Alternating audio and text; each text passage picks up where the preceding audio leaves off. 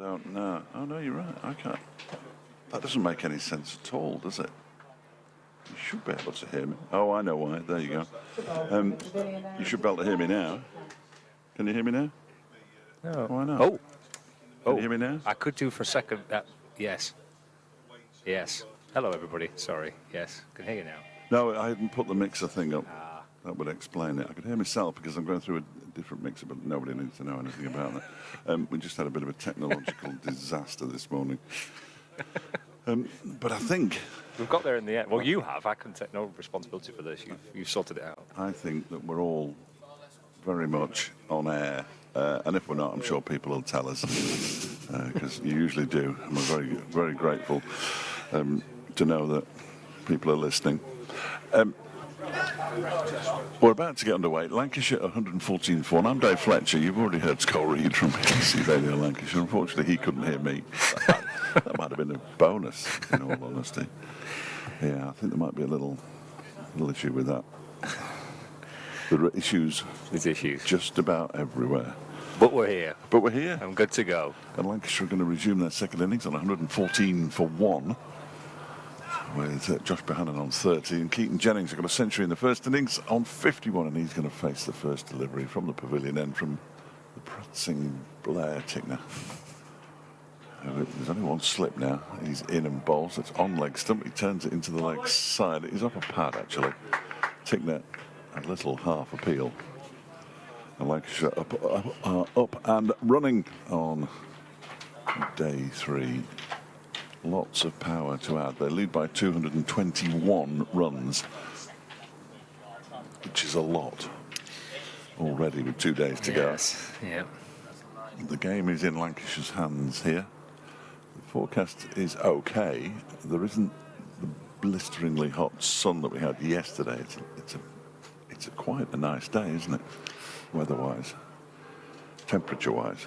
Yeah, it's lovely. Yeah, it's nice and pleasant today, isn't it? It was. I mean, don't be dramatic here, but it was pretty unbearable at times yesterday. It was so stifling. It was horrible. No idea how they played cricket in it. No, it's I mean, credit to their fitness and stamina levels, the players. Taking the balls over the wicket, Bohannon, Yorker length delivery, digs it out. We, well, maybe sometimes in general you kind of make light of the strength and conditioning units of clubs, but obviously you shouldn't, and clearly a crucial part of any professional outfit, isn't it? But they obviously get these guys into a place where they can deal with a day like that, you know. I think you should take the mickey out of the strength and conditioning boys. Tickner's in, that one's down the leg side and taken by Brooke Guest.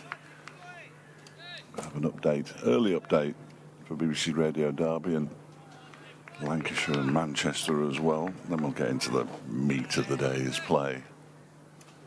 I'm just glad I haven't received a message so far from Matt, who's in charge of the Derbyshire stream, saying this isn't working. Because if this isn't working, we've got no chance. Oh, here we go. Tickner's in, bowls and there's no run.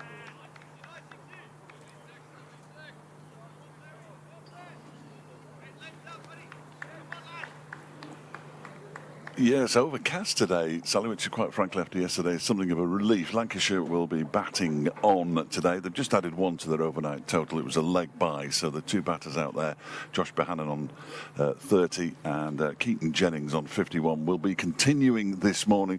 That lead is starting to climb. Derbyshire are way behind in this game. Lancashire lead by 221.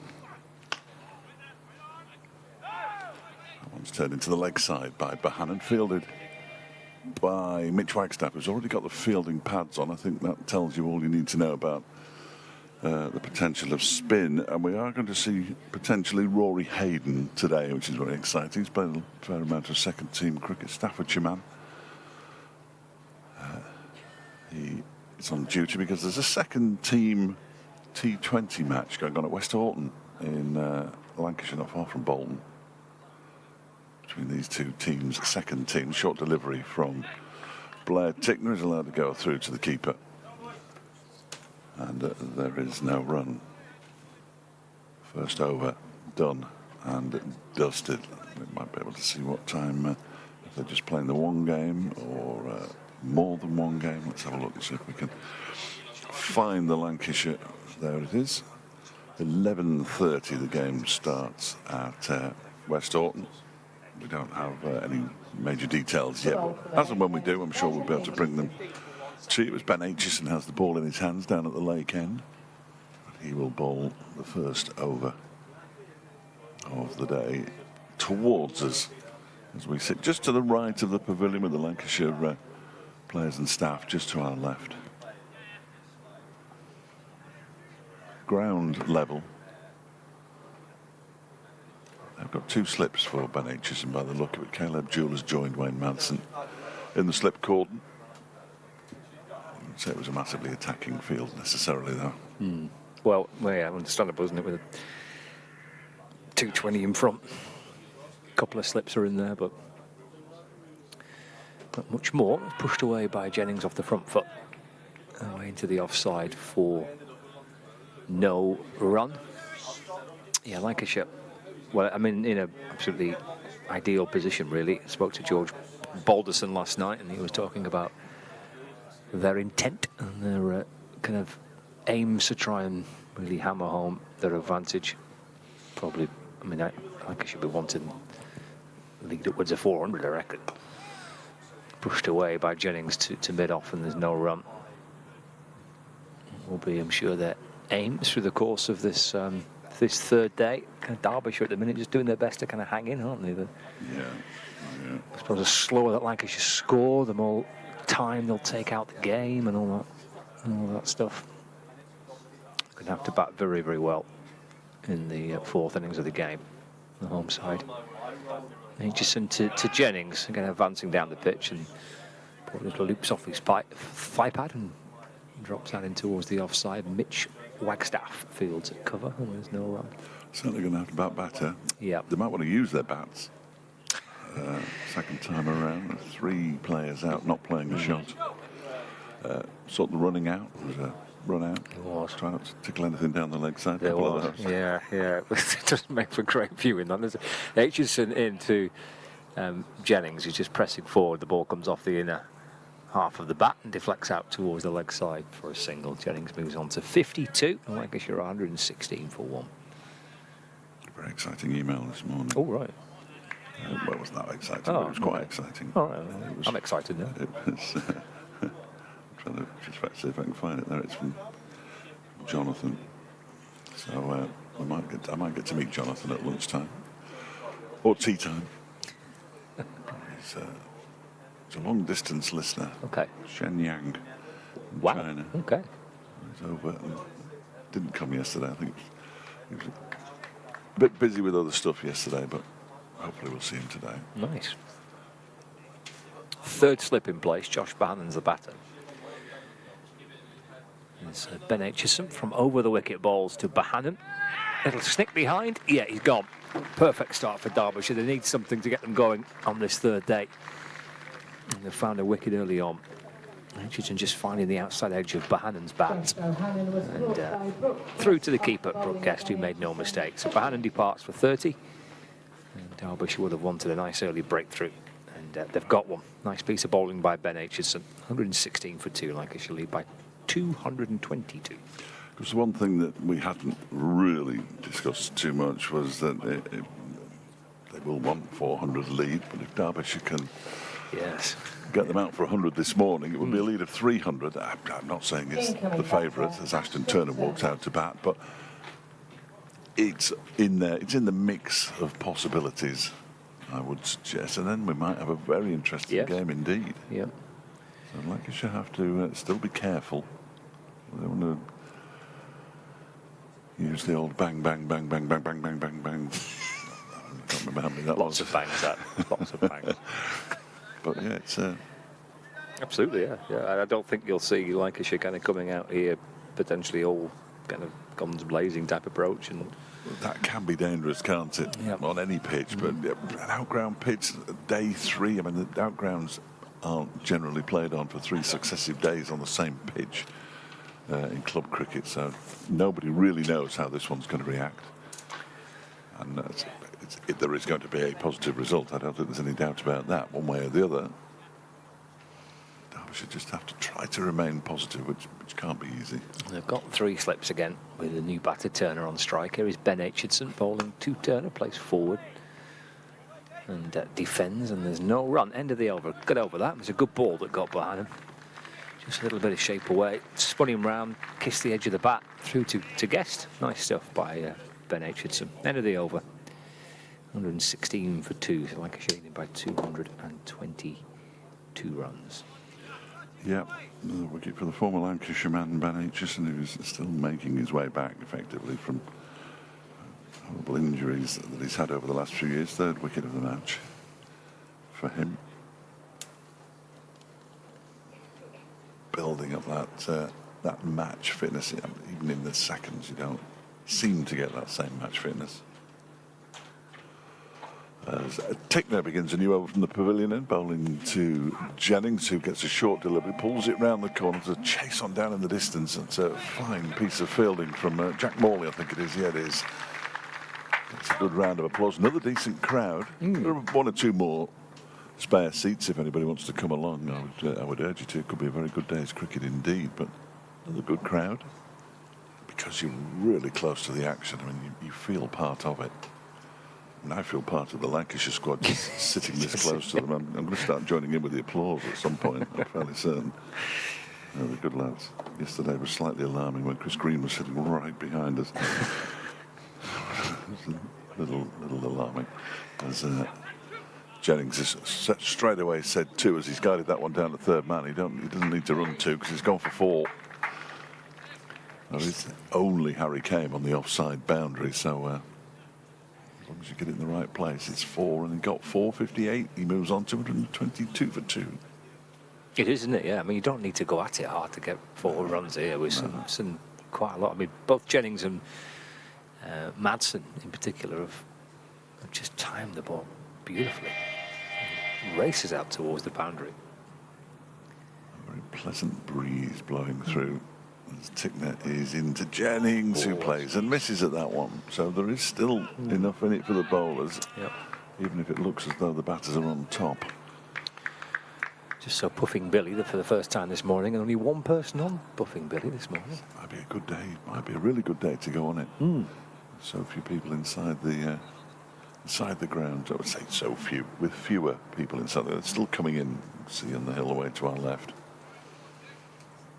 with the Lancashire flag that's still on the fence. St George's Cross. Oh, is that the one with Backup on it? I think it might be. I can't read it from here. I saw one on the first day. Yeah. Backup Cricket Club on it. That was near the ice cream it was. van, wasn't it? But this one was there yesterday. They might just have moved round. As Tickner is in, a couple of steps down the track from Jennings, and he plays and misses at that one too. Bit of bounce on day 3. It's been a good pitch. Yeah, it has. It's been an excellent pitch. There's runs in there if you can find a way. Jennings has done it. Green has done it. Madsen's done it. I've missed somebody. Apologies if I'm missing that Derbyshire first innings. Anderson. Anderson's done it. He didn't have hardly any energy to talk last night, Martin Anderson. It's Tickner around the wicket to Jennings, who just pushes it into the onside, which fielded by Mitch Wagstaff. I said, Martin, I really need 20 seconds for tomorrow's morning, so I won't keep you long. He said, oh, that's good, because I've got nothing to say. That was the starting point of the interview. It's good fun, Martin. Yeah, it was that type of day. I spoke to George Balderson. It only lasted about 2 minutes. I said, that'll do, mate. We've been in the sun long enough. Go and have a lie down. It was ridiculously hot yesterday. Shows how good the air conditioning is in most of the boxes we broadcast from, doesn't it? The over rate is -3, which is a little bit of a concern, as Tickner is in, and that one's pushed by Jennings up towards wide mid-off, where it's fielded by Caleb Jewell. That's the final ball of the 30th over of the Lancashire second innings, 122 for 2. Ashton Turner, who has faced 1 ball, is yet to get off the mark. And 58 to Katon Jennings. He goes, can't keep still, can he? Chris Green. Always on the move. Yeah, he's gone for a walk. He thinks it's a bit chilly today. I'm surprised he didn't have a... Down in Cardiff, we saw Caleb Jewell. He's from Tasmania, which is a lot further south than in Australia than most places. Hoodie on, all sorts, and with a short T-shirt, sweat pouring off us. He's huddled up against the cold.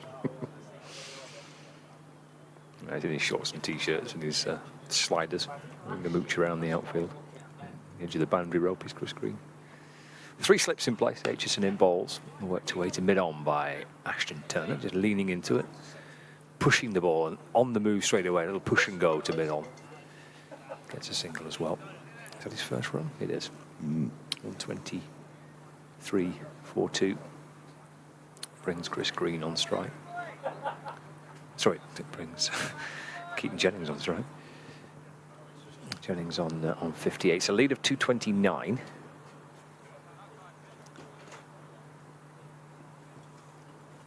Got Ben Aitchison from the lake end of the ground.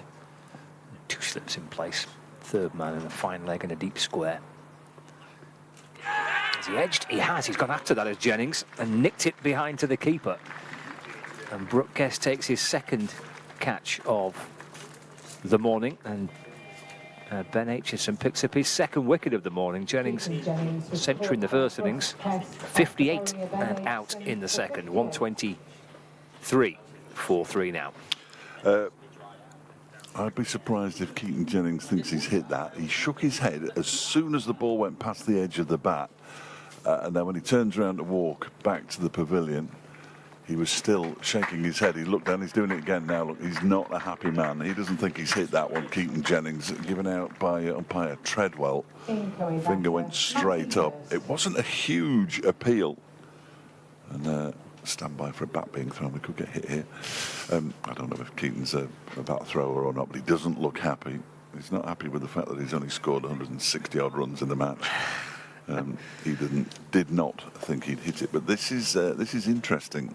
Now, 2 fresh batters. I mean, they were relatively fresh because it was overnight, but 2 fresh batters. Michael Jones goes out to join Ashton Turner, and the day couldn't have started any better from a Derbyshire perspective. 123 for 2 means that the lead is 229, and that scenario, and still a long way to go. Derbyshire dismissing Lancashire to set up a run chase. Remains very live indeed. It does, and you're quite right. And most of the kind of conversations are about declarations and all the rest of it, which still might, of course, be the case. As Hurst plays a forward defensive. There's no run, but a good morning session here for Derbyshire. Already got rid of the 2 overnight batsmen. Very different look to how this game may be shaping up. We shall see. But a perfect start. They needed that. Derbyshire desperate, didn't they? A couple of wickets early on. Pick everybody up. It was a tough day yesterday. Again, Hurst on the front foot in defence. Towards cover. No addition to the score. 23 for 3. Aitchison, I thought, certainly on day 1 was the pick of the bowlers. He has that ability to bowl top of off, which is why he's done really well to play as much T20 cricket as he has done, because he doesn't. He may well have them now, and he'll be learning them, I'm sure. But those variant back of the hand and all the rest of it, he's a proper 4-day bowler. Let's defends back to Ben Aitchison off his own bowling for no run. He did seem to get the ball to nibble around more than. Yeah, he did, didn't he, on day 1? Than anybody else on that first day. Yeah. There's a bit of a contrast, wasn't it? You had Aitchison from one end and Tickner from the other. One pushing it a little fuller, trying to get the ball to nibble around a bit, and Tickner, who was just kind of back of the length type, wasn't he, really? And they complement each other pretty well. Driven straight by Hurst and gathered by Aitchison off his own bowling, and there's no runs, just a single, and then the wicket, and then dot balls to complete the over. So good stuff. Started very nicely here, Ben Aitchison. As indeed of Derbyshire. Lancashire are 123 for 3, but they still lead Lancashire by a lot already. With 7 wickets to come, they're 229 in front. It shouldn't be forgotten that he has metal plates either side of his spine. Oh, goodness, right. At some point, Ben Aitchison, after a series of injuries. Oof, nasty. Yeah. Mitch Wagstaff has removed his fielding pad, so clearly it's going to be pace for a while longer here. Zach Chappell just stretching out his shoulders. The teams are in from the big second 11 T20 at West Orton. Oh, from our neck of the woods. Yeah, very much. Derbyshire's team is quite strong with Aaron Donald, Nick Potts, Samit Patel, Ross Whiteley, Alex Thompson, Mohammed Ghazanfar and Pat Brown in it. I don't recognise as many of the Lancashire players as perhaps I should. I'll have a look. As in comes Tickner, our bowls. That one is defended by Ashton Turner. And there is no run. I recognise Tom Hartley, obviously he's skipper in the side. Mitch Stanley's in there as well. Okay. And there are some surnames that I recognise, but I think that's probably because they're related to people who have previously been very good Lancashire players. Oh, yeah, it's Fonseca, Singh, Shetty, Sutton, Chappell, Barnard, Hartley, Boyd and Carney, Harris and Stanley. Tickner balls, that's guided off the back foot down towards third man. That'll be 4, because this outfield is like glass. And Ashton Turner picks up a boundary. He's on 5, 127 for 3. There's a couple in that Lancashire second 11. There's a couple of players that probably be in or around the squad for the return of the blast on Friday evening. I think there are 6 in the Derbyshire team who might play. Right. On Friday and then on Saturday rather at Old Trafford. Tickner in again. That one is he tries to whip it away down the leg side. Just turned and makes no contact. Guest takes it moving to his left hand side. Lancashire have won the toss there and have decided to have a bat first. It's a beautiful West Orton. They're in the Greater Manchester setup now. I would say. There's probably 10 of this current 11 that's playing in this game that could play in the blast on Friday. Really? Yeah. Well, that's unusual, isn't it? Yeah. That is unusual. Jennings, Wells, Turner, Hurst, Jones, Green, Blatherwick. Tickner bowls. That one's whipped away off his pads out towards mid-wicket. Kame is there, but they're going to get back for a comfortable 2. Good piece fielded by Harry Kame. Turner moves on to 7, 129 for 3. Well, Blair Tickner won't play because Mohammed Ghazanfar will come back, the Afghani. There'll be no Wagstaff. There'll be no Kame. No Dahl. No Morley. It's Tickner. He's in again. That one's left alone by Turner to go through to Brooke Guest outside the off stump. Yeah, because they've got quite a different feel to it then, hasn't it? The Derbyshire's Championship side compared to their T20 side looks quite different, doesn't it? There's a lot of crossover between the 4-day team and the T20 side for Lancashire. It always used to be at Derbyshire, but very much less now. And Pat Brown and Nye Donald and Alex Thompson were all here for the first couple of days as substitutes. Obviously, it's much better for them to be playing today than watching. Tickner bowls, Turner drives out to the cover boundary for 4. That was beautiful. Up on his toes on the bounce. And away it goes. He moves to 11 now, 133 for 3. There will be the additions of the international players. I don't know how many of them will be available, but Luke Wood and Sakib Mahmood and Liam Livingston will all be in the squad. I'm certain for sure. It's whether Phil Salt comes back from paternity leave, and I don't know about. I have no idea about Jasper. No. Not got a clue. He's a little bit tired. I don't feel. I mean, there was a season, maybe last season, the season before, he played 10 of the 14 group games for Lancashire, just with the way that the fixtures went. Sure, I've seen him play a couple of times for Lancashire. I mean, he's not going to have. He's got the 100 coming up in August, hasn't he? But no, there's no more international one-day games until September, I don't think. No. Here's Ben Aitchison in balls, driven by Hurst to mid-off. No run. 133 for 3, so lead by 239. I don't think Derbyshire have ever had a centrally contracted player. Oh, okay. I don't think. I stand to be corrected, but the last player they produced for England was... As Aitchison comes in to Hurst, that's off his hip, flicks the ball away down towards fine leg. Will be cut off, but he's just get a single, so he gets off the mark with that. 134 for 3. He slipped Hurst at the far end, which made his mind up. The fact that there wasn't a second run, there probably wasn't anyway, but keep an eye on that. People slipping. Yeah, Dominic Cork was the Really? Yeah. No. The last player that Derbyshire produced for England. Goodness. Aitchison into Turner. Oh, it's a lovely, lovely shot. He's made it into a good shot with the use of his feet. Ashton Turner coming down the pitch a couple of paces, meeting the ball and steering it really smoothly away through mid-wicket. Gets 4 runs, Turner. Takes him to 15. 138 for 3. Lincoln Wilson, who was clearly a Blackpool supporter, signs off up the Tangerines. There's the clue. Yeah.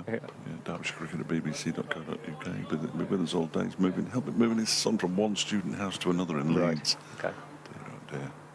Can you see the spire from your tent? Just about. It's peeking through the trees, isn't it, a little bit? To our right-hand side, you could see it from the pub we were in last night, certainly. Yeah, it's just across the row, isn't it? Turner in balls to, Aitchison into Turner, and Turner defends back down the pitch, and there's no run. Yes, we were almost wearing it last night. 138 for 3, lead by 244. Yeah, hotel again this morning, all full of, pretty much full of Lancashire supporters. Turner drives off an inner half of the bat in the end, so it ricochets away through the leg side for 1. 16 to Turner now. 139 for 3. Good spot this, isn't it? I can understand why Derbyshire would play Yorkshire here, and I can absolutely see why Derbyshire would like to play Lancashire here, because it's just a perfect little trip, isn't it, for the away supporters. Ground right in the town centre, so you can stay in the hotels and short hop across to the ground. Let's run away through backward point by Matthew Hurst. And there's no run. End of the over. I think there was 6 off that. The 4 wasn't there through mid-wicket, and then a couple of singles. So 139 for 3, lead by 245. And Chesterfield Council obviously keen as well. It must boost the local economy. With hotels full just about everywhere. Yeah, just when you and your mates are getting rounds in, yeah. Definitely helps the local economy, does that, Fletcher? We do our bit. You've got to do your bit, haven't you? Yeah. No, it's really good. And as I said yesterday, these are the kind of places that are under threat from a reduction in the number of championship games. Yes, they might come and play a 50-over game here, but that wouldn't quite boost the economy as people having to stay for multiple evenings. And Yep. it'd be a real shame. Derbyshire going back to Repton in August. The first time in a long time to play a 50-over game. Blaze are here later this week, and then Yorkshire here on Sunday for the battle for the wooden spoon in the T20. Oh dear. Here comes Tickner bowling to Turner, who crashes this away out towards the cover boundary. Anuj Dal is out there actually now, so he's only going to get a single for that. He'll move on to 16, 139 for 3. It means that or is it 114 now, 139? It means that the lead is 245 now. Getting close to what Derbyshire managed first time around, which is a bit of a telltale sign. Tickner takes a while to get going, but once he does his there quickly, and that is driven by Turner. Nice stop by Zach Chappell. Sliding to his left. And he's helped out by Mitch Wagstaff because Chappell hauls himself back to his feet. They went through for a single there. Matty Hurst is on 2 now, 141 for 3. Hauled himself back to his feet, so Mitch Wagstaff helped him out by picking the ball up so he didn't have to bend down again. I'm sure Zach will appreciate that. Tick the ball, that's a long way down the leg side. He wouldn't have got away with that in a T20. It's surprising that, well, it isn't surprising given Caleb Jewell is such a good opener in T20 and that Gazanfar has been brought in specifically for it, the mystery spinner. Blair Tickner is a fairly decent T20 player in his own right. Won the Super Smash with the Central Stags in New Zealand over the course of the winter. Ben Smith, the batting coach at Derbyshire, was the head coach there. As Tickner is in, that's just turned around the corner down towards the backward square leg for a single. Fielded by Jack Morley, who's been just about everywhere already out in the field so far this morning. Half an hour gone in the day's play. 142 for 3, both wickets coming in the first 15 minutes to Ben Aitchison, Josh Bohannon for 30, Katon Jennings for 58. Ben Aitchison, the bowler, and Brooke Guest taking the catches as Tickner is in. Another short delivery, that's better. Hurst has to flex his knees and bend his back to get out of the way of that one as it goes through. Yeah, he's played 18 T20 internationals, hasn't he? Yeah. Blair Tickner. Yeah. 13 one-day internationals, 3 test matches. He pulled out of one test because of the earthquake. Right. Or was it in the squad around the earthquake? It was in Christchurch, the earthquake. Yeah. When I think it affected his family home. Okay. The rest of the New Zealand side all went round there to help as well. He's in now. That one is driven down the ground, but as nice as it was, he didn't really get hold of it. And it's fielded by Zach Chappell. That's the end of the over. 142 for 3. A lead now 248, 18 to Turner, 2 to Hurst. Zach Chappell's already warming up. This first burst from Tickner has been 4 overs now for 19. Whereas Ben Aitchison has bowled 3 overs, 2 for 8 this morning. Doing what he can to affect the game. Wayne Madsen speaking with Tickner and Martin Anderson. He's got more to say to Wayne Madsen than he did to me last night. I'm not blaming him in any way. He looked absolutely shattered. I asked him, so what must be tricky. So what it was, because I was batting and then a couple of wickets fell and I'm out there fielding. There's Aitchison, sets off again, balls. Oh, it's a big yahoo from Turner. Looking to hammer it out towards Puffy and Billy. It's a very strange moment, wasn't it? 2 steps down the track, yeah. Close your eyes and swing. Blair Tickner's last T20 match was a couple of years ago, wasn't it? 2023. So he's played a T20 for New Zealand for a couple of years. No. As Aitchison's in, that's edged down to the right in front of second slip and go through for 1. I think something highly amusing between Blair Tickner, who came round to complete the fielding, and Martin Anderson. Anderson got his hand to it, didn't he? And I think he put some spin on it and almost sent Tickner flying the wrong way. He's looking at his fingers after that. So he's all right, though. He's gone into slip. Third slip, yeah. Madsen first, Anderson second, Tickner third. Backward point, cover mid-off. And mid-on, there's a mid-wicket. There's a fine leg. Just off the front foot, pushing away into the offside, no run. I noticed his test debut for New Zealand came against England. Blair Tickner.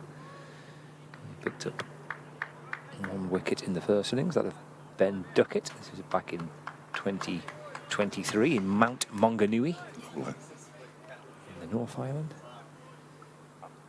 the second. Have you done New Zealand? I have, yeah. I've been to Mount Wanganui, Marvellous. yeah. In and balls driven. That's going to be 4 for Hurst. Punch through straight mid-on for 4 runs. Hurst moves to 6. Score to 147 for 3. And in the second innings in that debut test match for Blair Tickner, picked up 3 for 55. Wickets of Ben Duckett, Harry Brook and Ben Folkes. Decent. The test match that was in 2023, his test match debut. Played 2 further games since then, and his last coming in the same year, 2023.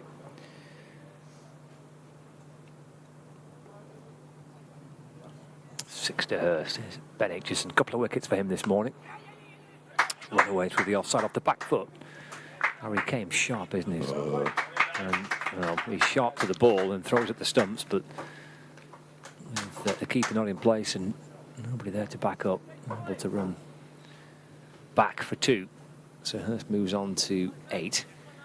And Lancashire now to 149 for 3, and the lead is 255. As we try to see a little bit of sunshine coming through, a little bit brighter, but plenty of cloud cover overhead. But it's a very pleasant day. It's very nice conditions to watch the cricket. Hurst on the front foot, leaning into it. And that's worked up towards mid-on, and there is no run. So that completes the over. We've had 35 minutes of play this morning. Ben Aitchison has picked up a couple of wickets. Lancashire a 149 for 3, leading by 255. Zach Chappell coming on to bowl from the pavilion end. Daniel's listening in Northern Ireland, following along on the stream as always, he says. Assuming the fixtures are reduced for the Championship next year, it's sad to think that games like today may be the ones lost. Absolutely. Any advice from Scott or yourself for someone trying to get into cricket journalism covering the county game? Yeah, become a plumber. It's always my advice to journalists. People who want to be. I've been doing it for 15 years now. Newspapers have gone. And I'm speaking as somebody who worked with newspapers until my 50s. Radio seems to be contracting. Stick to social media. Well, that's probably it, isn't it? I think that's the sadly. Podcasts, that's the thing, isn't it? But there are a lot of those. Lots and lots of podcasts. A lot of podcasts. You're more than 5 seconds away from a podcast. Here's Chappell. Into bowl to Ashton Turner. Turns that one into the leg side, fielded by Anderson. And there's no run.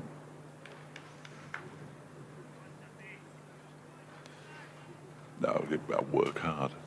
Yeah. It's pathetic, but that's as good as it gets. It is hard work, but there are opportunities out there. Try your local paper. They will all have websites still. And there's a thriving cricket scene in Northern Ireland and the rest of the island of Ireland, as that one is wide of the off stump and allowed to go through to the keeper. Fledgling first-class system, and obviously there's now international cricket being played on the island, so... The West Indies touring, then, this summer. Just keep bothering people, really. I think that's the way forward.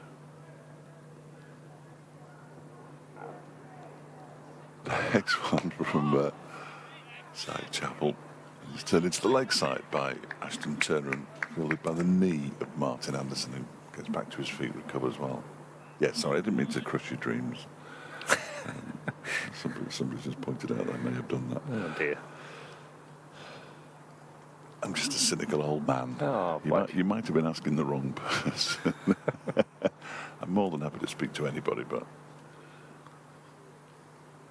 I'm not sure if... Oh, advice from the table nearly went. Advice from me is any good. Ashton Turner drives this next to this bat sounded broken there. Drives it into the offside. I don't think it is. We will end up on the playing surface at some point. That's a certainty, yeah. How funny would that be? Just rolling down this very gentle slope, ending up on the boundary's edge. Sort of, I don't know, 15 yards, perhaps no less than that, from the boundary's edge here. At Queen's Park, as Chappell runs away from us and bowls to Turner. That strikes his pad. It goes into the leg side. They're going to go through for a leg bye. And the 150 comes up for Lancashire in their second innings. It means their lead is up to 256 now. The crowd will clock it when it moves. Not quite as sharp today, the scoreboard. Heavy night for the opposition. So when you bind some white rat. They didn't put the run on, but they have changed the batter, because it's Hurst who defends that one from Zach Chappell. It was the last ball of the over. I think it's 150 for 3 after 36 overs of the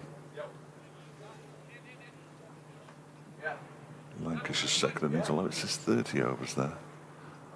It's all gone wrong. 19 to Turner and 8 to Hurst. We don't need the scoreboard to go wrong, do we? It wouldn't be good at all. My laptop says 150 for 3 now after 36, so I'm going to stick with that. There's Ben Aitchison into Ashton Turner, playing defensively into the offside off the front foot, and there is no addition to the score. Aitchison bowling from the top end of the ground, has done through the course of the morning. This is his 5th over, 2 for 15 prior to it from 4. Madsen and Anderson, the 2 slip fielders, Tickner down at 3rd man. Beats Turner. Through to Brooke Guest. A fine leg we have. Fine leg 3rd man. Yes, Chappell. Talking to Lewis Rees, who's here today is on 12th man duties. Still not fit. It's been a while, that, hasn't it? Because he missed a game at Old Trafford before the blast started. Yes, he hasn't played a single game in the blast. Right. Ankle, I believe. Okay. Aitchison into Turner. Playing a miss from Turner. Through to Guest. Aitchison peels away and looks towards the skies in frustration, having seen Turner play some lovely shots and also a couple of shots in which he's made no connection apart from with the fresh air. Hurst coming down for a little look at the pitch and a brief chat with Turner. And shuffling back up towards the non-striker's end because everybody's ready. Aitchison into Turner. He's on the walk there, and that's banged in a little shorter by Ben Aitchison, who saw him creeping forward. So just to crouch underneath it. Sharp ball, that. Be interesting when Aitchison finishes if they turn to Dahl, who got the wicket yesterday, but Guest can then stand up, which might just stop Turner getting his steps in for the day. Aitchison set off and something wasn't right, so loops back round and we'll try again. 150 for 3, lead of 256. He's in now, feeling confident and comfortable bowling, but wide and left. And through to Brooke Guest. Yeah, the old electronic scoreboard still says 149, doesn't it? But yeah, it still says 30 overs as well. It's definitely more than that. This is over number 37 of the innings, so I think they've got an issue. There's a glitch in the system. Aitchison shuffling back in, balls again. Left by Turner. And that's the over, and that's a maiden too for Ben Aitchison, his first maiden of the morning. He has picked up a couple of wickets, 2 for 15 from 5 through the course of this 40 minutes or so. 150 for 3, Lancashire. Lead by 256 runs. Leicestershire still 8 down, so they've lost a wicket today. They're 138 for 8, but they're still trailing Middlesex at Grace Road by 396. League leaders Glamorgan 275 for 4, trailing Gloucestershire by 105 now at Sophia Gardens. And in Canterbury, let's see where that game's going. 171 for 2 now, Northamptonshire. They trail Kent by 395. So the other 3 games are nowhere near as well advanced as this one. Zach Chappell is in to bowl to Hurst, who drives, but just to the left of Caleb Jewell, who moves into place and does the fielding. 150 for 3 here at Queen's Park. 19 to Turner, 8 to Hurst. Still got still got 2 slips. This next one is, that was loud, wasn't it? Is driven up to mid-off by Hurst to Caleb Jewell. It's a bit early, isn't it, as well? It's midday, yeah. That's gin and tonic that Stephen's drinking, I think. just a cheeky little gin and tonic to knock the edge off the day. Ease you into your Tuesday. Yeah, well, you know, soon be lunchtime. Yes, absolutely, yeah. Chappell goes it and bowls, and that one is well, he's pulled it around the corner quite nicely. There is a fielder down there, it's Morley, so he'll pick up another single and he'll move to 9, and it goes to 151 now. Hey. So we're back on track with the big scoreboard. Looking at those other games, Fletch, I mean, there's potentially quite a lot of draws elsewhere. Potentially 3 draws. Which makes a victory for either of these 2 sides this week. If other teams are drawing, it's a chance to catch up a bit, isn't it? No question. I still wouldn't rule Lancashire out, you know. As Chappell bowls on back onto the back foot goes Ashton Turner, who's been scoring quite freely, and he's guided that down to a wide third man for 4. Easily beats Ben Aitchison down there in the different distance, 155 for 3. He's now got 23 off 28 deliveries with 4 fours and a couple of, not 3, enormous swings that might have brought him another 18 runs that he connected. Looks like he wants to get on with it out there, Ashton Turner. Waits now as Chappell bowls to him. He tucks him up, tries to flick it away, strikes him at midships, and he bends down, picks the ball up, passes it back to Chappell. It's been a really positive start from Turner.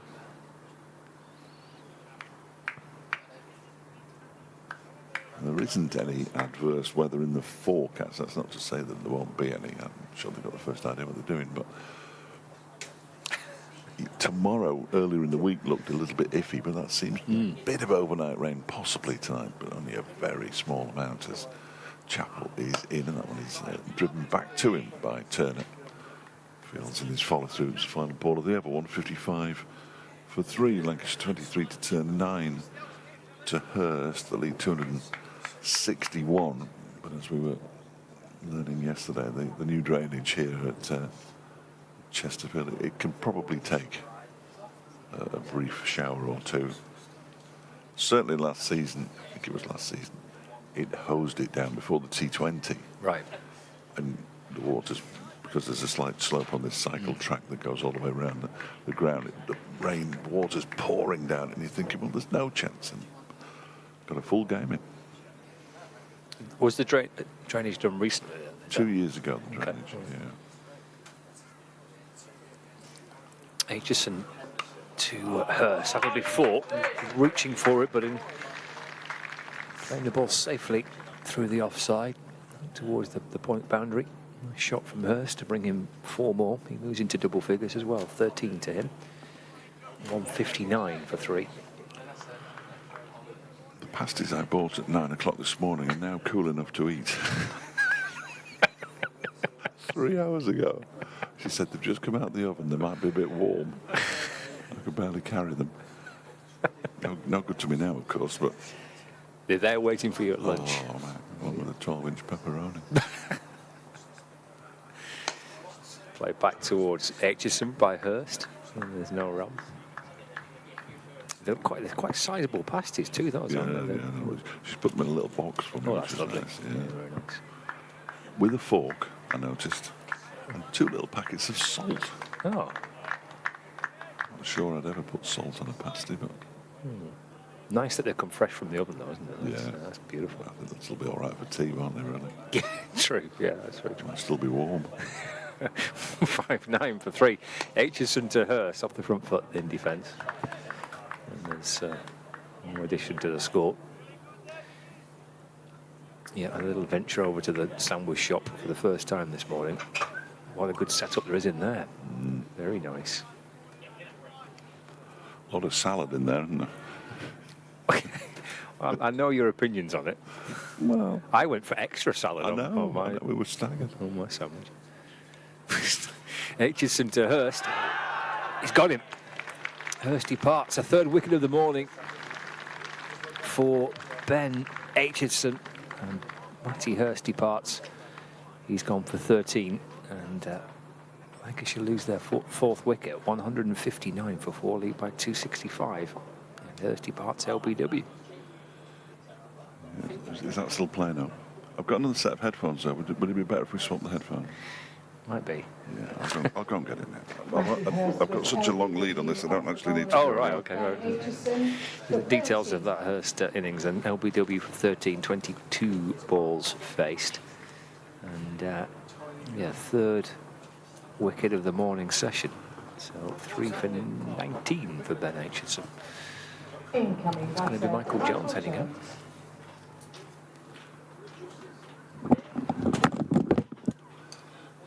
Nicely done. Professional broadcaster. There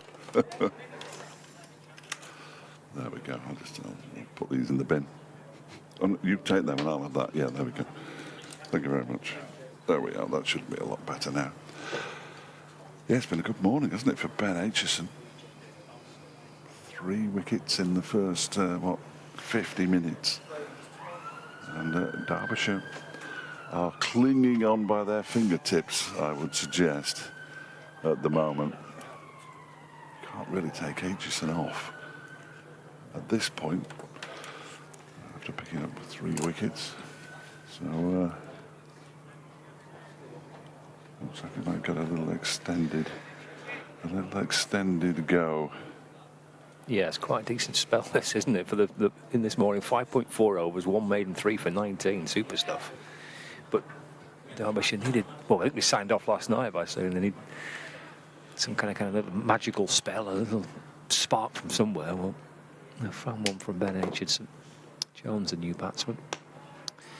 You're looking for runs through mid-wicket and finds them, actually. And that's at least a couple of them. Maybe even 3. Yeah, there is. There's 3. Is that Jack Morley? It is, who's managed to catch up with it on the deep mid-wicket boundary. Done well there. He's flicked the ball back. Lost his cap in the process. He has saved a run, though. Jones coming back for a 3rd. 162 for 4. Did so well. He gets a low 5 from Anashdale. Makes it all worthwhile. It was a good effort to catch up with it. Hurled himself at the ball, didn't he? Did. Almost ended up in the ice cream van. Turner's on 23. Here's Aitchison over the wicket. Balls. Oh, pops a bit, doesn't it? Drops it into the offside as Ashton Turner. Probably grateful for his height there, because a little extra bounce, but he's a tall man. In the end, he was right on top of it and able to drop it into the offside. But good stuff by Ben Aitchison. Really good spell this morning. He's managed to find a way to get something going here for Derbyshire. He's picked up all 3 wickets. Jennings, Bohannon, and the latest, Matthew Hurst. Yeah, 3 for 22 in his 6 overs this morning. I think he may well get a 7th. He's waving because he wants a drink. Yeah, I'm not surprised. I think I'd want one. It's the applause of the supporters down in the far corner. He's fielding out at 3rd man. Down there. I've got Blair Ticknet blocking my view of the batter. Michael Jones, which isn't necessarily a good thing because he's quite big. Chappell runs in from the pavilion end and Jones pushes it to Tickner, who moves to his right, just trots very gently to his right to do the fielding. So 162 for 4 is a lead of 268. We have no reference points as far as chases, successful fourth innings run chases for Derbyshire against Lancashire on this ground, because there's never been one. So they might have enough, they might not. Ooh, that one just that little inside edge, I think, onto his pad. The ball loops up into the offside, backward of square. It's half an appeal. Again, just that perhaps hint of in movement from Zach Chappell, who was the most successful of the bowlers in the first innings, wasn't he? He picked up 4 wickets in the end. 4 for 73 from 17 overs. He's in again, and that one is Jones turning it into the leg side. Anderson reacts quickly to moving from mid-wicket to pick the ball up. And it was interesting what you were saying yesterday about that 170-run stand last week down at Bristol in the chase. Might just be in the back of Lancashire minds as they look to set something up. Well, set something up, look to set Derbyshire a challenging total. If they go beyond 400, if that one is defended back to Chappell, if they go beyond 400, Derbyshire would have to score the highest fourth innings score to win a game they ever have, which was, I want to say, 379. It was around that against Australia, and they beat Australia by 1 wicket in a tour match, which is a terrific effort. Yeah. I wish I'd been here for that. Sadly, just before my time, as Chappell is in, and that one is driven off the inside edge of the bat out towards deep backward square leg. Came fields, but they get back for a couple of runs anyway. Moves to 564 for 4. So when was that game then? Tour match? That's a terrific question. I mean, I should have it etched on my memory, shouldn't I, really? Because we mention it quite a lot. I will I'll find it. Kevin Dean was out in the middle, I know that much. And he never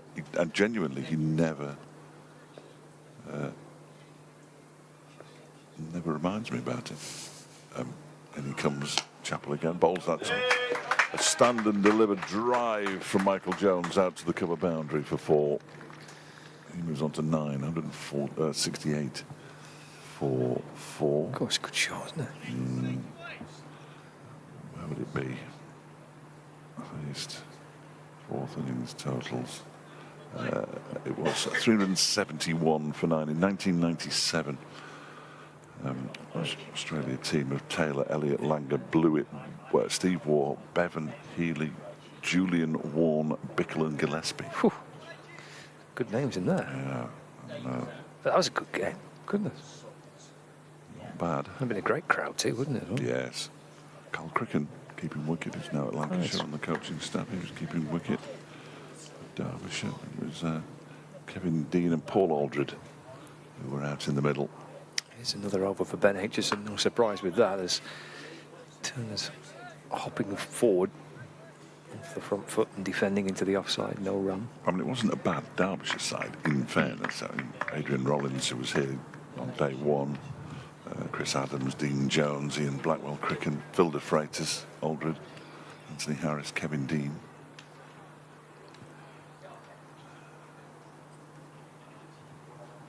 On 68 for 4.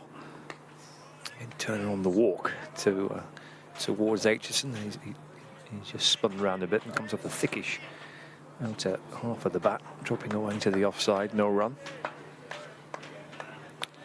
Just a 3-day game as well. Okay. Right.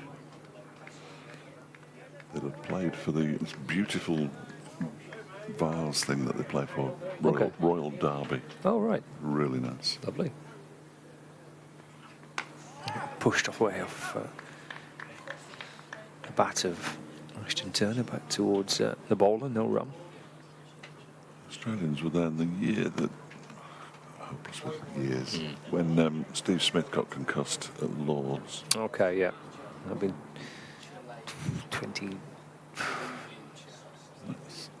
18, 19? I was thinking 19, yeah. Off Archer, wasn't it? Yeah. Well, he made his comeback at Derby in the tour match there. Great crowds. Just an over the wicket balls. Turner runs it off an open face of the bat. Out towards backward point where Mitch Wagstaff fields, no run. What impressed me was how approachable and good with the crowds the Australians were. They were just brilliant with them. And with the Derbyshire players as well. They had one or two little coaching sessions. The Derbyshire players as well with some of the greats of the game. That's good to hear, that, isn't it? Because it worries that when they play games like that, they're away from the test setup. They could be a bit aloof or something. They just like want a net. Really, yeah. But it's nice if they're kind of fully kind of engaged in it. Keeper is standing up now, so this is good from Brooke Guest. Because Turner, who has to play it from the crease, nudging it out towards mid-wicket, has been pretty keen to try and advance forward. But he's going to be reluctant to do that now.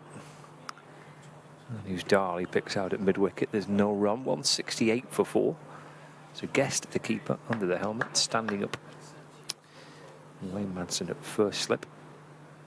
Martin Anderson at second slip. And Blair Tickner on the third man boundary. Aitchison to Turner, solidly forward and defending, and there's no run. End of the over. It's a maiden for Ben Aitchison, and he's now completed his 7th over of the morning. 2 maidens, and has picked up 3 for 22. He's bowled for the entirety of the first hour now, as we tick past midday, and it's been a good effort from him. 3 for 23. I think his last 2. No, 2 of his last 3 overs have been maidens. Chappell is deep in conversation with Wayne Madsen. The chimes tell us that it is. Well, actually, the chimes tell us that it's 1 minute past 12, but 68 for 4. Updates coming up all round. Chappell at the top of his mark. Ready.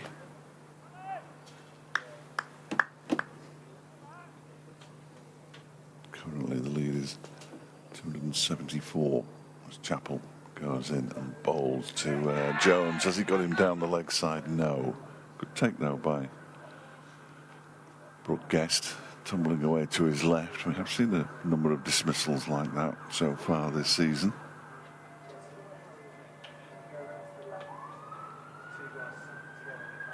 Jones has 9 and Turner has 23 as Chappell goes in again.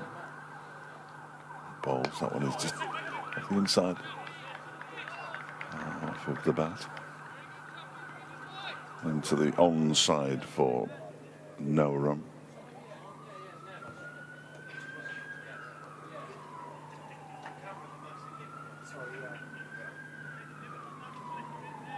The one slip now, that's Wayne Madsen. Update coming up.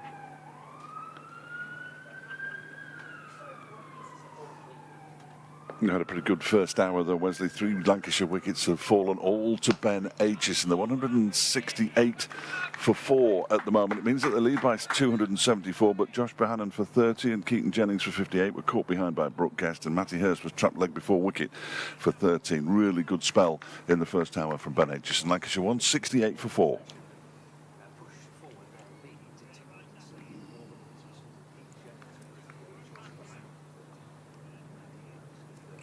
Chappell, that previous delivery was well fielded by Martin Anderson at mid-wicket. He's in again now, and this one is lifted out into the leg side. Is it going to go all the way? It is. I think it is. No, it's been given as 4. I was convinced that had gone all the way for 6. Genuinely.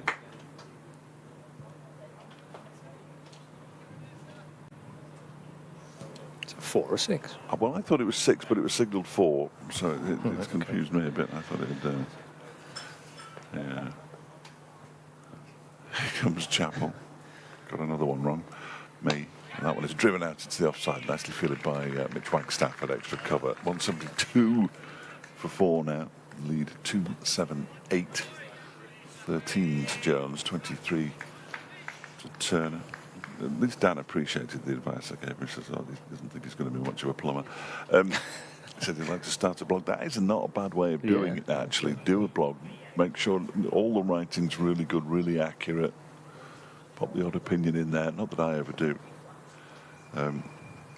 About cricket, as Chappell is in, and that was lifted up towards Blair Tickney, who threatened to throw the stumps down, at which point the look of horror on Zach Chappell's face, you could see from here, he didn't let go. Fortunately, that was the final ball of the over. 172 for 4, leading by 278. He's been following every ball, he said, since the streams really picked up during COVID. And has been falling further and further in love with the county game. It's sad, he says, that the administrators of the game seem determined to see it go on. You see, there's your first opinion. Yes. Get in there, you go. and off you go.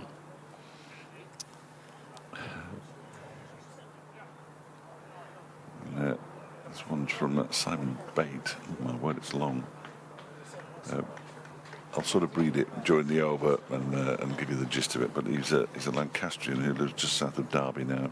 Him and his daughter were here on Sunday and just wanted to echo all the positive comments about the ground. Nice. It's going to be an 8th on the spin for Ben Aitchison. 3 for 22. But he's got something going this morning, so he's going to have another go. In a bowling to Turner. That's driven away to mid-off. Oh, Turner and Aitchison bumping into each other at the non-striker's end as he went hurtling through for the single. Turner takes his score to 24 not out.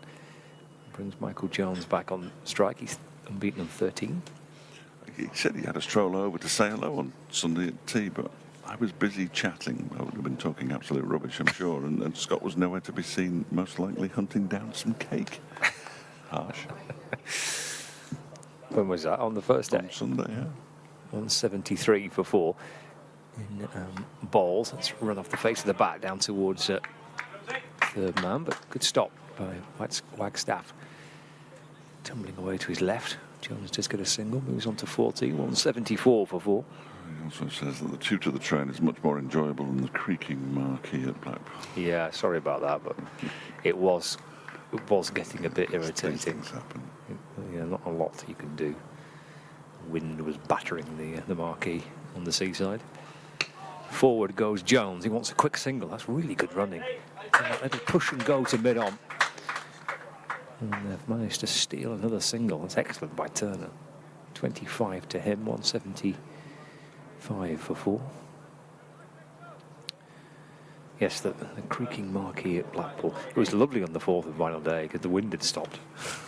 Lovely, peaceful day. But I mentioned this the other day, whether it's the BBC's work or the live streaming, a combination of them both, as it happens to be, working together to get the games broadcast. As Jones off the back foot, punching to mid-off for a single. Again, that's really good. It's really, really good.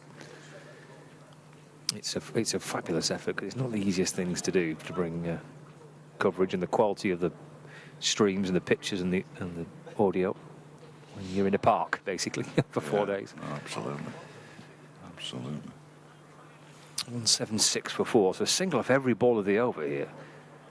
Turner and Jones, it's really positive running between these two. Ball that's lifted leg side in the air and clearing fine leg. That will be 6. Turner onto that in a flash, hooking the ball down towards fine leg. Zach Chappell, who is a tall man on the fine leg boundary, and he went leaping up in the air trying to get something on it. Cleared him, cleared the rope, and has gone for 6. 182 for 4. as a result. Looked a little disappointed there, Ben Aitchison. It's the short of the 2 square boundaries, so he always had a better chance of clearing that than the one out towards the scoreboard. Lead is 288. It's run away through gully by Turner. Tickner comes up from third man to field. Well, that has turned into a very positive and successful over for Lancashire because they ran with great intent. They've taken at least a run off every ball. The 6 obviously helping to kind of further reinforce that. But it was the positivity of the running in the first 4 deliveries was very impressive. 183 for 4 Lancashire. And yeah, it's been a really interesting hour and 10 minutes this morning with Aitchison bowling very, very nicely from the lake end and Lancashire trying to counter-attack as best they can and push this lead on. See some left-arm spin from the pavilion end as Jack Morley returns to the field. He had been briefly replaced by Rory Hayden, who we've seen for the first time. A young man who's been playing seconds cricket from Staffordshire. Good to see some of the second team getting an opportunity, even if it is only as third man. Norman Graham, who used to be the groundsman here in the 70s, has been in touch. Good to hear from you, Norman. He remembers David Constant used to park his caravan up near the greenhouses. He said when he had to cut the grass and the pitch each day at 9 a.m. As soon as he heard him start the lawnmower engine, David Constant would open the caravan door and out he'd popped because of course he had to witness the pitch being cut. Excellent memories, Norman. Good to hear from you. Ben Aitchison's now at long on, right down below us, or right in front of us. For Jack Morley, just Wayne Mountain had slipped. As Morley bowls and back goes Turner, pushes the ball up to Blair Tickner at long off for a single. Just wondering whether it should go in, stay out. So he's going to stay out for the time being. For Michael Jones, who's on strike now. Morley is in, and that one is tickled away. Backward square on the leg side. A chase here for Zach Chappell. They're going to come back for the second as well. And they get back comfortably enough, and they're showing an awful lot of purpose here. These two, Turner and Jones, 186 for 4 now. Yeah, they've run really well, haven't they? Yeah. 292 the lead.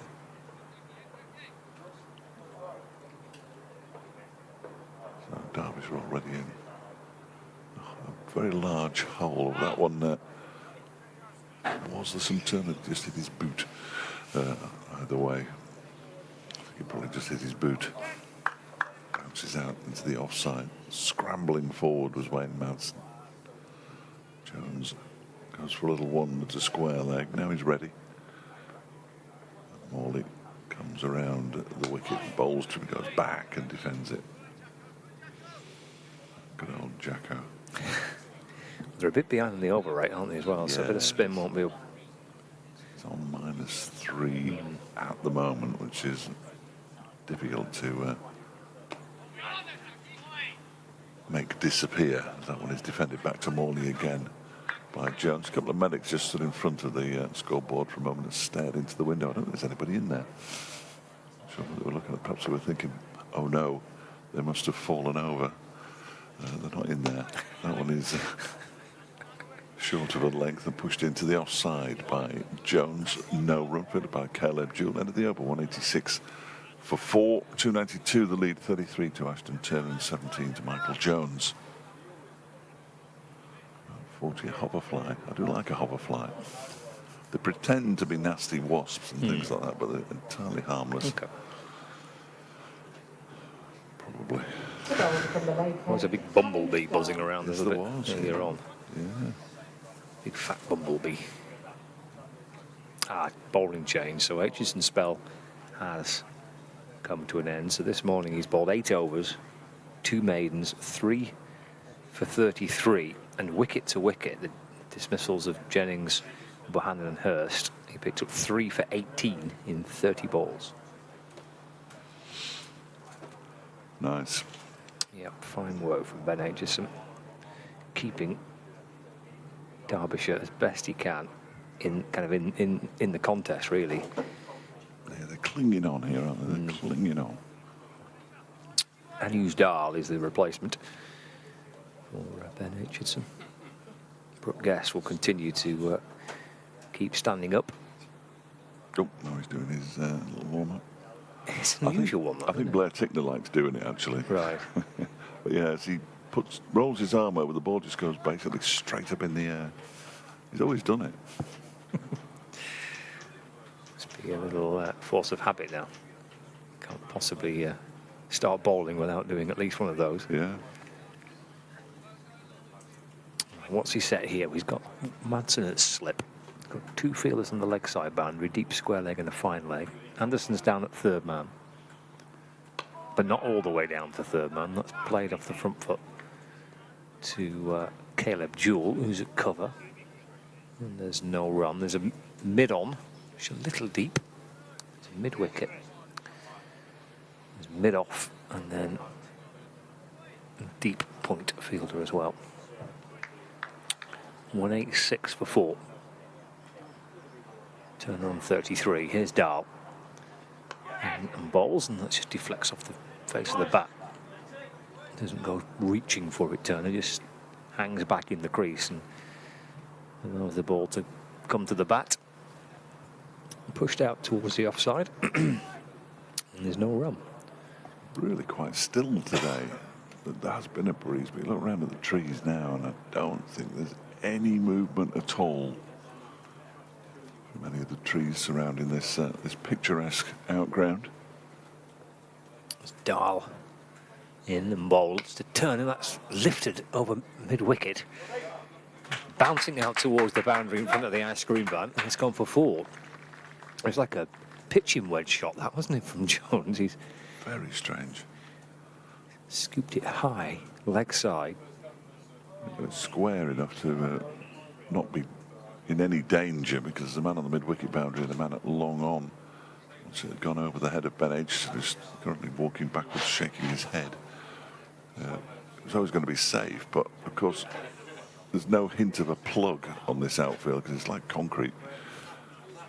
And it just bounced and kicked on, and now they're going to lose the slip by the look of it. Aitchison may well be forced to... No, they're not going to lose the slip. Wayne Madsen just wanted to have a word with Aitchison. My apologies. Yes, he's trying to marshal his troops around, isn't he, from that slip position.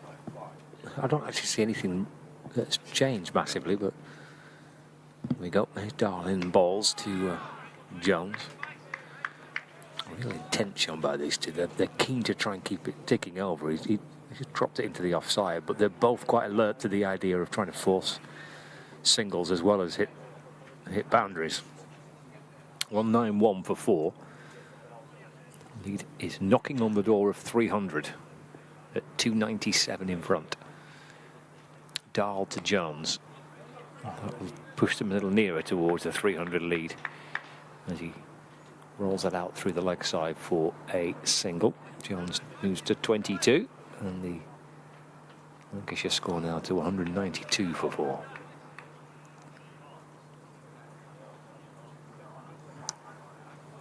One ball left of Dahl's opening over to Turner.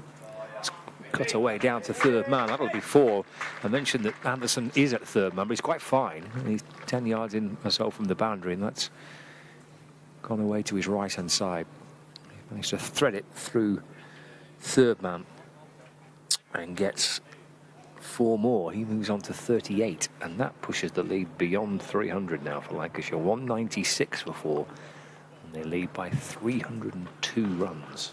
You thought they'd have got a tabard that would fit for Lewis Rees, wouldn't you? It's the least he deserves, a man of his experience. That is the largest tabard I think I've ever seen. It's almost netball dress length.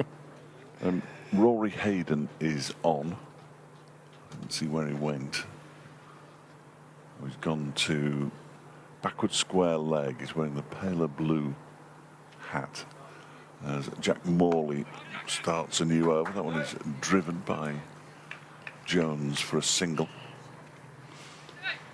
197 for 4. Lead 303 now. Chappell just in front of us, just keeping his shoulders loose. And there's a lot of shoulder to keep loose there. As Morley is in. Turner is, well, that was down the leg side. He wasn't really beaten, but it went down the leg side. See, he winked there, Zach, but he didn't smile. He didn't smile on a cricket pitch very often. He always looks nasty. He's the least nasty person I think I've ever met. That one is, leading edge into the offside. Now they're going through for the quick single, and Caleb Jewell throws the ball in. Jones had called Turner through, so he had a bit of a head start. And they got through comfortably enough in the end. 198 for 4. Yes, they have. But again, it's that intent that they've shown there, isn't it? They want to one straight away. The leading edge maybe bring a bit of hesitation, but they're both very much on the same sheet here, these two. Trying to run positively. Threatened to get brighter before, but it's quite overcast now. Relatively gloomy as Jones goes back and just forces this ball up to Tickner at long off for a single. 23 to him now. 199 for 4.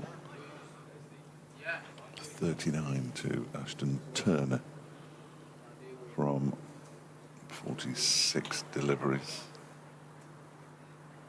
Partnership already worth 39 or 40, in fact, as that one is turned slightly unconvincingly by Turner into the leg side. The 200 is up, hence the applause from around the ground, and then finally making its way into the pavilion. 200 for 4. Makes the lead very easy to work out, isn't it? 306.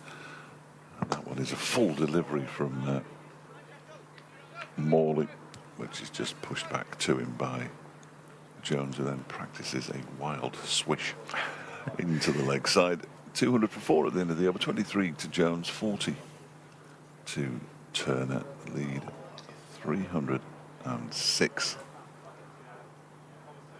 And Lancashire continue their domination of this game, which they've had really from the moment they became 160 odd for 6 in the first innings, at which point Derbyshire would have felt they're right in this.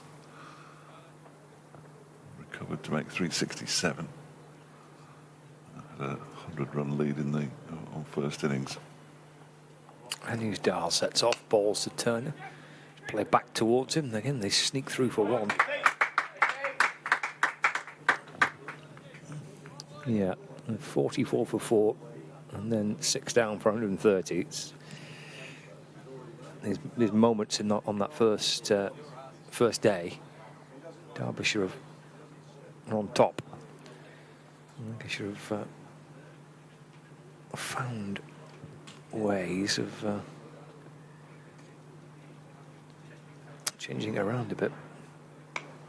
Pushed away by Jones off the back foot through the offside for a single. Kane coming up from the boundary to field. Jones on now 25. They've been really busy, these two, haven't they? Positive energy and lots of good running and some good hitting as well. They've scored some boundaries, but it's a run-a-ball partnership here. Again, another single up to mid-off. Goodness, it really is good, that. I mean, that's a... It was almost straight to Tickner, isn't it? It's still comfortable enough single in the end. 203 for 4. Again, it's a single off every delivery so far in the over, halfway through it. Jones back on strike. It just beats Jones. He's pushing forward, and sharp delivery from Andrew Dahl. He's sliding past the edge of the bat, bursting into and out of the gloves of Brooke Guest. It's a dot ball. There's not been many of those in the last few overs. 203 for 4, so lead by 309. Dahl Jones bustling in again. Lifted leg side out towards that mid-wicket boundary and all the way for 6. I think that brings up the 50 partnership. It does. So they've added 50 from 48 deliveries. Turner moves to 31. Rory Hayden is told to go and stand when that ball just crossed over the boundary rope. I don't think they've got the ball back yet, though, have they? That's the issue here. I think, yeah, it bounced over the rope and it bounced past the ice cream van and There it's it comes. heading down towards where the pond is. Yes. That's not ideal. That's not what you want, no. Jack Morley's brought it back. And in fact, they're not even going to show it to the umpire, which is unusual. It mustn't be damaged in any way, or it's 46 overs old and there's no point. Jones 31 not out. Plays off the front foot and defends. End of the over. 9 coming off it. Lead 315. Partnership is 50. And Lancashire are 209 for 4.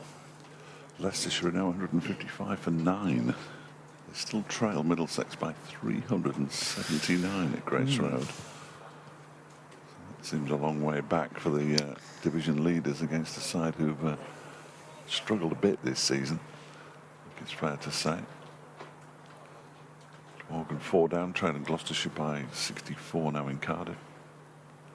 Northamptonshire just 2 down, 370 behind Kent at Canterbury. 10 wickets have fallen in that match so far. 24 in this one. At the same time. Jack Morley to continue from the pavilion end. Bowling to Ashton Turner, who's on 42 not out, and he remains on 42. He does remain on 42 not out. I thought for a moment the ball went underneath the hand of Jack Morley. It might have gone away for a single, but Caleb Jewell was backing up behind him. And goes Morley once again. Turner this time pushes it straight to the Tasmanian Jewell. 209 for 4. And out on the square leg boundary, is he going to get called into action? Not from that delivery. It's Mitch Wagstaff who is, and he does well to prevent the ball from crossing the rope, but they come back for a second. Good piece of fielding by Wagstaff, good running by Turner and Jones. As they move on to 211 for Lancashire now in there. Second innings, Turner up to 44, lead 317. Morley in, bowls to Turner, pushes it out into the offside. Jones sets off and is sent back rather emphatically by Turner because the ball went straight to Caleb Jewell in the offside. He's fielding right on the edge of the square, right in the corner of the square. Caleb Jewell. Morley's in, that was chopped into the offside, backward of square, stopped by some part of Anuj Dal's body. I think it might even be his head, because he hasn't got up yet, and he's just... yeah. And they've turned the run down, haven't they, Lancashire as well? Because they know that he also wears, and this potential, he wears contact lenses. He's a glasses wearer off the field. So when Madson's gone across, he hasn't got to his feet yet, Anuj Dal, which is always a concern. And they're looking into his eyes. So that could be an issue. He's got to his feet just in time for the physio to arrive, but she'll check him out, make sure he's okay. What day of the week is it? Who's the Prime Minister? Where's your contact lens gone? That kind of thing. 211 for 4. Yeah, that looked quite nasty, didn't it, at first, with the ball it's obviously struck him somewhere on the side of the head. Well, Lancashire physio's gone out as well That's good. to help out. To my eternal shame, I don't know the physio's name, I'm afraid. We'll try and get that to you. Really ask that question to my right because the media team are there. not listening. Well, no, Stephen's leapt into action. Oh, sorry. But he'll be back with an answer in the fullness of time, even if he has to go out and go across and ask her name. But the treatment, if indeed it is treatment, continues for Anuj Dal. Oh, hang on.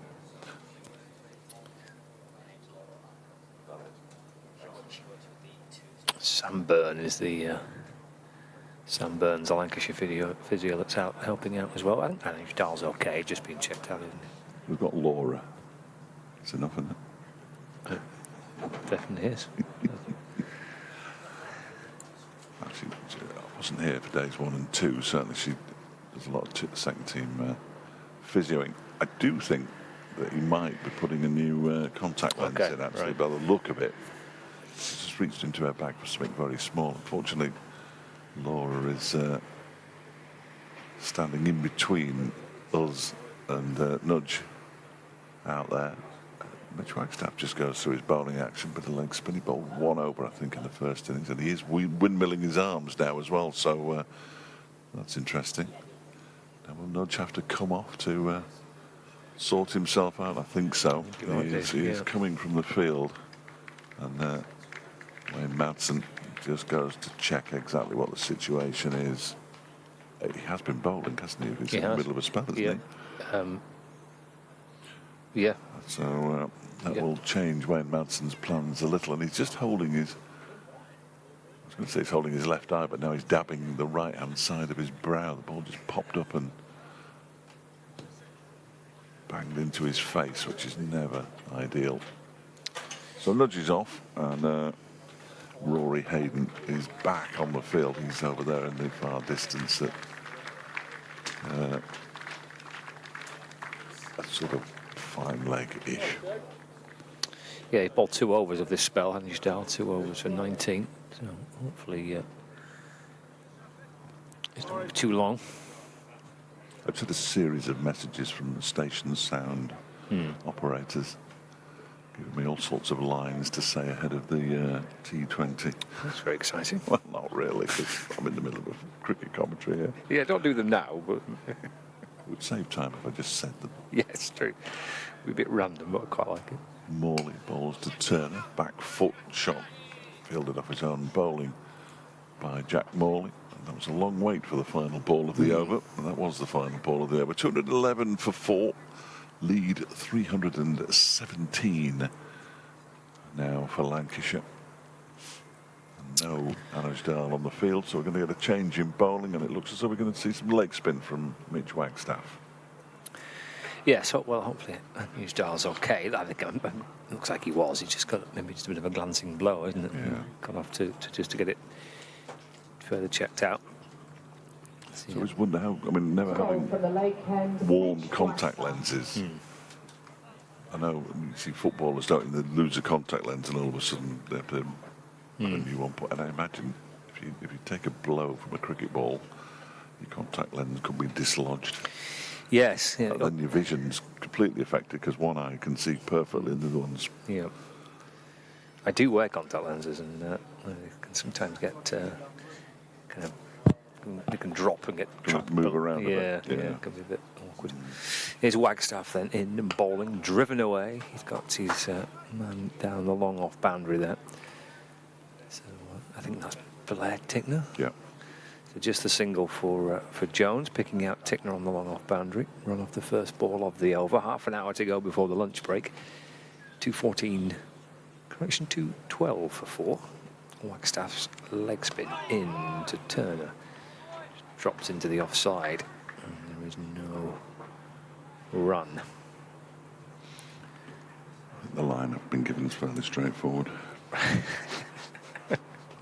Just to preview Saturday's T20, is it? Yeah. Wagstaff's in and throws it wide of off stump and left by Turner.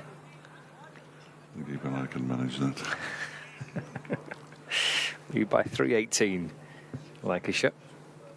You're in blast action on Friday night at Northamptonshire. And then back to Old Trafford on Saturday for Derbyshire. Put off the back foot. Can't find a route through the offside. It's picked up at backward point by Ben Aitchison. There's no run. Turner remains on 44. 212 for 4. Wagstaff in and bowls and driven to cover. And there's no run. Done pretty well here. Mitch Wagstaff, I'm not so sure he'd been expected to bowl anytime soon, so he's have to been drafted in. Sent down 5 very good deliveries so far. And that's the end of his first over, just 2 off it. Good effort. So not expected to be bowling, I wouldn't have thought, at any particular moment soon. And he's sent down 6 good leg spinners there to Turner and to Jones. 213 for 4. Lancashire lead by 319 runs. Brightening up again, which is nice. As Shazad goes hurtling down the stairs. Derbyshire's bowling coach. He was good fun to watch as a bowler, wasn't Yes. he? Had a little spell with Lancashire a few years ago, quite a few years ago now. Better door than a window, of course, as that one is a new over begins from Jack Morley, driven out towards Zach Chappell for a single by Ashton Turner, who moves on to 46, 214 for 4. He was bowling one of the intervals down at Bristol, Ajmal. As Morley is in again, and that one is driven handsomely down the ground, wide of Zach Chappell for 4 runs to Michael Jones. He moves on to 36 now, 218 for 4. There was a brief shriek of catching, as there often is on the cricket field, but I'm not sure that left the ground at all. Really nice shot. 218 for 4. 324 the lead as the next delivery is defended off the back foot, and Ben Aitchison has to go in from long on to do the fielding. I think he's playing in the Masters event that's taking place soon, so he was going to earn your money somehow. So he was bowling in the middle. As Morley goes in, that one is pushed out into the offside. Jewell feels really nicely, reaches out with his left hand, but again, very positive running means that they get home comfortably. 220 for 4. I remember playing a game for Lancashire at Sussex years ago, and he bowled at the speed of light. He was absolutely rapid. And a Yorkie as well. Yes. This one is driven down the ground, and Jones is prevented from getting any runs by Ashton Turner because it crashes into his pads. And there's no run. He was on loan from Yorkshire to Lancashire at the time. Yorkshire? Yeah, Wow. yeah. That doesn't happen very often, does it? You've got to up your game when you do a loan that way, haven't you?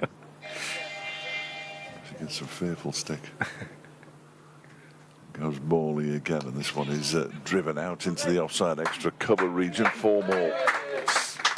There's somebody out there on the boundary signalling 6. And in fact, he has changed his mind as umpire Paul Baldwin. He is going to signal 6 now. Ready? There we go. 226 for 4, possibly. 40. Is that right? Has that gone on? No, I don't think that's gone on. So it'll be 230. How can it be 226? 226 for 4, it says on the scoreboard. I'm going to stick with that. Stick with that, yeah. 43 to Jones, 47 to Turner. 226. The lead, well, it's enormous. It's 332. They were 220 in front, weren't they, when they resumed? So they've had even though they've lost those 3 wickets, they've had a very good morning session here, Lancashire. Good partnership between these two. Wagstaff's going to continue. It's driven by Turner.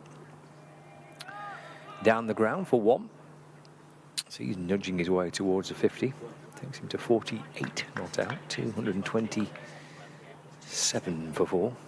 Yeah, 68 partnership of 69 balls by Turner and Jones. Jones is back on strike. Here's Wagstaff in bowls. In the single, driven to long off. Blair Tickner scooped it up and loops it up towards the keeper and takes the catch and then lobs it back to the ball. Turner's back on strike. He's looking to the leg side. He'll see two Derbyshire fielders at deep mid-wicket and at fine leg. It's a single played off the back foot by Turner for 1 run. 49 now to Ashton Turner. 229 for 4. Jones is 44 and he's on strike. It's crunched away into the offside. A really awkward bounce for short cover, and they'll hurry back for a couple actually.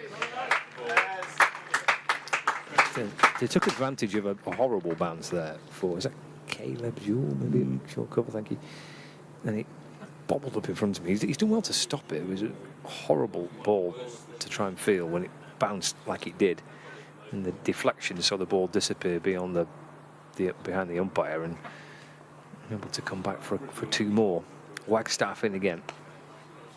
And Jewell diving away to his right. Did get something on it, so it took a little bit of the pace off the ball, but Jones gets a single.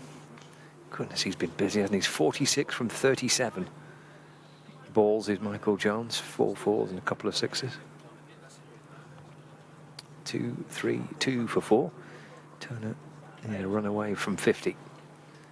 That's going to change the field.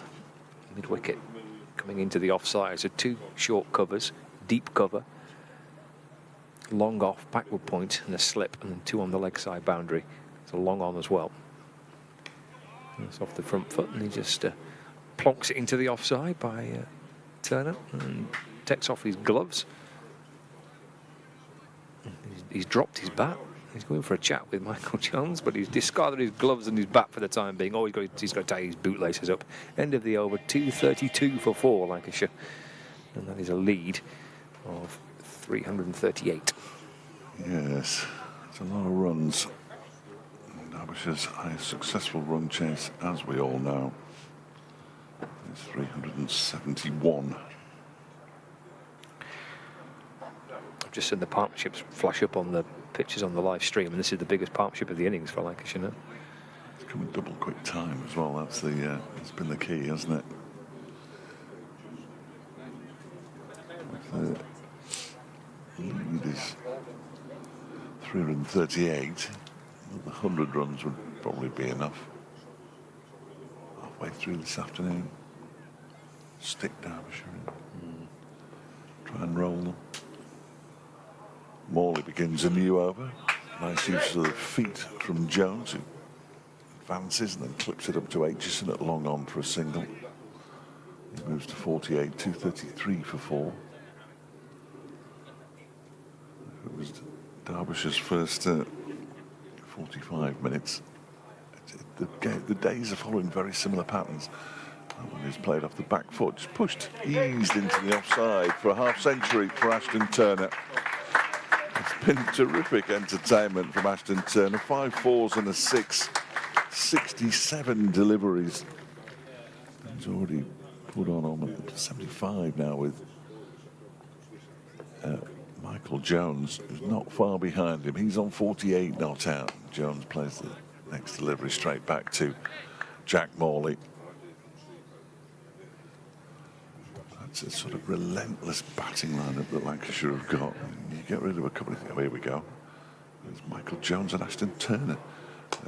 Jones, he's going to get to 50 as well here, I fancy. He's clipped that one out to the mid-wicket boundary, and it is half century for Michael Jones. And this one has been in double quick time. 41 deliveries. That was his 5th 4, and he's also hit 2 6s. He moves to 52. It's 238 for 4 now. Derbyshire field is a scattering to all parts. Yeah, this is pretty tough for Derbyshire, isn't it? As you say, Fletch, Turner and then Jones comes out. I mean, and they've played with such positivity and confidence, haven't they? They've not looked in the slightest bit. Well, I mean, it's helped because Lancashire are so far in front and in control of the game, but still they've applied themselves so well. Not troubled at all. No. Morley bowls, and that's defended by Jones. The only time that Turner looked troubled was a couple of occasions when he had a wild swish. Had a couple of deliveries, and he's put that one away now. Batting for his team. The good thing is there's only Balderson and Green to come, and Bailey, Blatherwick, Jimmy Anderson. And that one is pushed out to long off by Jones for a single. He moves to 53, to 39 for 4 at the end of the over. 345 runs. The lead with those 6 wickets remaining. Good Lancashire continuing. I'm sure the Derbyshire supporters are joining in the applause as well for the 2 half-centuries. 5 fours and 2 sixes. And they have now put on 80 runs from 79 balls for the 5th wicket. Yeah, it's the speed, isn't it? You mentioned the balls they face. It's the quickness in which they push the partnership on. Wagstaff's going to continue to twirl away. There's still no Andrews Dahl, is there? He's still off the field. Slashed away off one knee out towards the leg side boundary. It's going to be 4. It rattles over the rope, bouncing across this firm, fast outfield and towards the spectators on those little collapsible plastic chairs on the other side of the boundary rope for 4 more. It's almost the definition of batting for the team, this, isn't it? To get the runs as quickly as possible, to give your bowlers as much time as possible to pick up 10 wickets and claim that first victory of the season and inflict on Derbyshire their first defeat of the season. The good thing is we get back to T20. Oh no, the bad thing is it's at Old Trafford. I love going to Old Trafford, but Derbyshire don't. They've lost their last 2 there, actually, which is unheard of for Lancashire. It's gone again. Oh, he's muscled it out towards the leg side. It's a really big hit. There's people diving for cover in the crowd, trying to safely get out of the way of that. It's gone for 6. There's one chap diving for cover in the toilets, I think. Headed on its way in. He hit it out towards the loose. That was a good hit. It was. 63 to Jones. But have we got the ball back or not? If we haven't, yeah, we have. Yeah. The ball or a ball cock. Thank you very much. 249 for 4, lead of 355. It's Wagstaff, flatter, quicker, goes high again, behind square. He could be caught here. It's out towards the boundary rope, and it is. It's good work on the rope. It was Aitchison flicking it back. You'll have to help me out with. Oh, it's Chappell, is it? Thank you, Fletch. It's Chappell that takes the catch. So good relay work. It's the end of Jones's innings. He's gone for 63. There's a wicket for Mitch Wagstaff. And it's good work on the boundary rope at backward square leg. Aitchison right on the rope, knew he was running out of space, got to it, flicked it back, and there was his mate Chappell to complete the catch. But that's a super knock by Michael Jones, it really is. 63 from, I think in the end, 46 deliveries, but a really rapid partnership with Ashton Turner. They added in the end 90 between them. 355, the lead. It was almost fitting that the dismissal should be a T20 style dismissal, given the innings that he's just played, isn't it? One of those catches where one fielder runs out of space and passes it on to his mate. It was good, magnificent innings from Michael Jones. Just to commend the discipline and the communication between Zach Chappell and Ben Aitchison, because that could have ended in any number of ways, but it ended in the way that Derbyshire wanted. Michael Jones finally being dismissed with the lead at 355. It was, as you say, 63 off 46. Yes, yeah. 6 fours and 3 sixes. The partnership was 90 off 82.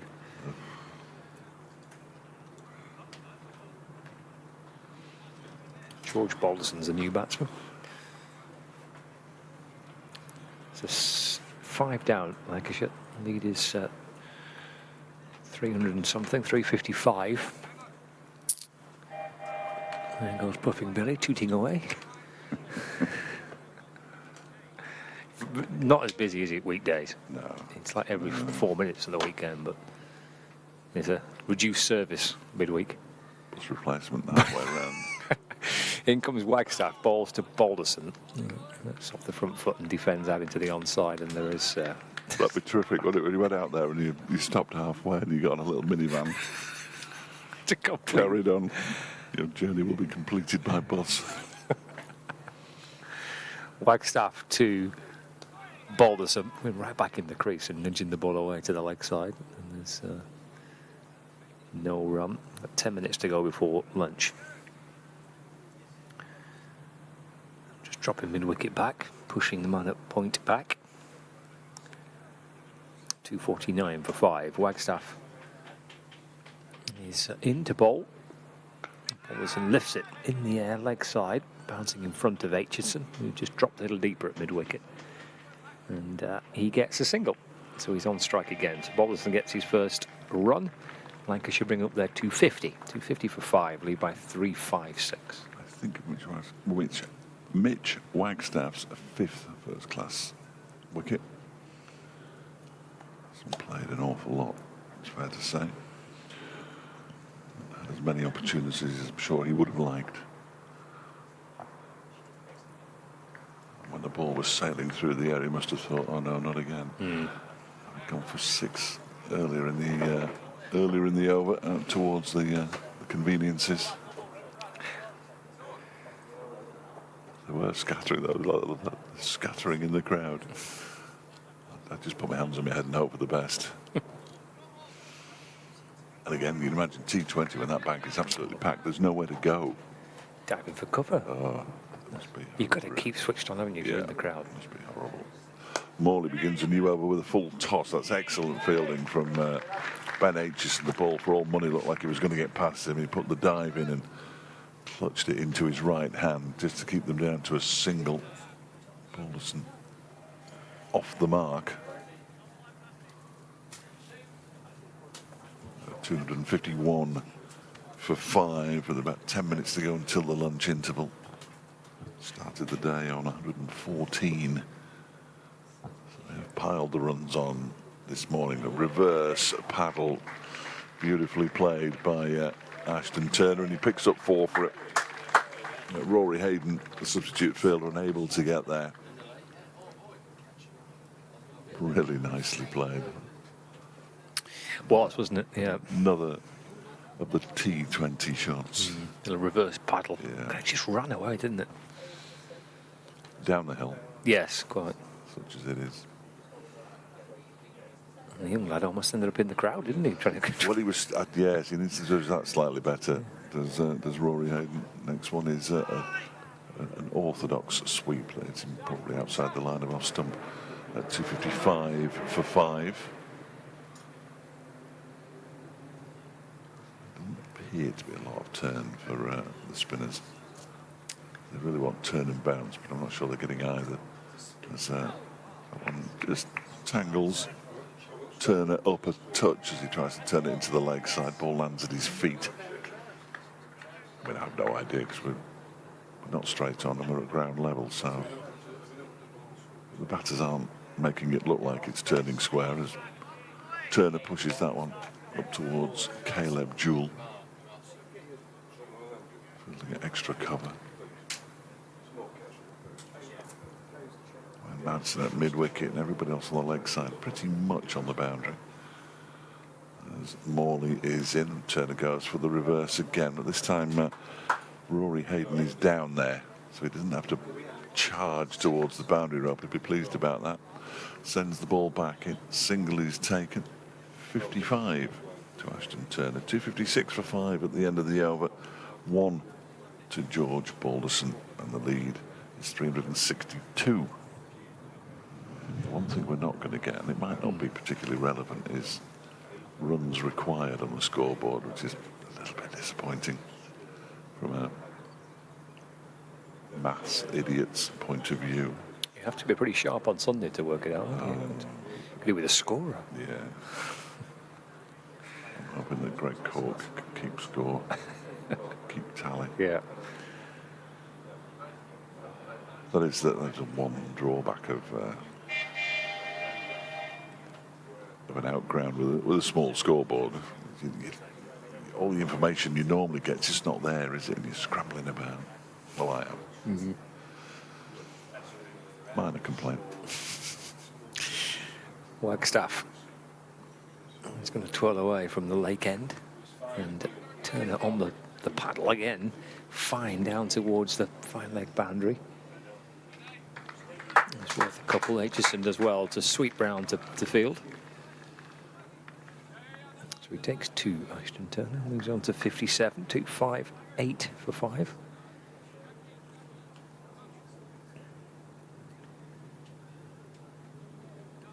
He's eyeing up that leg side again, isn't he? Looking, staring out towards the ice cream van and the burger and fries van and the bar. Down the pitch, he is working it to the leg side, but playing it along the ground instead. Taking his score to 58, not out. And the score to 259 for 5. They're still hanging on, Leicestershire. Just looked at that, yeah. 173 for that. I mean, they're still a million miles behind, 361 runs adrift, but taking time out of the game might be as important down at Grace Road. Looks a bit flat at Canterbury, doesn't it? Yes. Touch. Wagstaff into Balderson, driven down the ground. He'll get runs here. He might even get 4 of them. He has. He's timed that beautifully. Lent into it. Just a little punch drive beyond the reach of Wagstaff and up towards the rope for 4. 263 for 5. I don't know what's going on at Grace Road, but they're having drinks. Right. It's What, 5 minutes to lunch. What? It's just come up as drinks on my computer. Wagstaff to Balderson. Oh, he's going back. Ball beats him through to the keeper. Of course, it isn't 5 minutes to lunch if they're 9 down. Oh, of course, yes. Yeah, well, that's Good point. 263 for 5. Here's Wagstaff. Loops one up to Balderson. Down one, they're looking to sweep it. Any connection? It's heading down towards the fine leg boundary. I don't really know what's going on there. Sam Woods on 17, Roman Walker's on 30, and the 2 bowlers, Josh DeCares, who's bowled 1 over, and Sam Robson, who's bowled 2. Odd. Balderson drives this one away through the onside. And as he pinched the strike, is that the end of the over? It is, yeah. So he moves to 7. 264 for 5. 32 so far for the 10th wicket. Been out there for 14 overs between them. Very strange. Yeah. I mentioned that Northants game, the 2-5-1 for 2 Northamptonshire. Kent made a declaration at 566 for 8. It doesn't look like it's going to develop into a thriller. No, no.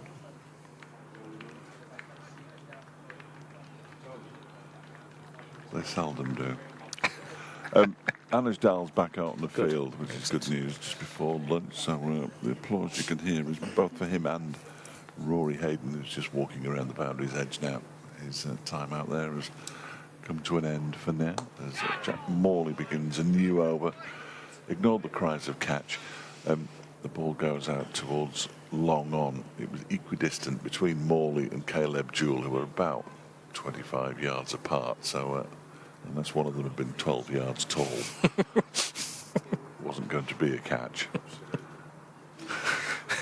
8 out to Balderson. It's quite tall, isn't it? Yes. A little reverse paddle comes out. He misses it completely. There's Ashton Turner.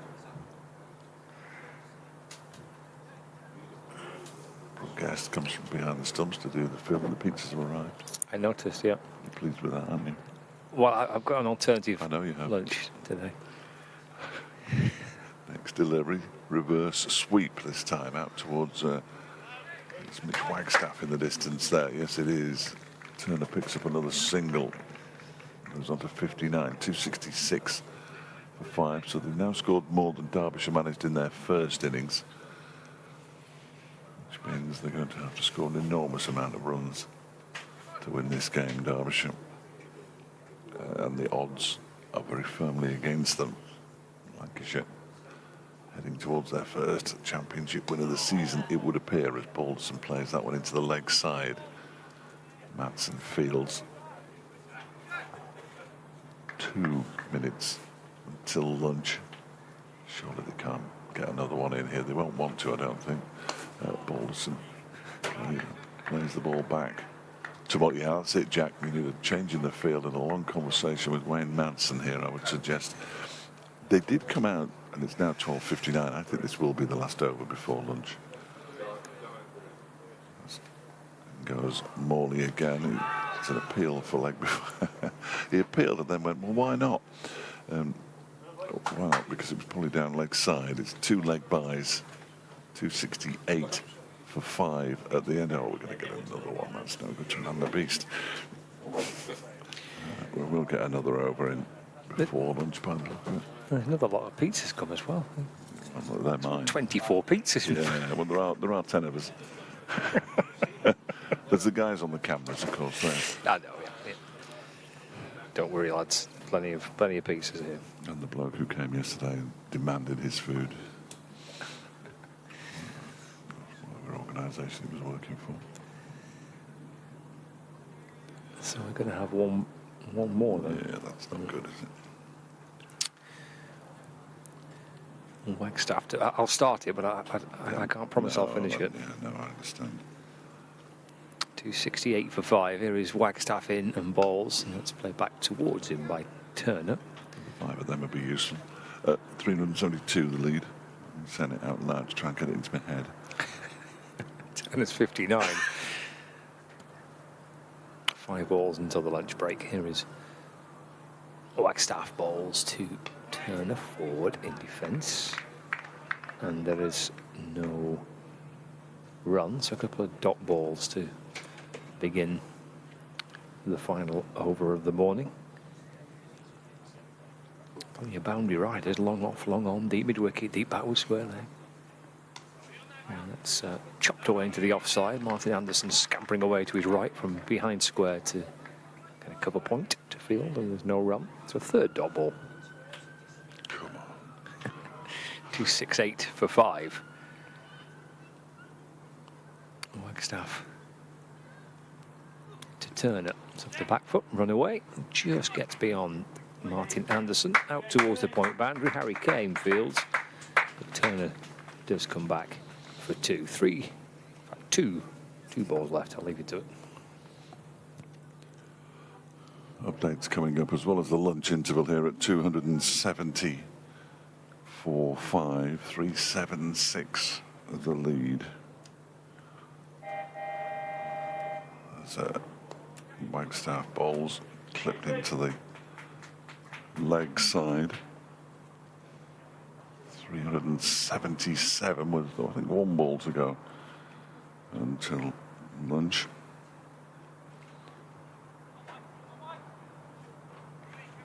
We will, of course, be back for the afternoon session at around about 20 to 1. No, 20 to 2. It's already 1 o'clock. As Wagstaff comes in, slipping a leg slip now. Comes in, balls, it's defended, and at 271 for 6, it means they lead by 377 with 62 to Ashton Turner. And 8 to George Balderson. So 271 for 6, a lead of 377.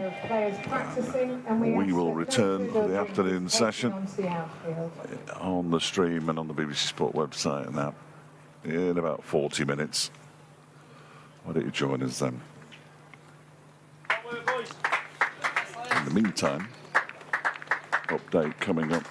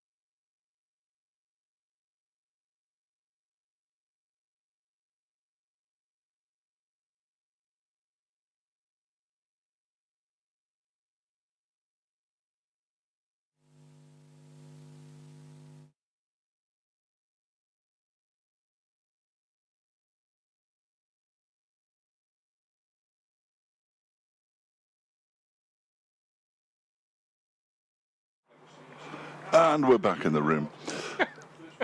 Welcome back to Queen's Park in Chesterfield. It's the afternoon session on day 3 of Derbyshire's County Championship match against Lancashire, with the visitors firmly on top. 271 for 5 in their second innings, which means that they currently lead by 377. Ashton Turner 62 not out. A terrific 90 off 82 balls for the 5th wicket between Turner and Michael Jones this morning. Jones 63 off 46 deliveries. Derbyshire's over rate is -2, which means we're likely to see a bit more spin. And we're just really waiting for Lancashire to declare now, I fancy.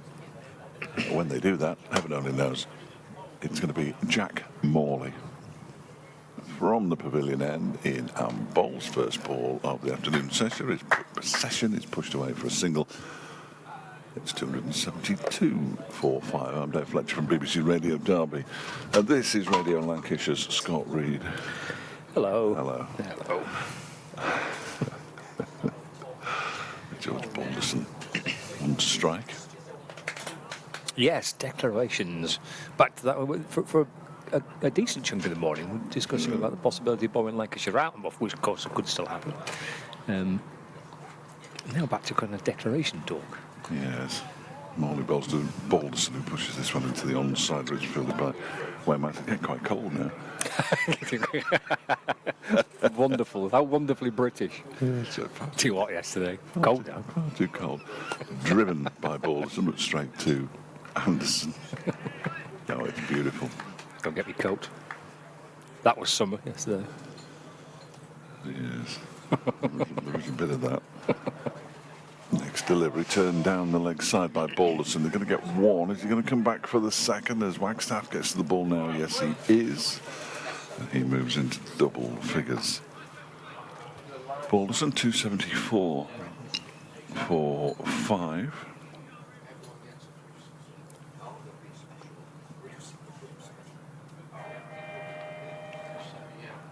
I missed the Brummy Brewer yesterday. That's a shame. But that one is turned again into the leg side for a single. 11 now to Balderson. 275 for 5.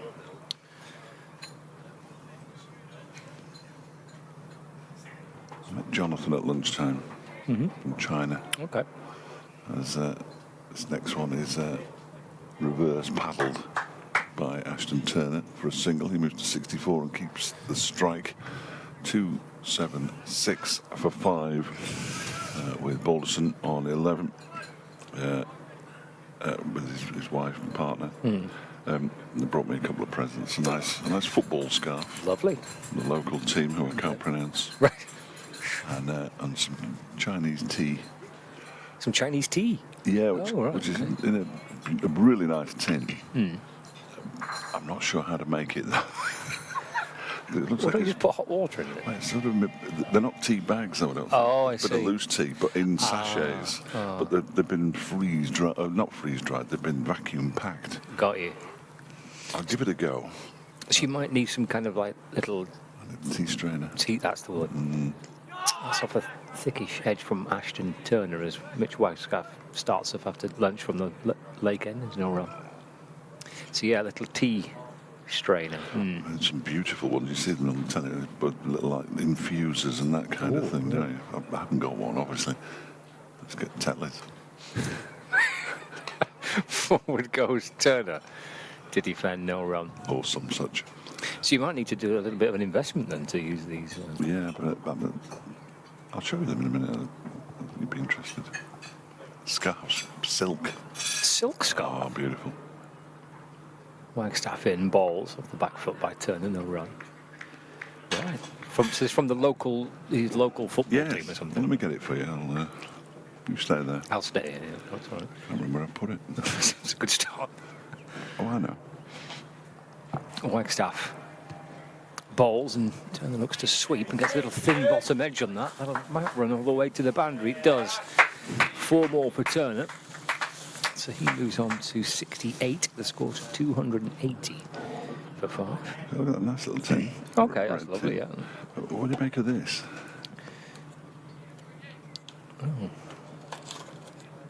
Oh, that's a bit odd, isn't it? Yeah. Vacuum packed.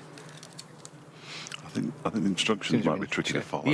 Instructions in Chinese as well, as you'd expect. There's Wagstaff flatter and quicker to turn. That's worked out through the onside, and he takes a single. Yeah, I'm not sure what you would do with that. I think what I've got to do is, when I get home, whenever that is just to pop it open and see what's inside. See what's inside, yeah, it's a good first start, yeah. Because there is a little place to open it, isn't there? Yeah. Like a little pre-prepared little thing to snip it open. That could be quite exciting. Maybe it's just a tea bag in there. Well, I'm hoping it is actually. Beautiful tin, though. Very nice.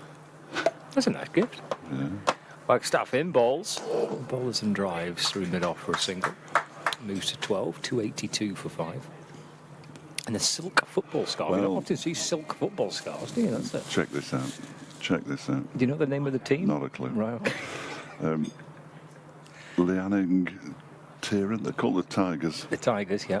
Now, I've no idea what that says. Come on, the Tigers, maybe. Do you think? Could be anything. Oh, yeah, look at that, yeah, very nice. So I shall wear that when next time I go and watch them. No, it's really kind of them. Big listeners. Take it to a Burton Albion game. See how it goes down at the Pirelli Stadium. Yes, I'm not sure. That one is guided down towards backward point by Balderson. They're going to come back for the second as well as Harry Kane gets there. He didn't pick it up completely cleanly then. They have come back for the second, and again this aggressive running just means that the Derbyshire fielders are under pressure, and Lancashire's score keeps moving, keeps motoring. It's 290 the lead now, so Derbyshire will have to score their highest successful run chase of all time, and that might be some more. Well, it will be more runs, but can Aitchison get there? Yes, he can. Excellent work from Ben Aitchison. They're going to come back for a third, though, and it's 3 more to Balderson, who moves on to 17. A glorious shot out towards the extra cover boundary. 287 for 5 now. Good effort, wasn't it, to flick it back? Well, you can't fault the effort. And no, we're into a mode where they're not batting normally anymore. Lancashire, they are getting on with it. This reverse comes out from Ashton Turner. Around the boundary goes Anuj Dal, who was off the field for a bit this morning. He keeps him down to a single. Turner moves to 70, 288 for 5. 294 the lead. It's a lot, isn't it? It is a lot. Yeah. I think they'll keep going for a bit yet, though, thanks. Do you? I think that. I think they will. Yes, I think you're probably right. Goes Morley, drops that a bit short, turned into the leg side by Balderson. Jewell does the fielding. Of course, what it is doing, and Caleb Jewell, Mitch Wagstaff, who's bowling, we're going to have to open the batting. True. They don't want to declare at tea because that would give them a 20-minute break and time to sort of get themselves set. You don't worry too much about losing 2 overs because there are so many overs left in the game. In fact, we've still got 2/3 of a day's play to go, even though we're into the afternoon session already. 64 more overs to go. Just give them 10-minute turnaround. See how they fare. Yeah. As Morley comes into bowl to Turner, who pushes it out up towards long off for a single. He moves to 71, 290 for 5. We here when we find out where you get on the train? No, I was over. Just to the you go towards the ice cream and just to the left there, there's a little station. Oh, nice. Piecing it all together. So by the time the game's finished and Puffin Billy's gone to bed, we'll know exactly what to do. If there were 3 of us, I'd have a go, you know. I would. I'd have a go. It's catching about half an hour. Well, it didn't take half an hour, does it? 4 minutes. Catching 4 minutes.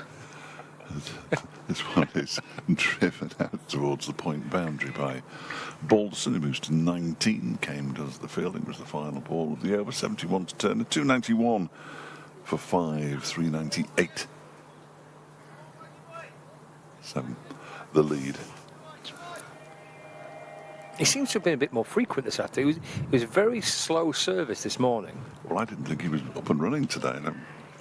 Yeah, you're right. I think he was late on parade this morning, wasn't he? Buffett and Billy. Bit more frequently this afternoon, the trains. Yeah. I don't know.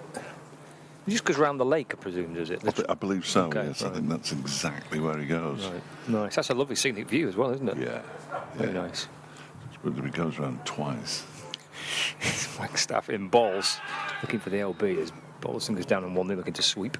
You sit on the lake side as it goes round Sit once, on the- and you can come onto the other side and look up there, look at the trees on the outside of the lake on the second journey. Yeah, it's a good idea, that. Lake view once and then a tree view the next. Wagstaff in to Balderson. Flashed away through the offside, out through point for a single. Moves on to 20, 292 for 5. That'd be lovely, that. I wonder if he's going on Sunday for the T20 match. That presumably will be, won't he? It's going to be carnage if he was. Yeah. Be a queue a mile long for the... have a go on that. Thickish edge down towards third man. Chase on down towards the boundary against a great effort. The dive's come in to try and stop it. It has gone for 4. But, yeah, committed piece of fielding, as we have seen through the course of the match. Caleb Jewell for Derbyshire. Just beyond his reach, put the dive in. 4 more, though, for Turner. So he's 75 not out. And Lancashire 296 for 5. What's the lead now? 402. 4-2, okay. Is it? Has that pushed it over 400? Again, that's played off the back foot, it has. Should never have doubted you. I didn't really. 402 in front. That's 403 now. Yeah. 297 for 5. You know you have every right to doubt me. 76 to Ashton Turner with that single.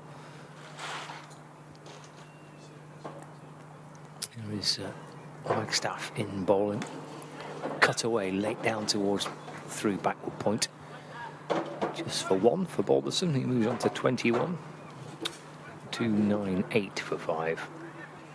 I mean, it could develop into a quite a brutal couple of hours, this, couldn't it, for Derbyshire? Particularly unpleasant. And we'll see. Here's Wagstaff in bowling. Oh, let's just hurry through a little bit quicker. Turner trying to find a way to whip it out towards the leg side, but in the end it's just trickling back down the pitch, and there's no run. End of the over. 404 in front at 298 for 5. It could turn into a suggesting that it isn't already quite brutal. Well, yeah. Yes. Yep. Wait to see if Middlesex enforce the follow-on at Leicester. Leicestershire all up 205, trailing by 329. Cooler day, you might think about it. Morley begins a new over, bowling to Balderson, who drives but doesn't time it to Anderson. Yeah, Middlesex are under interim coaching roles, aren't they? It's Dane Villas, isn't Yes. Yeah. it? Coach that. Morley drags this one down a bit. It's turned into the leg side by Balderson. Oh dear, the scoreboard's got it wrong again. It moves on to 22, 299, I think. Yeah, there we go. 299 for 5. Morgan are only 9 runs behind Gloucestershire now and 4 down, so they'll be looking to bat and bat as a reverse comes out from Turner. 4 runs, just backward of square on the offside. Anuj Dahl didn't even move, and the 300 comes up for Lancashire. 303 for 5. Turner up to 80. I didn't think he'd actually hit that as well as he had. You may have noticed from the tone of my voice. I thought it had gone straight out to Dal, but Anuj Dahl didn't move. Obviously knew that the ball was going to race to the boundary. 409 the lead. Draw. 4 would be a good result from this point. As Morley bowls. just quite a heavy defeat would be reasonable. The Lancashire skipper's just airing his whites at the moment, so there's no sign of him going out to bowl anytime soon. As Morley bowls, that is swept, but down to the man on the deep backward square leg boundary. It was Harry Kane, another single. 2 to Turner. 305 for 5. Yeah, I wouldn't be surprised if another hour of batting yet, I think. Not surprised me at all. No, I wouldn't. I think 3 o'clock is a very good time to declare. Comes Morley again. Balderson pushes this out into the offside. Anderson fields and the over comes to an end. 304 for 5. 410 the lead. 81 to Turner. 22 to George Balderson. These will have added a million in next to no time. There we go. 54 runs or 55 runs in 56 balls. What these two have? That's what it says on my computer. I'm not suggesting it's correct. It probably is, though. If that last ball was a single, which it was, wasn't it, I think? Yeah. Yeah. 55 or 57 in actual fact. Wagstaff in a lengthy spell this since replacing Annie's Dart. He's into Turner, that's dropped into the offside. Through for a single, moves to 82. Over 8 -2. I think that tells you why these two are bowling together, really, because they're not getting an awful lot out of the pitch, are they? The ball's 62 overs old. Well, it was -3 in the afternoon, in the morning, wasn't it? So they managed to drag one back, so heading in the right direction. And it's driven through straight mid-off this time by left-hander Balderson for a single. And he was diving into the biscuits there, but he's just wiping his hands. I went in for a little go at lunch. Thank you. Peaches went down well, didn't they? Always. They were popular again. Yeah. I've never eaten so much pepperoni. Hit back towards Wagstaff by Turner. Trying to get a fingertip to it. Single for Turner. Oh, you all right? Yeah. Okay. Turn the music on a bit early. No, I can't hear that. No, it's the new system means you can't hear okay. that. You can't hear that. It's all very high-tech. Wagstaff over the wicket and bowling to Balderson off the back foot, carved away through the offside. Down towards, I was looking at backward point and the ball's gone to long off. 20-something 4 to Balderson, 308 for 5. Brings Turner back on strike, so he's got a real chance of 3 figures here, hasn't he? He's to take a single out to extra cover. Moves him to 84. And it moves the score up to 309 for 5. Bringing Balderson on strike.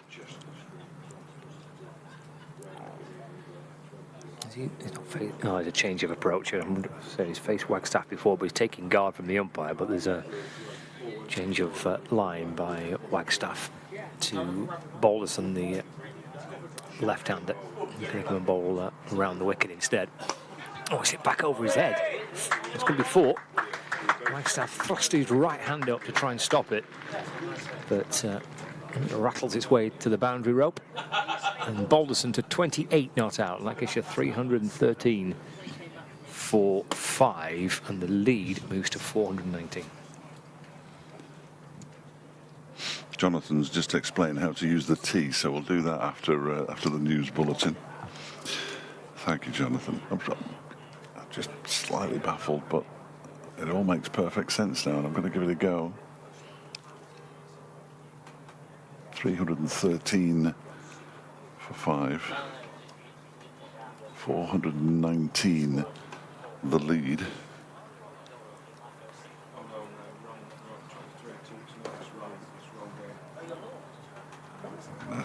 Scoring with almost impunity here, as that's a full toss from Jack Morley, bunted down the ground by Ashton Turner. He moves to 84, 85, 314 for 5, 420.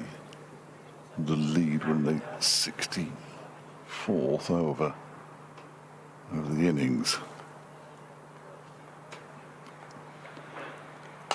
It's been launched down the ground for 4 runs by Balderson. He moves on to 32 now, 318 for 5, 424 in front.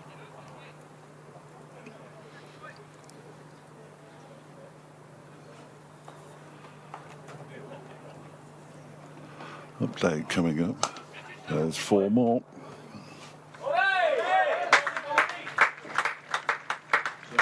Yeah, not very well, Sally, I'm afraid, because Lancashire have moved on to 322 for 5 now. Ashton Turner has 85. George Balderson, who joined him just before lunch, he's on 36. It's just a hit back-to-back 4s, and Lancashire are building up quite the lead here. Derbyshire are going to have to score their highest successful run chase if they're going to win this one. Lancashire lead by 426.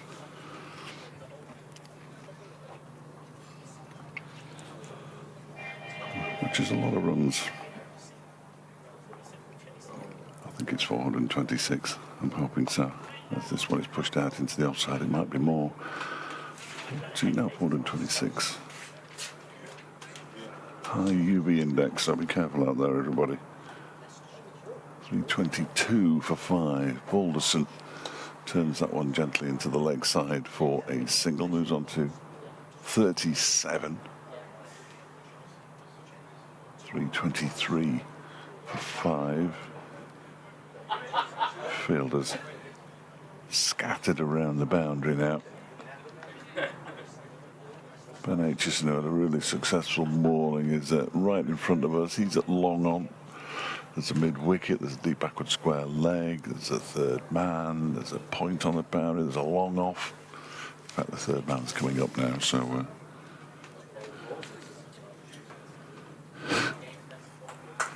Excellent. It's been told by David Griffin that Derbyshire's highest 4th innings total was 396 all out at Leicester in 2007. And the bad news is they lost. 3 as Morley bowls to Turner, pushes that one out into the offside, fielded by Caleb Jewell, and the over mercifully comes to an end. 3-2-3 for 5, 85 to Turner, 37 to Balderson, and the lead is a fairly healthy 429 now. So that's not particularly good from a Derbyshire perspective. It rather suggests that Lancashire might have enough already. But with another hour's batting and a lead of 500. It's going to be a spectacular win, this, for Derbyshire, I can tell you that, but nothing if they get there, which they almost certainly won't. You like that? Right. That's a duo begins from Mitch Wagstaff, ball clipped by Balderson up towards long on for a single. He moves to 39, 325. No, he doesn't. It's 324 for 5. That was Balderson. He moves to 38, 85 to Ashton Turner. Balderson has been out there for 25 minutes and he already needs new gloves. So they're being carefully removed from the cellophane packet. Look, that's beautiful. Brand new. Wagstaff bowls, Turner drives, and he's going to pick up at least 1 from this. And they're coming back for the second. Balderson going to the danger end, gets there comfortably enough, and he moves to 87, 326 for 5. The payoff is beautiful. Yeah, in the brackets. Yeah. Lost. And the 65th over, only the 65th over of the innings, as Wagstaff bowls and just tangles Turner up a touch. So you get one of the sachets out, you pop it into a cup or a glass, pour in the hot water, wait 5 minutes until the green bits are settled at the bottom, and enjoy. So just as it is, there's no milk or anything, just as it is. That must be a ceremony as well, surely. That one is pushed out into the offside by Turner for another single. He moves on to, what's all gone wrong? 88, 327 for 5. The team is the I can't pronounce it. Liaoning Ironmen. Right. We're currently, that's the capital of the province of Shenyang. Currently playing in the 2nd division of China. As Wagstaff bowls, cut away nicely out towards the cover boundary. That's going to be 4 runs to Balderson. He's batting really, really nicely here, George Balderson. He moves into the 40s. 42 not out now off 37 balls with his 5th 4. 331 for 5. Top of the league at the moment. They've had a big cash injection from the local government to afford a few foreign journeymen, apparently. If they don't get into the Super League, it'll probably cease to exist, he says. Boom or bust. It's a big year, then. Yeah, big year. Thank you, Jonathan. As this next delivery is guided into the offside. Now, there might be 2 here. Balderson is busy, and he's coming back for the 2nd as well. He's going to get back comfortably again as Chappell comes in to do the fielding. 333 for 5 now. 439 the lead, end of the over. 44 to Balderson, 88 to Ashton Turner. And these two at 333, this is going to test me enormously. I've put on 83, I think, so far. Does that make sense? No, it doesn't really. Yes, yeah, that's. Or is it 84? No, 80. 84. 84 for the 6 wickets so far. 90 for the 5th between Jones and Turner. And already 84. And that was off 82 deliveries. This one is off about 76. Okay, so the tea, you put your hot water in and you wait for the green bits to sink. To settle. To settle. Right. So I'm not going to, I assume you mustn't stir it. Right. That might Just leave chaos. it and it'll kind of sort itself out. Yeah. Morley in, balls off the back foot. That's driven away through extra cover by Turner for 1. It takes him to 89. 3-3-4 for 5. So I wonder if is it kind of like a green tea then, maybe with the green bits in it, maybe. Was it? Oh no, I've got lots of questions. Yeah, well, so have I, really. It sounds quite interesting. Yeah. Jonathan said it's straightforward. Morley in, balls. Oh, that's a lovely shot by Balderson. 3 wide mid off for 4. These runs will do Balderson a world of good. Takes him to 48. 338 for 5. Was cracked away convincingly by the left-hander.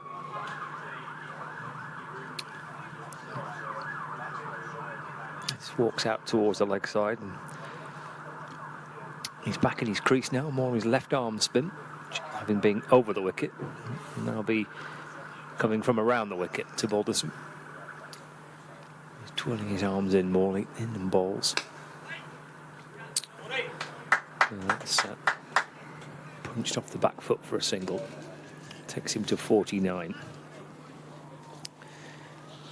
Not had the season he would have liked, obviously, with the bat. I mean, he's been an excellent bowler for Lancashire again this season, a real key member of that bowling attack, but runs have not been as easy to come by. Pushed away by Turner for a single. So this will, I'm sure, do him a power of good. There's 49 not out at the non-striker's end. Turner, meanwhile, 89 not out. 339 for 5. Bowls and driven firmly down the ground for 1. Takes Turner into the 90s. 340 for 5. Bringing George Balderson on strike again. Balderson clips it away. And Morley's quickly away down to his left to field. And there is no runs. That's the end of the over. Lancashire are 340 for 5, so the lead is 446. And there's a whole chunk of time to go. There's 57 overs today, and all day tomorrow. Yes. Partnership's 91 as well. Sorry. Just finishing all off. Yes, no, absolutely. The Derbyshire supporters who are feeling down, just think back 12 months. More on that in a minute. As Mitch Wagstaff comes in and bowls to Ashton Turner, who defends it straight back to the bowler when they lost to Yorkshire by an innings and 204 runs. They're going to lose by an innings today. Happy days. They might lose by 400 runs, but it's almost as bad. In comes Wagstaff. That one is chopped away backwards square on the offside. Turner wants the second. He's coming back. He's going to have to be quick, and he is quick. He moves to 92. A decent throw from Harry Kane. Bales were removed by Brooke Guest. Turner was home. 342 for 5. 92 to Turner.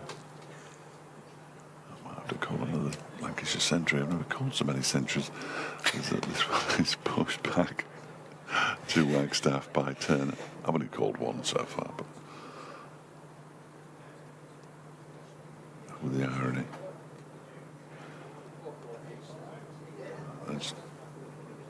In comes the leg spinner Wagstaff. Chopped out to Anderson by Turner. Ashton Turner, that's his name. 342 for 5. They were talking about, it feels like rain at lunchtime. It didn't feel like rain anymore. It's brightening up again.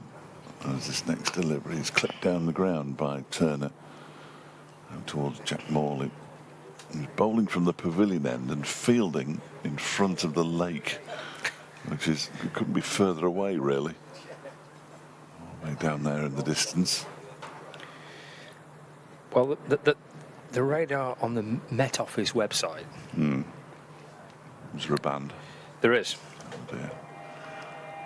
In comes Wagstaff again, clipped into the leg side for his half century by George Balderson. He'll settle for the 142 deliveries, 6 fours for George Balderson.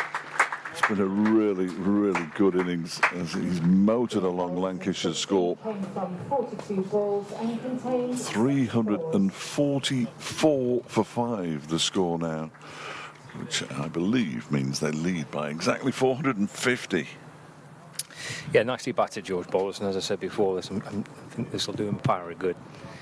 Been a bit of a scratchy season with the bat. He's been excellent with the ball, but this will, I'm sure, help no end. Yeah, there is a band which might, well, it's definitely coming our way. But whether it just slides past us or whether we get it, I don't know. But it's heading our way for around about 3:30ish.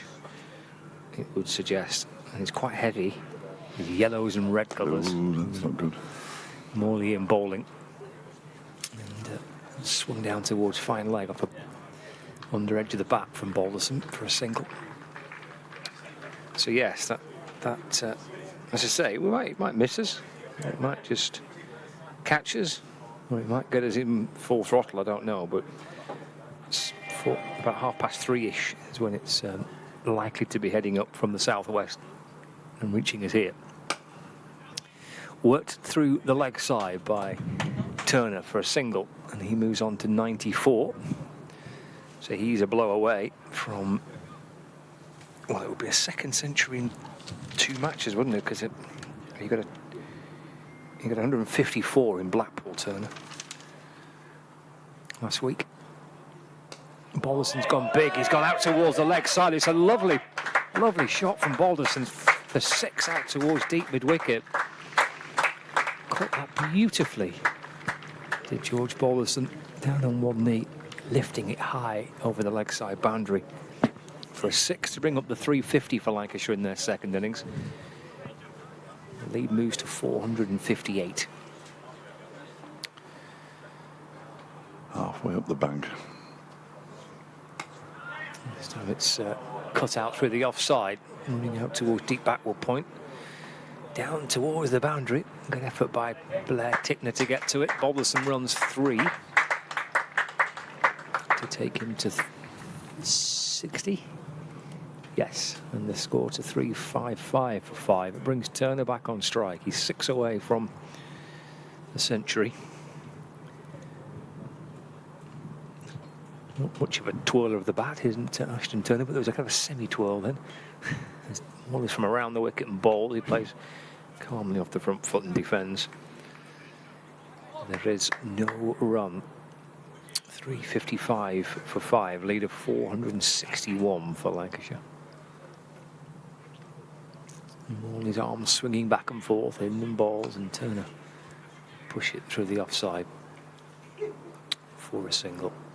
And moves to 95, 356 for 5 now. A Samsung phone has been handed in at the pavilion bar. Here we go. Please report there if you are missing your phone.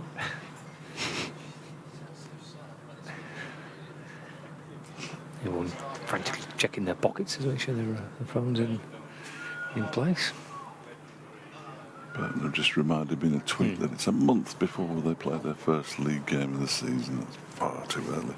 That is really early, isn't it? First weekend in August. 2nd of August. A month and a day. Has Gary Boyle even had a holiday? Has he just been working I through? think he had a little break. Little break. Yeah. Well done, Gary. Into the shallow white. Oh, lovely. That sounds like a booze up. Because Mitch Wagstaff, that one's pushed out into the offside. And there's no room. I told him this morning that if Derbyshire escape from this with the draw, I'm going to eat my Tranmere scarf. I hope I regret saying that, but yes. I'm not sure that I will. This one is cut away by Ashton Turner for a single, and he moves on to 96. I've got 2. I'll choose the smaller one, I think. If I do have to eat one. How about your new silk one? I'm not eating No, that. no, it's too nice. Yeah, Too I'm not nice. eating the silk one. Just think it might go down a bit better than a thick woolly scarf. Next one is driven down the ground. It's going to drop short of Jack Morley at long off, and he picks up a single. Does Balderson, moves on to 61, 358 for 5. At first I thought he'd hit it over the big fence, and eventually it dropped short of Jack Morley as Wagstaff bowls, driven out into the offside by Turner, fielded by Madsen. 358 for 5. 1, 2, 3, 4 fielders on the leg side boundary, and there's a single. Well, they want him to do that, but there is a single there. Oof, inside edge, down towards fine leg. Turner moves to 97, 359 for 5 now. Partnership passed 100 a long time ago. The lead is 465 as Wagstaff is in. A little edgishly played out into the offside by Balderson for a single. He moves to 62. Was that the last ball of the over? I think it was. And, I'm not sure what Paul Baldwin was signalling there, but whatever it was, everything's all right. 360 for 5, 466 runs. The lead 97 to Ashton Turner and 62 to George Balderson. Balderson's 62 coming off 47 balls. I mean, Turner hasn't been a slouch, 97 of 119. But that's positively pedestrian compared to Balderson.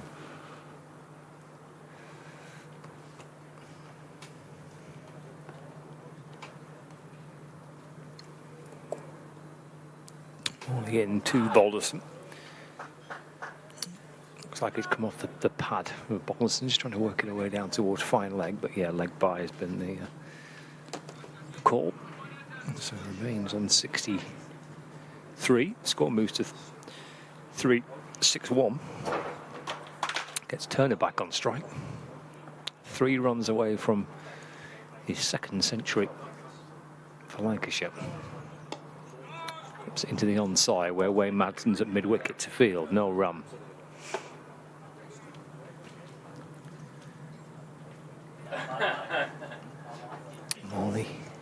behind the umpire, comes around the wicket and bowls, and it's pushed away, but there isn't a gap on the offside. There's 2 fielders just behind square.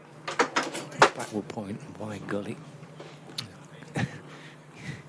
Cover, long on, mid wicket, deep square leg, deep backward square leg for Morley, who's in and bowling. He'll take a single this time, Turner. And he moves on to 98. And it's 362 for 5. Bringing Balderson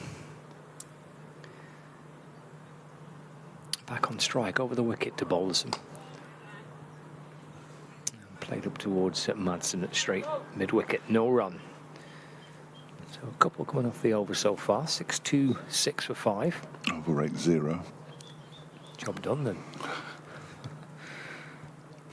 He's gone again down on one knee. Out towards that leg side boundary. He's caught it again. Not 6 this time. It's a couple of bounces and over the rope for 4, but he played that shot a couple of times, George Balderson. And takes his score on to 67. He can't be far away from his top score of the summer. That's 73 rather, his highest score. So it's within range to try and better what he has done previously this season. It's his 3rd 50 of the campaign. 366 for 5. No, it's more than that, surely. The lead? Yeah, 473. Yes. Okay. I knew it was. Mitch Wagstaff to continue. That one is clipped by Turner up towards long on for a single. I thought it might have been, but that boundary off Jack Morley means he now has figures of 18 overs, 1 maiden, 0 for 100. So his century is up. Unwanted as it is, 366 for 5. Wagstaff is in, swept away out towards the scoreboard where Caleb Jewell is there, and they're going to get back for the second. I think Jewell realised that he couldn't get the ball in quickly enough. 2 more to Balderson, who moves on to 68. 369 for 5.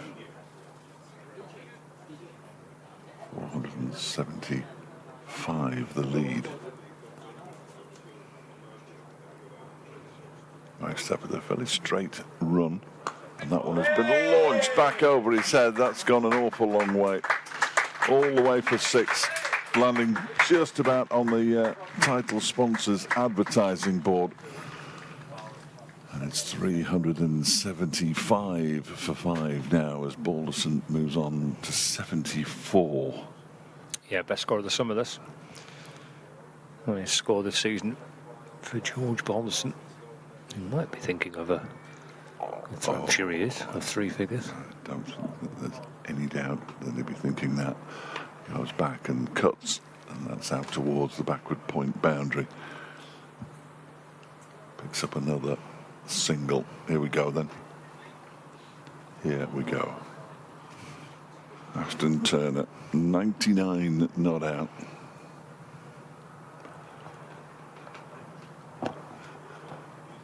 .376 for 5. The fielders close in. I'm not sure that's going to make any difference.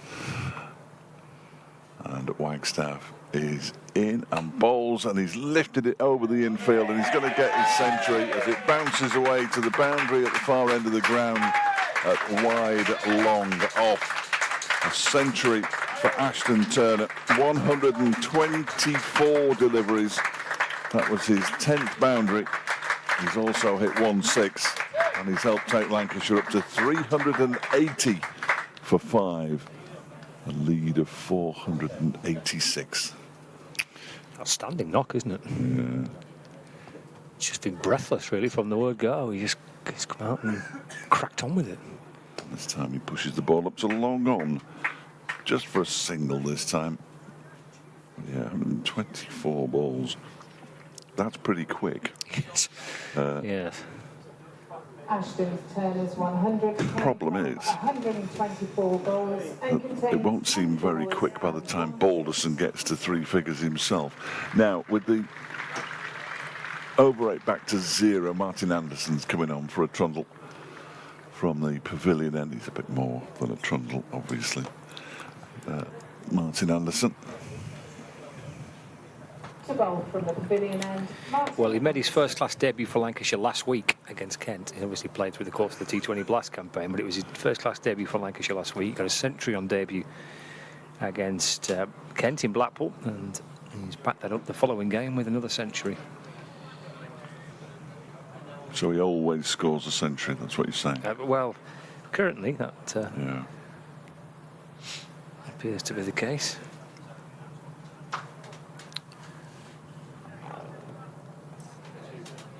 Yeah, bowling change from this end. 381 for 5, so the lead of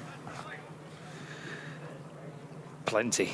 Lead of 487 for Lancashire.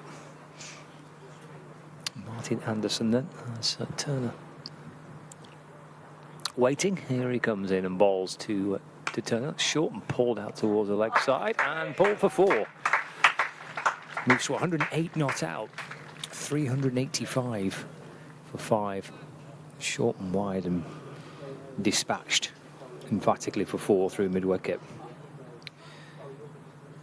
To get Anderson's, well, it's just his 4th over of the innings for Martin Anderson. Jimmy Anderson's whites are still on the chair here. Keeping a close eye on his whites. Yes. Telltale sign the clues are in the whites. Just don't see what's changing at the minute. Thicker shades down towards third man for a single for Turner. 109 not out. But Middlesex have enforced the follow-on Right. against the league leaders. There was 6 without loss. Their second innings still trailing by 323.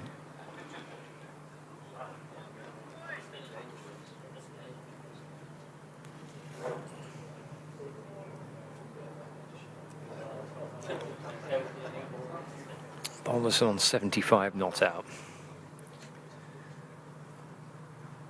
Here comes Martin Anderson. Balls driven down the ground by Bolton. Lovely shot. 1 bounce and 4. Well, a difference. A little knock and Hagen chance to bat for Balderson. Chance to come out and bat with a great deal of freedom as well. Team in a strong position. He's played some lovely shots. The young left-hander. The match aggregate has gone beyond 1,000 now.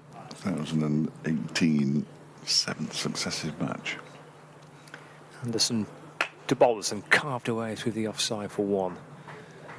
Takes him to 80 not out and within 20 of 3 figures, 391 for 5.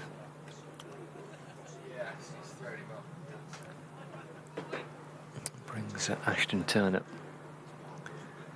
back on strike. We've got you for money if you like to watch runs scored. But there's been how many wickets? 25 as well to go with it. Back on the bounce towards Anderson by Turner, and there's no run. 1,018 for 25. 391 for 5. What's the aggregate at the Oval?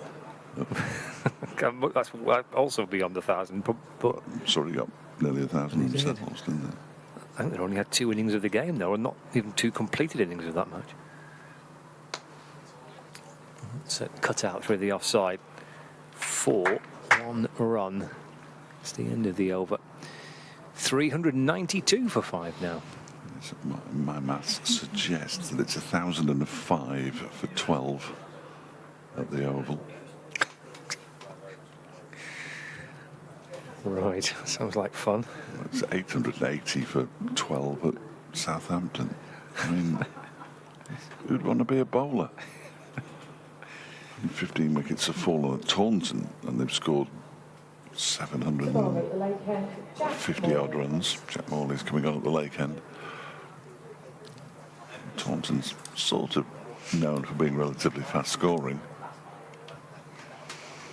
Not that I've seen a first class match there, of course.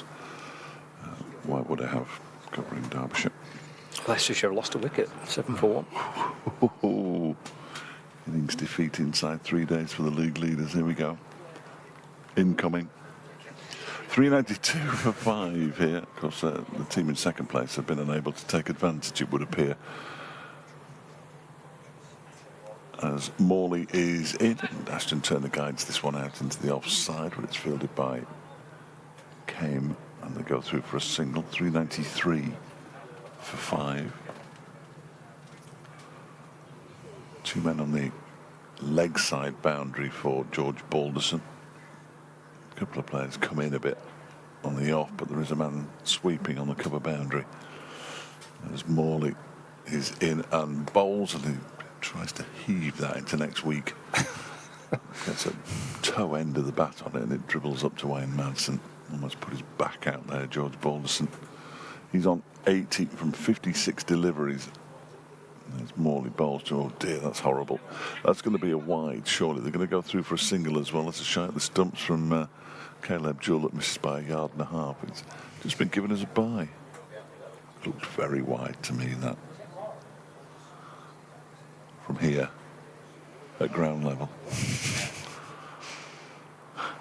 In the gloom. Yes, 100 yards away. Yeah.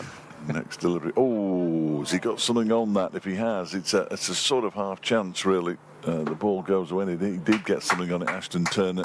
He thrust up a right-handed Brooke Guest. Couldn't get anything on it at all. I mean, he threw the kitchen sink at it. And he moves to 115 with that boundary. And Lancashire up to 498. Which means they lead by 500. 504. Yes, 504. This next one is cut away nicely into the point boundary region for a single. Turner moves to 116. And the Sports Extra won't know which way to turn, will they, for excitement. 390, they obviously haven't turned this way. No. 399 for 5. Balderson on 80 back on strike. Morley is in, and this one has been smashed down the ground and one bounce and kept in play. I thought he was going to go for 4. That's good work from Tickner down there in the distance, actually. It's a good round of applause. 400's up as well, though. I think that's probably what most of the applause is for. 400 for 5. The lead is 506. Thank you. 81 to Balderson, 116 to Turner. That'd be just as bad when the ball beats the bat. This is just looking a little bit further down the line from Lancashire's point of view. This is also, he doesn't play much T20 cricket, George Balderson, but I suspect he'll have quite an important role to play in Lancashire's one-day cup side. And the way he's struck the ball in this innings, and the way he's found boundaries and played his shots. He's played a lot of one-day cricket or white ball cricket, but bodes well for that. A bit later in the summer, of course. It's cut down towards third man for a single. On to 82 not out. 401 for 5.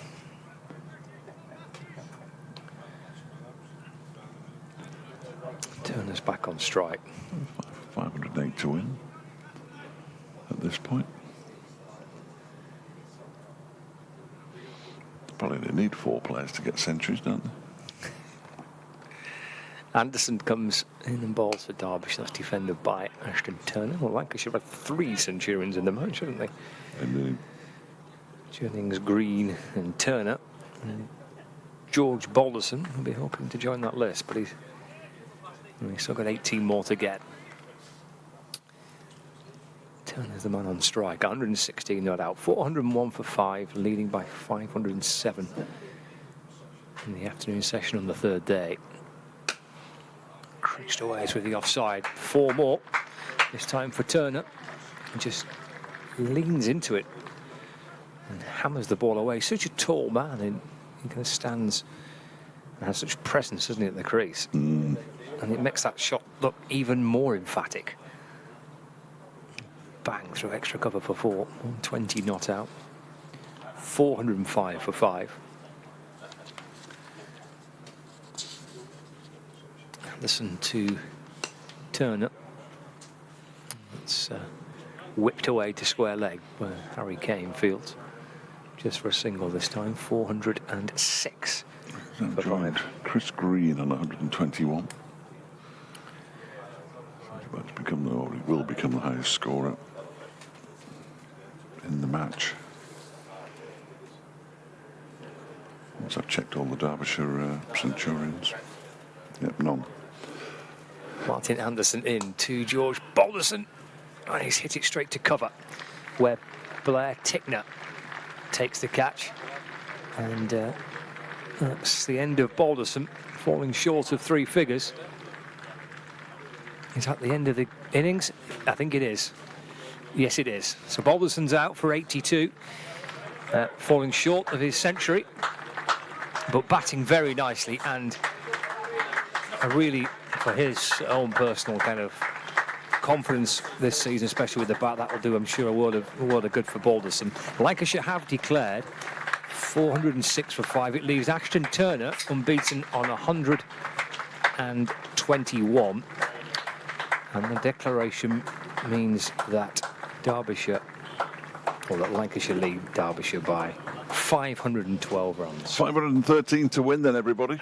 Here we go. Gird your loins. Get the popcorn out. And join us again in 10 minutes' time, because that is when Derbyshire will begin. Well, no, but basically what will happen is Lancashire will begin their pursuit of 10 wickets, but Derbyshire will begin their pursuit of 513 to win, which, by the way, on the heavy rollers coming out, which, by the way, would be a record. We'll see you in 5 minutes or so.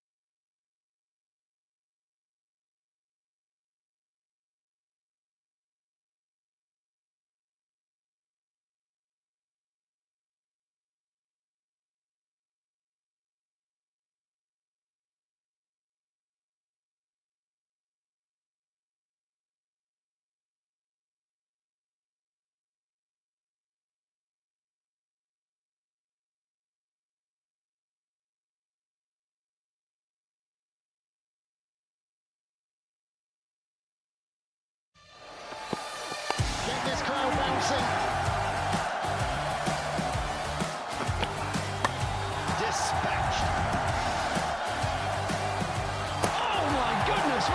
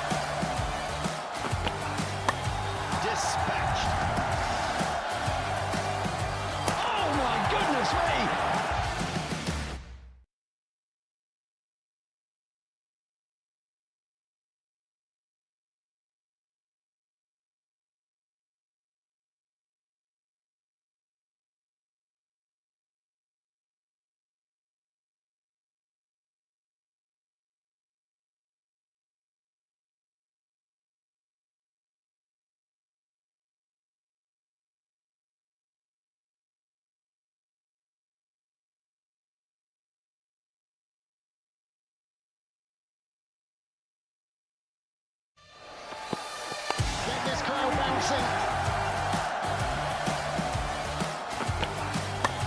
Dispatched. Oh my goodness me!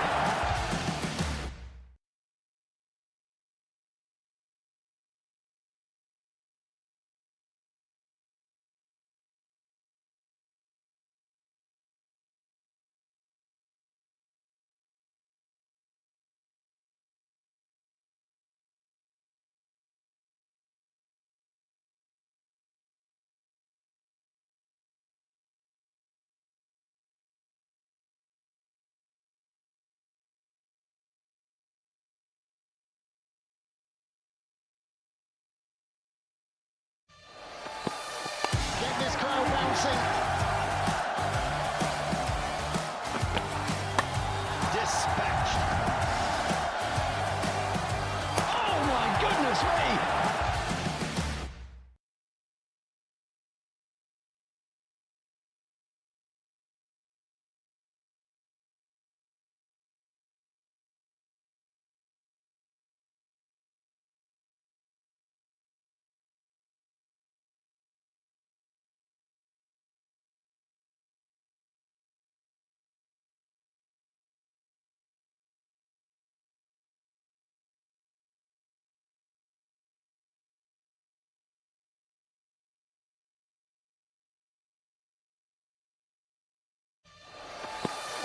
Get this crowd bouncing. Dispatched. Oh my goodness me!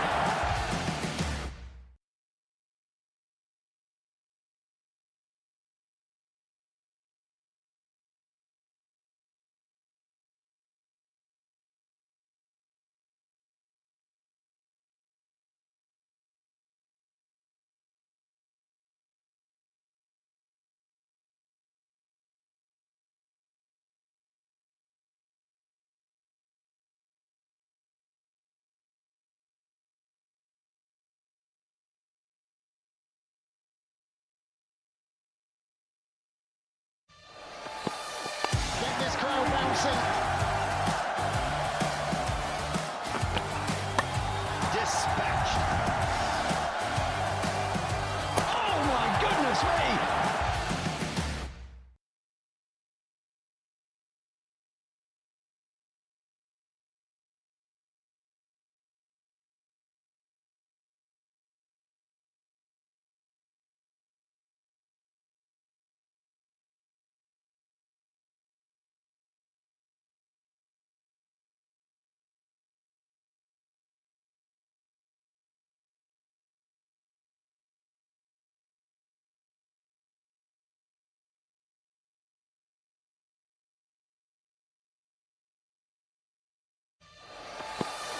Get this crowd bouncing. Dispatched. Oh my goodness me!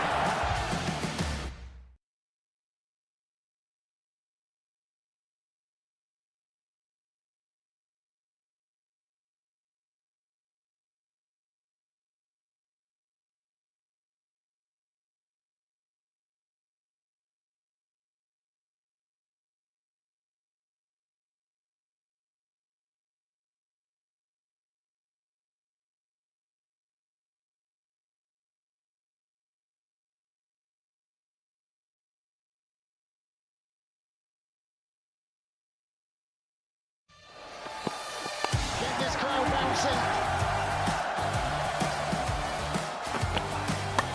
Dispatched. Oh my goodness me!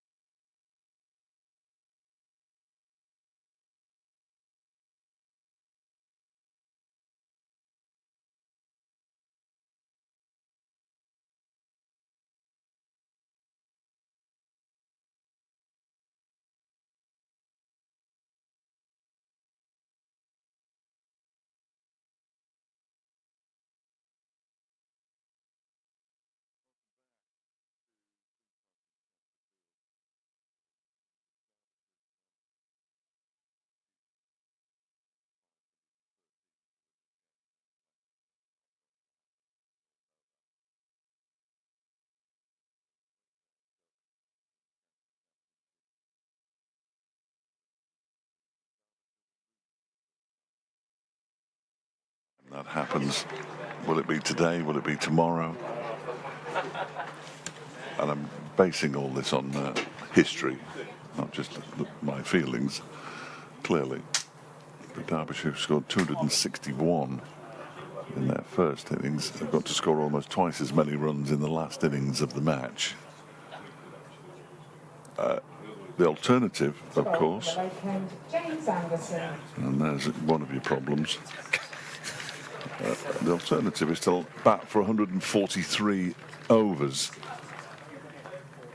And I'm fairly confident that Griff might be able to help me. They've not batted an innings of 143 overs this season, have they? Thank you, Griff. David Griffin, the Derbyshire statistician, sitting alongside, so always good to take full advantage of that kind of thing. Yeah, absolutely. Yeah, 143 overs. 47 of those today. Well, there could be more as well, couldn't there, as well, with the extra half an hour, I suppose. Good. Oh, yes, today, you mean? Yeah. Yeah. There we go, then. Anderson to Wagstaff. Brave man. Leaves the ball alone. He was dismissed, not playing a shot yesterday. Trapped LBW by Anderson for naught. Derbyshire were 2 for 1.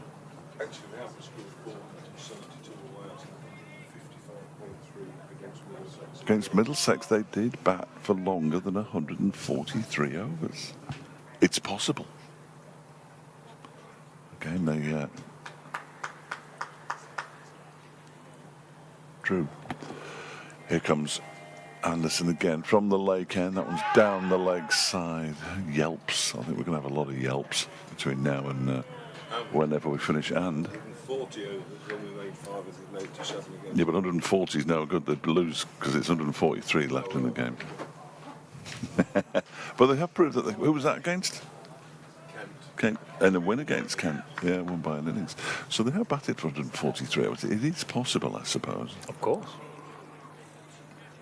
We'll put it in the unlikely column. As Anderson is in and he tries to flick that one away. Wagstaff, it's taken by Hurst, diving away to his right-hand side. I imagine there's lots of excitement amongst the Lancashire supporters.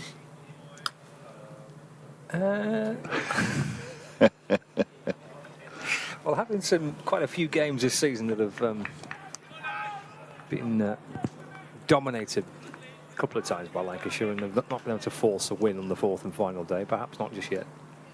3 slips in a gully. Anderson bowls and Wagstaff is struck on the pad. Quite a bit of that as well. Not out, says umpire Treadwell. Heart would have been in mouth for a moment there for Mitch Wagstaff, I'm sure. 6-ball duck in the first innings. And now facing Jimmy Anderson again. It didn't really seem very fair. First game of the season. There's Anderson around the wicket. Bowls to him full-ish. Pushed up to mid-on. And there's no run as Bailey does the fielding. Has a look at this Kookaburra ball and gives it a bit of a polish. Target is on the board now, 513. Thanks for that. Good news is that Derbyshire got they'll take the full 4 points from this game. Should they lose it, because they won't lose any with their over rate. As Anderson is in and Wagstaff tries to flick that one away. They think about going for a single and they carry on thinking about going for a single for quite some time and in the end decide not to. Mitch Wagstaff faces the first 6 deliveries sent down by Jimmy Anderson, and Derbyshire are yet to get off the mark. I remember the last time a 22 and a 23 batted together, apropos of nothing. Derbyshire still require 513 to win.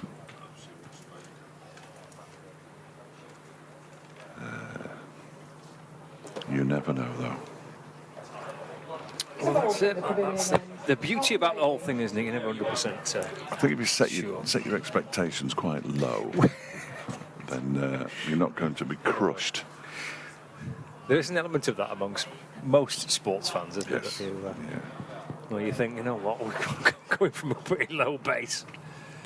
Every time I go to Prenton Park, I think, well, point will be all right. Unfortunately, most of the times I went last season, even a point was beyond them. Tom Bailey from the pavilion end. 3 slips in place. There is Bailey. And then over the wicket bowling. Driven away. First runs of the Derbyshire second innings. And they're, nicely played through. Extra cover for a couple for Caleb Jewell. So he's up and running. Well, I guess the first objective here is to try and get to tea, isn't it, for Derbyshire, with as little damage done as possible. Quite a chunky afternoon session, which I guess maybe in a way, I think it's possibly better than a 5. it is, isn't I it? think. Yeah. We'd think, yeah. I don't know. No, I don't. It feels like it probably would be. It's a lovely shot. It's up towards mid-off. It's a good piece of fielding by Bohannon. He will get a run for it, but it's a nice straight drive. Comes back for 2. So yeah, maybe the fact that there is a nice session to bat. It's not like coming out for 4 or 5 overs. Maybe that will help. Bailey into Jewell. Oh, he's having a little flirt with that. There's a bit of bounce and a bit of carry through to the keeper. There's no run. Does feel like rain though. Well, as I say, let's have another update, because it was about an hour ago we looked, or I looked at the Met Office. And my rain radar says that at 4 o'clock we're going to be under a short, sharp shower.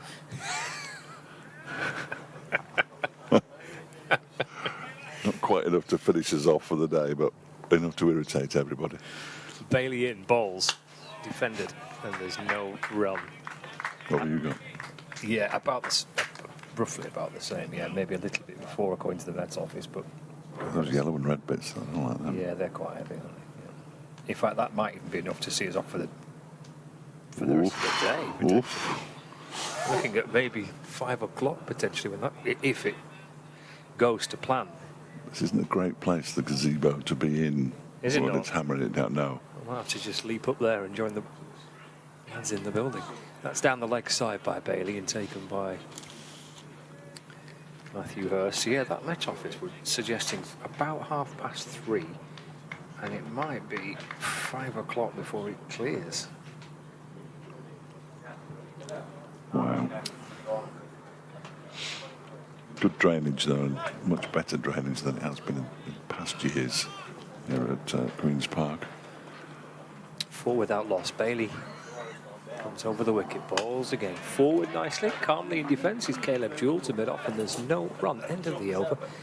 I've gone very quiet. Can you hear me all right? Yeah. Excellent, that'll do. 4 without Sort loss. of. You do seem to. I know. I'll tell you why. I've gone very quiet. That's the reason why. I couldn't hear myself. You must have turned yourself down. But probably for the best, actually. End of the over, 4 without loss. 45 left potentially in the day's play. You're a bit loud. All right. Just can't quite get it right. Here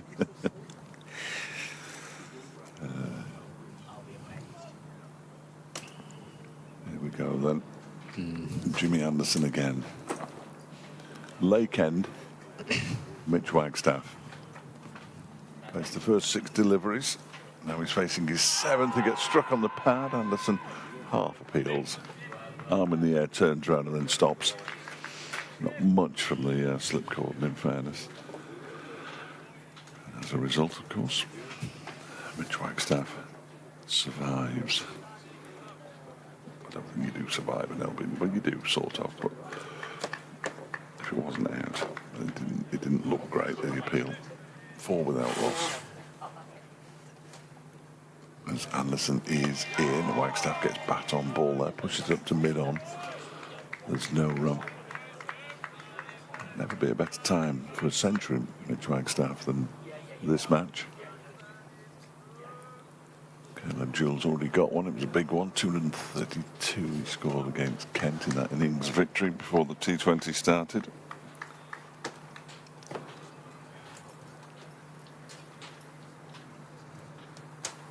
Anderson, excuse me, Anderson's on his way in. Again, bowls, Wagstaff goes up on his toes, pushes it out into the offside. And it's fielded by Blatherwick. I thought it was to our right, so that clearly isn't Jack Blatherwick. It's Michael Jones. Yeah. He batted well, didn't he? Yeah. Be fair, I think they all did. they all did, yeah. Yeah.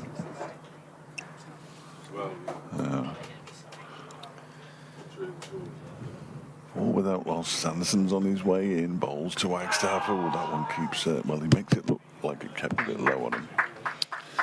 Whether it did or not, I'm not sure. He perhaps caught in two minds whether to go forward or back, and in the end did neither, and just had to slam the bat down on the ball. Factor in, maybe not 100% sure whether it's going to go away from you or come into you. That can't help.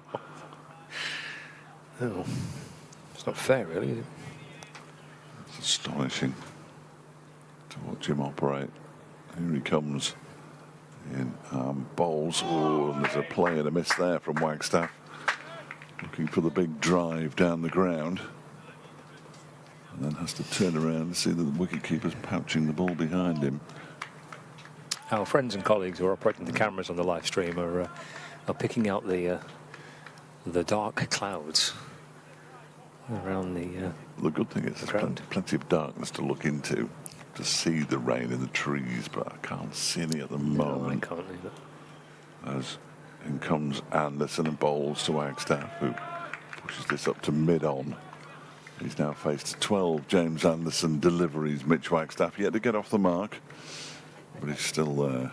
I mean, I don't know whether these things would get mentioned or not in Derbyshire's dressing room, but the fact that the weather radar is suggesting we're going to get some rain, and therefore maybe quite a sizable chunk of the remainder of this day could be lost. Whether that comes into it, I don't know. You obviously just bat, don't you? Bat. But they always say, "Oh, we don't know. We don't take the weather into consideration." But I think you've got to. Try if you can get through half an hour, 45 minutes, it might rain. Yeah. Bailey to Jewell. Nudged off his hip down towards fine leg for a single. That is Jack Blatherwick on the boundary at fine leg in front of the ice cream van, and just behind that is Puffing Billy, albeit I've not seen him for a little while. He's run out of puff. Yeah, it's possible.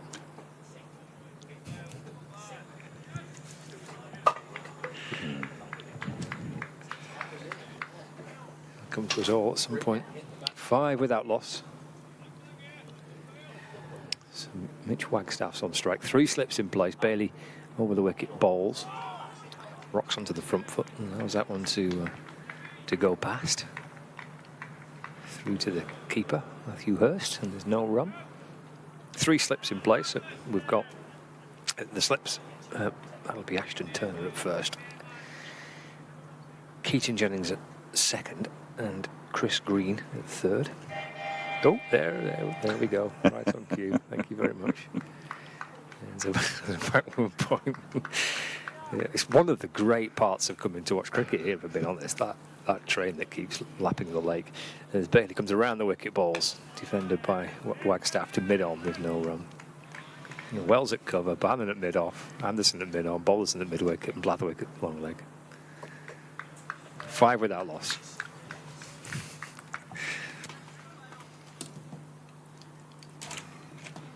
Still waiting for his first run, Mitch Wagstaff. 5 without loss. All the runs to Caleb Jewell.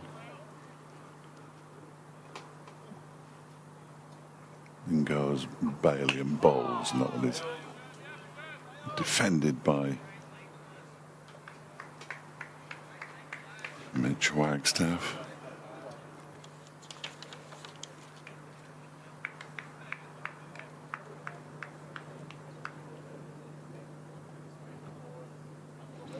Yes, Derbyshire are batting for the final innings of the match here, Sally. They're 5 without loss. They've actually been set 513 to win that after Lancashire declared their second innings on 406 for 6. That's a lead of 512. A magnificent century from Ashton Turner helping them to get that far. Mitch Wagstaff yet to get off the mark. 5 to the Australian Caleb Jewell, and Derbyshire are 5 without loss.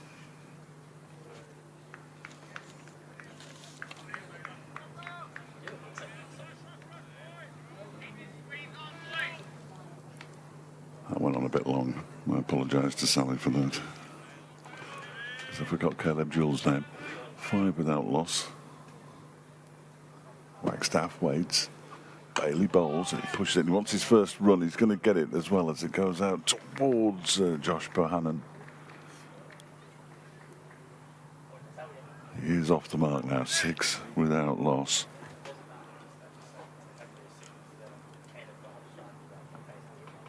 One to Wagstaff, who actually pinches the strike.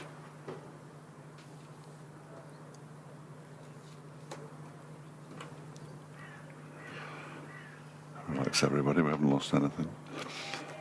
6 without loss then. And Anderson to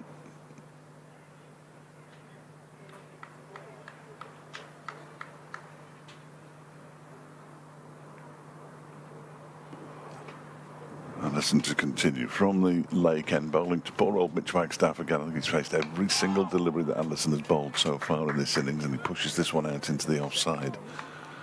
And there's no run. Score to set total to set Derbyshire 513 to win.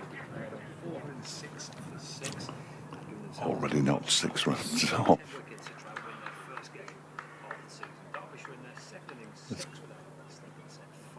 Perfect kind of temperature to be sitting outside.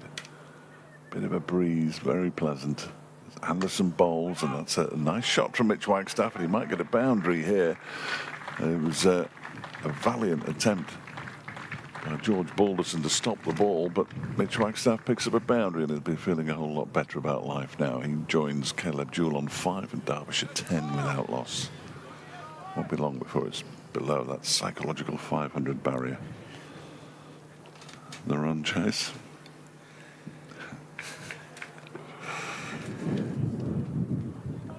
Wind's picking up. Storm's coming. Well, it's just been suggested to me as in comes Anderson and bowls, and Wagstaff plays this one into the leg side, backward of square for a single out towards Michael Jones. 11 for none. That we don't want any rain, because we need all of those overs to get the runs. You love that. Absolutely right. Yeah, it will be something else. Odds very firmly on Lancashire's side. I mean, these radars. We were at Blackpool last week, and we're looking at the radar, and the radar was saying it was raining, and it wasn't. Anderson is in, and that one's clipped aerially down towards fine leg for 4 by Caleb Jewell. That's the first ball he's faced from James Anderson in this innings, and he's hit it for 4. Anderson has had the upper hand in the Anderson-Jewell battle this season, picking up the Australians' wicket on all 3 occasions he's batted. He's got an average of, I think, they were saying about 10-ish against Lancashire this season. Caleb Jewell, which when you look at his average for the season, it's slightly bizarre. He's averaging about 60 odd. Yeah, he got 16 and 12 at Old Trafford and 4 in the first innings here. He waits now as Anderson comes in and bowls to him, and he pushes that one up to mid-on. I think we can safely say that I reckon only one ball that's looked slightly dodgy has been left so far. Both of these batters were out leaving in the first innings, both victims of Anderson. Leg before wicket for Wagstaff, and bowled for Jewell. And Jewell has 9. In comes Anderson. That's edged and taken. Chris Green takes it at third slip. And the first wicket falls, and Caleb Jewell's gone to Anderson for the 4th time this season.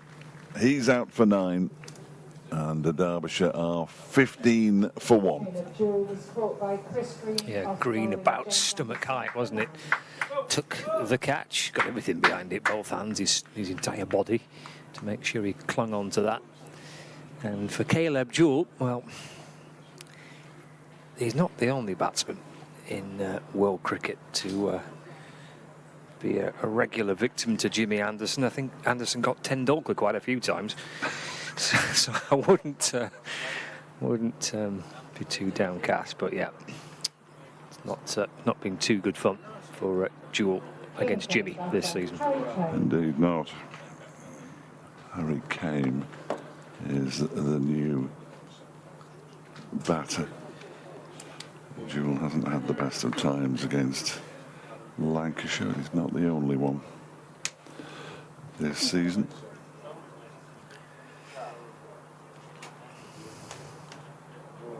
The final ball of Anderson's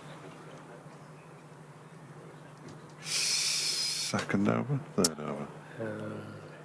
Third over. 3 overs, 2 maidens, 1 for 9. It's like a cheat code, really. What, having Jimmy in your team? I think so. Yeah. Especially in Division 2. And if he'd come back in Division 1, you'd have thought, no, fair play, lad. He'll get a go in Division 1 next season. I'm not ruling out Lancashire's getting promoted, you know. I still think there's time. Oh, there's definitely time, isn't there? Yeah, there's time. To win this game, there's not much in it, either, points-wise. Goes much even it. Bailey around the wicket, flashed away down towards fine leg for a single. For Mitch Wagstaff, so he moves on to 7, just clipped off his hip. 16 for 1. I don't know what the points difference would be if they win, but it wouldn't be a case where the win doesn't really mean a great deal. It would propel Lancashire quite some distance up the table. It would narrow the gap between Derbyshire and the rest, really. Well, certainly Derbyshire and Glamorgan and Lancashire. Middlesex likewise, if they beat Leicestershire. Bailey bowling, left alone by Harry Kane. Through to Matthew Hurst, and there's no run. 16 for 1. Well, they're going to get 22 points if they win this one, aren't they? Lancashire, that would put them up to 102. Okay. Derbyshire started the game with 122. In second place, and they'll just get the 4, 126. So it'll be a win behind. A win with 4 points behind. Bailey over the wicket, bowling. It's wide and carved away by Kane. Jumped onto that in a flash, didn't he? Towards the point boundary for 4. Gets his first runs with that. Score moves on to 20 for 1. He played a few of those shots in the first innings, didn't he? He's in glorious touch, but he was dismissed for 18. Slightly more than that. Derbyshire from Harry Kane. 3 slips in possession. Bailey in balls. Turned away through the leg side for a single. Jones comes round to complete the fielding. And there is 1 run. Score moves on to 21 for 1. Brings Mitch Wagstaff on strike.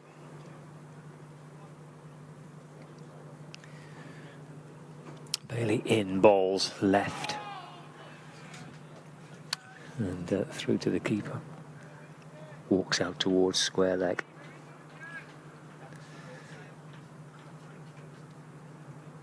Ball will make its way back round to Bailey eventually. Doesn't feel that rain anymore. No, he's brightened up a bit, hasn't he? Yeah, he has. Has. Got a bit lighter. Forward in defence. And there's no run. End of the over. 21 for 1.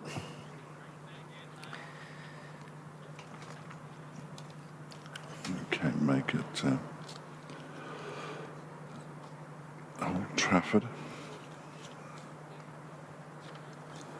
The first innings, I can find him, made 31.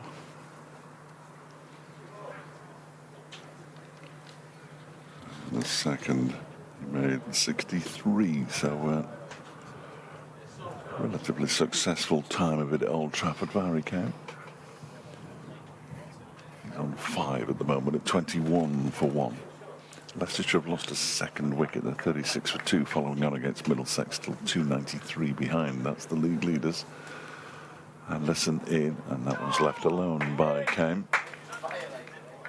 To go through to Matty Hurst. Glamorgan 420 for 6 now, leading by 40 against Gloucestershire. So they started the round of matches 12 points behind Derbyshire in 3rd place. Gloucestershire were in 4th, 23 behind. It's not a fatal blow to Derbyshire's hopes, this.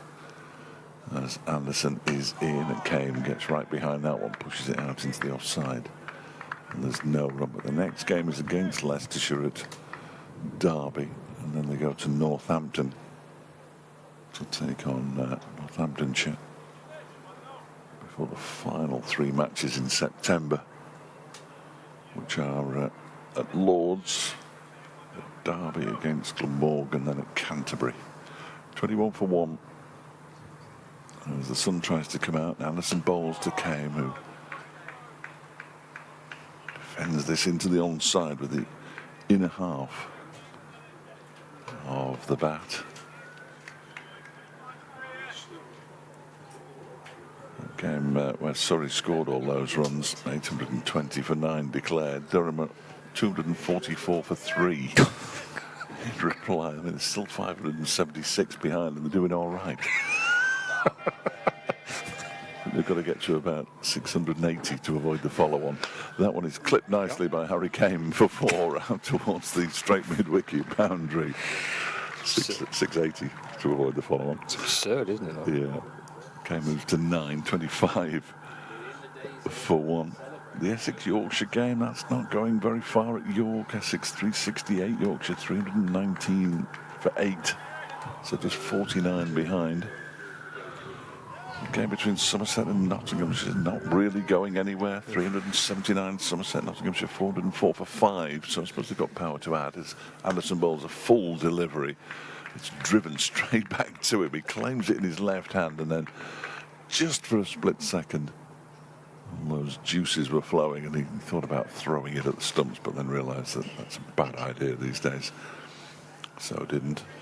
The game at Southampton is going somewhere. Oh. Worcestershire 679 for 7. Hampshire 208 for 8. There'll be some in for Worcestershire as this one's wide of the off stump, and Kane just allows it to go through to Hurst to complete the over at 25 for 1. But then there's the game at Hove, where Warwickshire made 415 and Sussex are 467 for 6, leading by 52. I mean, there are so many runs around. I mean, it's ludicrous, absolutely ludicrous. And of course, we're playing with a ball with no seam. Might have something to do with it, I suppose. Derbyshire trailing still by 487. Yeah, there's some pretty grim games there, aren't there, really? There's not a lot going on. Well, a lot of runs. But Bailey around the wicket, balls deflected out towards the leg side. There's no run. I was asked to explain on the sports programme the other week the Duke's ball and the Kookaburra ball. Oh, so yeah. I tried to, good luck. Yeah, tried to come out with something that made some degree of sense. And then the presenter said, "Why are they doing this?" And that's the bit that I struggled with. Yes, quite. Not entirely sure. Bailey brings Wagstaff forward. He defends, deflecting it to Anderson at mid-on. There's no run. Yes, well, Chris Coles is presenting tonight. It was a very good knowledge of cricket. Presenting Sports Scene at 6 tonight, but it rather depends when the game finishes as to how much I get on it. But I won't be at all surprised that the Kookaburra ball didn't come up in a discussion this evening. 3 slips in place of Bailey. He's in and bowling again. Forward goes Wagstaff. Solid looking front foot defensive shot by Wagstaff. He was trying just to put a few confidence building blocks in place here, having disappeared for 2, not offering a shot to Jimmy in the first innings, and was trapped LBW. He's got bat and ball, he's got some runs, he's got a little bit of a start here. Derbyshire 25 for 1.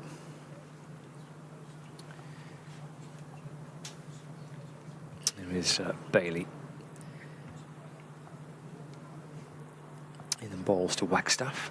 Oh, there's a little nibble at that. Again, there's a decent amount of bounce and carry through to the keeper. So got the 3 slips in place. He's still blather it down on the fine leg boundary. Got 3 on the offside, so backward point and cover. That's Michael Jones and Luke Wells. Josh Barnum giving Tom Bailey a little comforting tap on the shoulder. He's at mid-off, captain's at mid-on, Balderson's at mid-wicket. Bailey's got the ball. And Wagstaff is waiting for Bailey, who's in and bowling, plays forward and defends again. Deflected back to Bailey.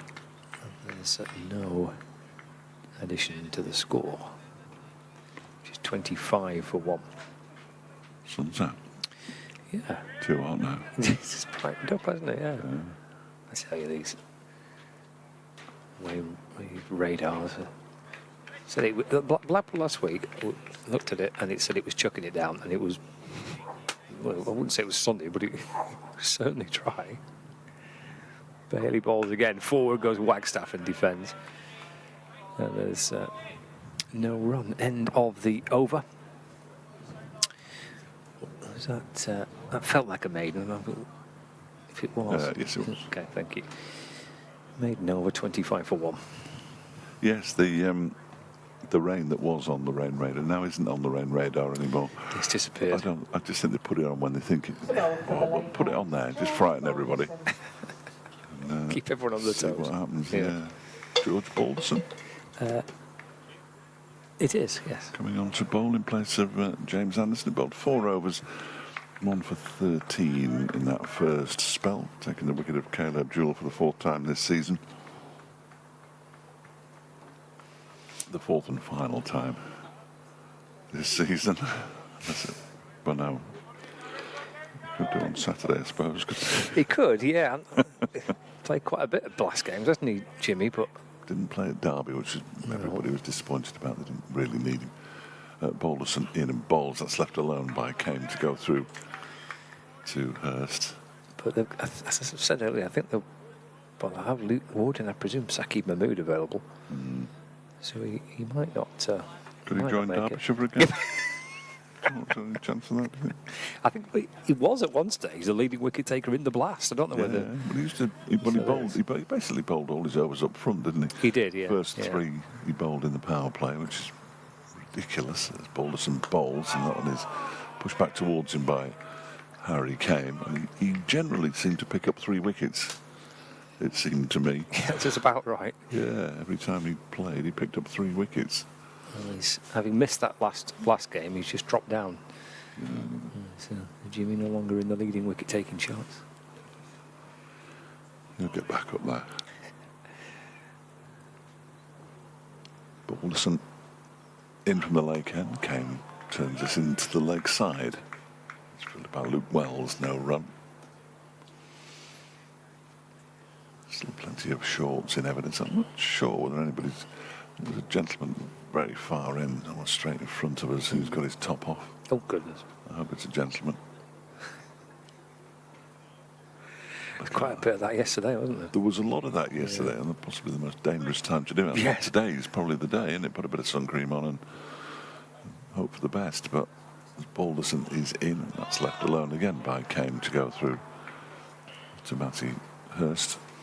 I don't think I I wouldn't even have sat out in it yesterday. It was just ludicrous. The members section to our left, just the left of the pavilion as we look out, is pretty well populated.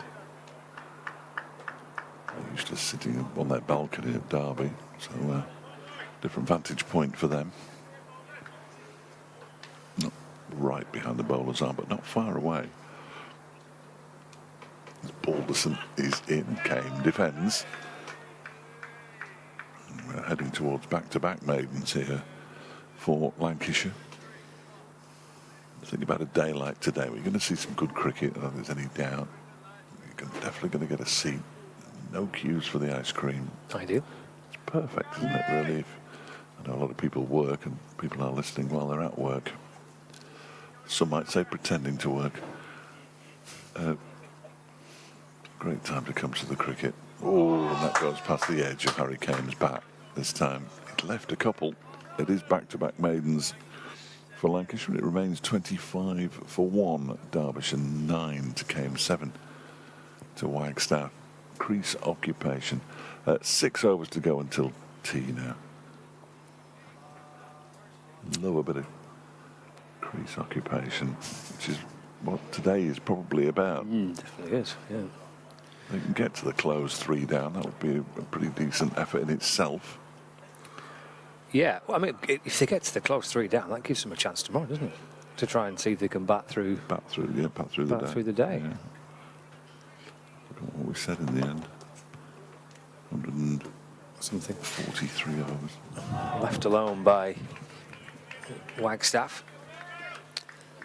Through to Hurst. I mean, they've got to try and believe. Obviously, Lancashire with new balls down the line and all the rest of it, but when it goes soft, it still looks like a pretty good pitch to bat on. It's been pretty tricky to take wickets when the ball's gone soft, and they're got to believe that they can stand there and block it and see if they can eke out as much time and potentially. So that's played back in the air towards Bailey, but for no run. Went leaping away to his right, but couldn't get anything on it. I guess you couldn't take wickets last week at Kent against Blackpool against Kent to win that game. So it's a long way down the line, isn't it? Get to tea first, I suppose, for Derbyshire. Yes. It's half a chance, that wasn't it? For a second, it looked like I was going to be heading back towards Bailey, within reach of Bailey, but the dive was quite peculiar. Highly entertaining. He's a big man to get down quickly, isn't he? He is.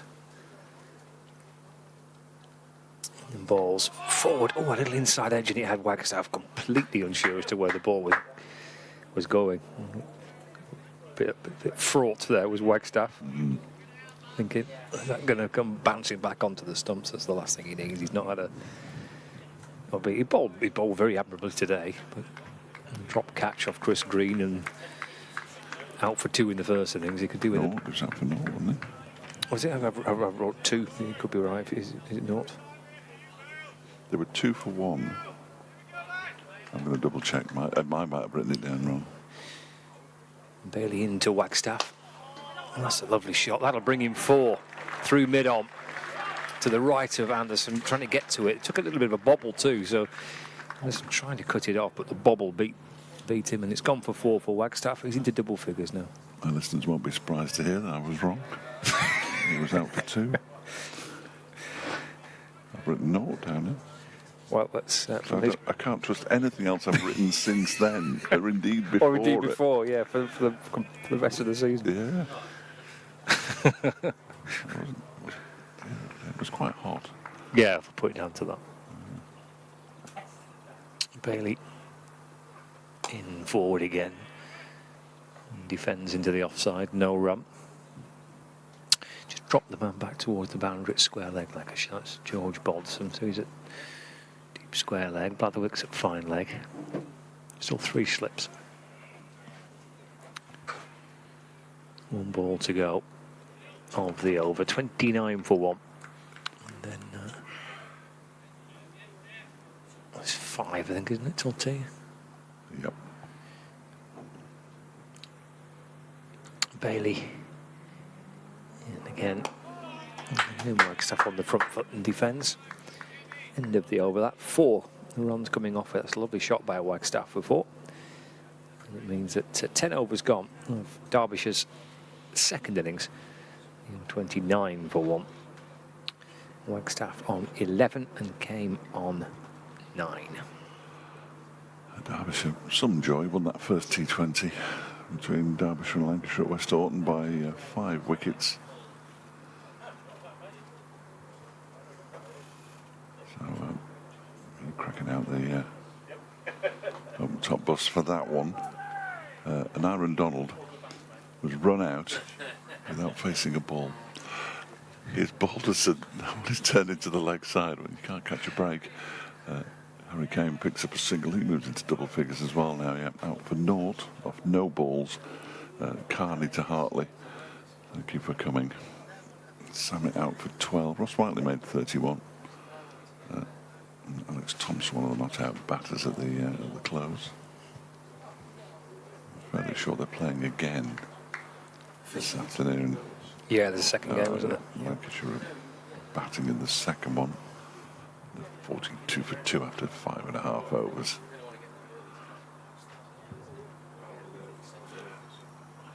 Next delivery from Balderson, defended by Wagstaff up towards a straight mid-off.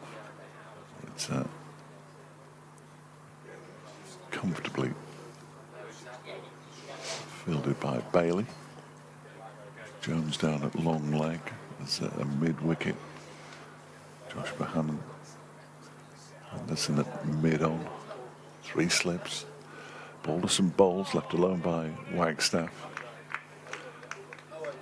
Through to Hurst. There isn't a third man. There's a backward point. There's Michael. No, it isn't. It's Jack Blatherwick. Luke Wells is at mid-wicket. It's the famous law firm of Turner, Jennings and Green. In the slip, Corden. Here comes Balderson again and bowls. That one is guided. Backward square. Nice tumbling stop by Blatherwick. A backward point, just moving to his right, preventing Wagstaff from taking a run. He remains on 11. And Harry Kane has 10. Man out. Caleb Jewell caught by Chris Green and slips off the bowling of James Anderson for 9. Balderson polishes the ball furiously on the back of his right leg before setting off and bowling to Wagstaff, who just taps this into the leg side. Bohannon is there at mid-wicket to do the fielding. What was the Leicestershire score when you last updated us? Well, they were 2 down. Well, they're 4 down now. 54 for 4. What is going on there? They don't have Ian Holland at the moment, and they haven't had him for a while, have they? Because he's playing in Major League Cricket. As Balderson around the wicket to the left-handed Wagstaff, who just puts his bat on it, pushes it out into the offside. But they're only 276 behind now. What is going on there? I mean, they haven't looked, genuinely, they haven't looked like losing a game all season. There hasn't been a moment when you thought, oh, they've got away with one there. I mean, partly because all the matches that they've played, they've won most of them. They've won 5 out of 8 and drawn the other 3. 33 points in front of Derbyshire at the top of the table. And now all of a sudden, they're crumbling. And Middlesex, well, second from bottom. They have won twice, but they've lost 4 times. Everybody could beat everybody else, Scott. That's the thing about this. As ever, Fletch, you're quite right. Quite right. It's a remarkable. I suppose when you've been out in the field for a couple of days, and one of them was yesterday, or large parts of yesterday, batting can be a bit tricky then, can't it? Then you get rolled and then you get put back in and you haven't been in this position this season. Yeah. It can unravel pretty quickly, can't it? You can't see them picking up many points from that match if they lose. Huge opportunity for the teams chasing. Bailey in bowls. Defended by Harry Kane. There's no run. The concertinas, everything, doesn't it? It does, yeah. Which is no bad thing going into the final. What? Don't tell me. 5 matches. Something like that. Yep, it could set it up nicely for September, couldn't it? For the season running. Well, we'll have an idea what we're playing for in it then, won't we, I suppose, as well. Possibly. You'd like to think so. Bailey in and balls. Turned out towards the leg side by Kane, and there's no run. Yeah, well, the team finishing first and second actually win a promotion. Will they? Or not? I know, it's mad, isn't it? Absolutely mad. Leicestershire, the only team who could possibly have been promoted since 2 divisions came in. Not to have been promoted, might be denied promotion by a restructuring, which if I was a Leicestershire supporter, I'd be quite angry by that. 30 for 1, Bailey. Balls off the front foot goes Kane, defends to mid-off. In addition to the score. Other games in Division 2, well, they're going for draws, they're heading to draws, aren't they? Glamorgan 440 for 6, replying to Gloucestershire's 360. And Northamptonshire, I suppose they could, well, no, they won't. 377 for 4. Still a long way behind, aren't they? 190 behind.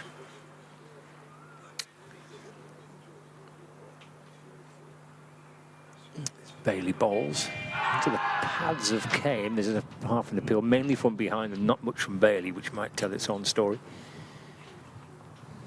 Got a little nick on that. Bailey knew it was close. Hampshire in 221 for 9 in the first division. So trail Worcestershire still by 458 runs. It's a good win there. Yeah, good effort that. Durham is still a mile away from avoiding the follow-on at 266 for 4. What was it? They get to 600 and something to avoid the follow-on. 821, so 671. Forward goes. Came and pushed away to cover. There's no run to avoid the follow-on. Scores 621. Well, that'd be the team who scored more than 820, haven't they? But that's just mad. Well, the You could bat beautifully, couldn't you? Yeah, what did you make of the upper? We made 490. How did you? What happened? We lost by an innings. Nottinghamshire 4-3-1 for 5, leads Somerset by 52 at Taunton. Bailey in balls to Kane. Just run that down to third man, but I think we'll be able to catch it with it. Kane does get a single. And with the over that, 31 for 1. Knocking on the door of T, 3 overs to go. Elsewhere, Sussex are 484 for 6 against the Bears, against Warwickshire at Hove. So they lead Warwickshire by 69 runs with 4 wickets remaining. Yorkshire 354 for 8, trailing Essex by 14 runs. So there's not a game in the first division that's yet to get into its third innings. No. We're deep into the third day. I said we needed 5-day championship cricket. Both batters have 11. Harry Kane, who's on strike, and Mitch Wagstaff on strikers end as Balderson begins a new over, and Kane defends the first ball down into the ground. But there is no run. Just shut the paint. That's ridiculous. What are you doing? Shut the paint in which I had this match. Brilliant. Absolutely brilliant. I'm going to find it again. It could be anywhere, couldn't it? There it is. Got it. This next delivery is driven by Harry Kane. There's no run. Chris Green warming up. I just thought he was waving at you, Flynn. Yes, I did see the fielding pads and the helmets being brought out, so I figured we were going to get a bit of spin at some point. Looks like it's going to be sooner rather than later. over of spin before tea. As Balderson bowls and Kane plays that with soft hands, pushes it into the ground, fielded by Green, who immediately starts polishing the ball. He's the only one who's got a bit of red dye in him. Well, now there's a little bit on Josh Bohannon, the front of Josh Bohannon's shirt as well. These balls, none of the dye comes out, it seems. Unless they're not dyed and they found some red cows. His next delivery is clipped into the leg side nicely by Harry Kane, and that's a boundary. The first boundary, in fact, since the 10th over. We're now in the 13th. Puffin Billy approves. And Harry Kane moves on to 15. Derbyshire 35 for 1, chasing 513. More likely 10 more wickets for Lancashire. Balderson on his way in. It's turned into the leg side by Kane. This time there's no run. Balderson is third over. He'd only conceded 1 run up to that boundary. Hampshire have been bowled out for 221, so still trail Worcestershire by 458. Follow on. Well, must be, yeah. Got to, haven't you? Yeah. Got to. Balderson in again. That one's left alone outside the off stump by Kane. Ball goes through to Matty Hurst. We'll now have a slight delay as Katon Jennings will don the fielding pants, because we're going to see Chris Green with 2 overs to go until tea. 11 to Mitch Wagstaff, 15 to Harry Kane. Derbyshire 35 for 1. Still 478 runs away from their target. There are a minimum of 130 overs though, and the required rate is only 3.67. If they shut up shop with 4 overs to go tomorrow evening at 6:30, I'll be very annoyed. Although I would actually be elated that they've got that far. Yeah. Well, they're 2 overs away from getting to tea, just 1 down, which I suspect a lot of Derbyshire fans would have been pretty happy with. No question. To bowl from the pavilion end, Chris No Green. question at all. If they can survive an over from Chris Green and 1 more from whoever it may be. It also means tea is at approximately the right time, Yeah, won't be too far away, will it? which is bad for the updates, of course. They'll come slap bang in the middle of tea. I'd never ideal. like that. Never ideal. No, I don't like that at all. Right, Chris Green with some off spin. In the first innings, he picked up 2 for 42. He's got himself a slip fielder in Luke Wells, and Katon Jennings now all nicely protected with all the gear at forward short leg. Cover, backward point, mid off, deep point, mid on, mid wicket, short fine leg. And plonked back down the pitch by Mitch Wagstaff off the front foot, deflects it back to the bowler. Gives the ball a polish. He's bowling his off spin from around the wicket. And it's tapped away back towards him by a Wagstaff. Walks out to square leg. Again, polishing the ball, clutching it towards his chest is Chris Green. He puts his feet together, up onto his toes, and then comes in and bowls again. Oh, he's dropped short that time. That's driven away through the offside, but there is a fielder sweeping on the boundary, which is Michael Jones. Single for Wagstaff. Takes him on to 13. Yes, I think it'll be 13. And 37 for 1. Harry Kane comes back on strike.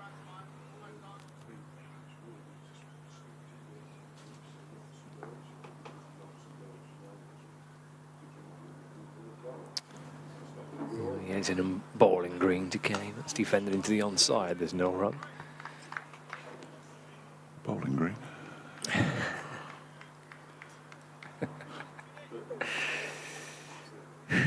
Balance at mid-wicket and fields. Here is Green once more. Over the wicket to Kane. And a wristy shot off the back foot, which he's working up towards Jack Blatherwick. There's no addition to the score. Loops the ball back towards Green. Come bouncing back in again, bowls once more, lunging onto the front foot is Kane and defends back to Green. End of the over, so it's 36 for 1, not 37 as I said. They'll probably put the score on pretty sharply from that one single from the over. So Wagstaff's on 12, Kane's on 15, 36 for 1, and we've got 1 over remaining of the afternoon session. So Derbyshire will be at worst 2 down at tea. Wicket falls in this Jack Blatherwick. No, George Balderson over. They'll all march off. Wagstaff will be facing the first delivery.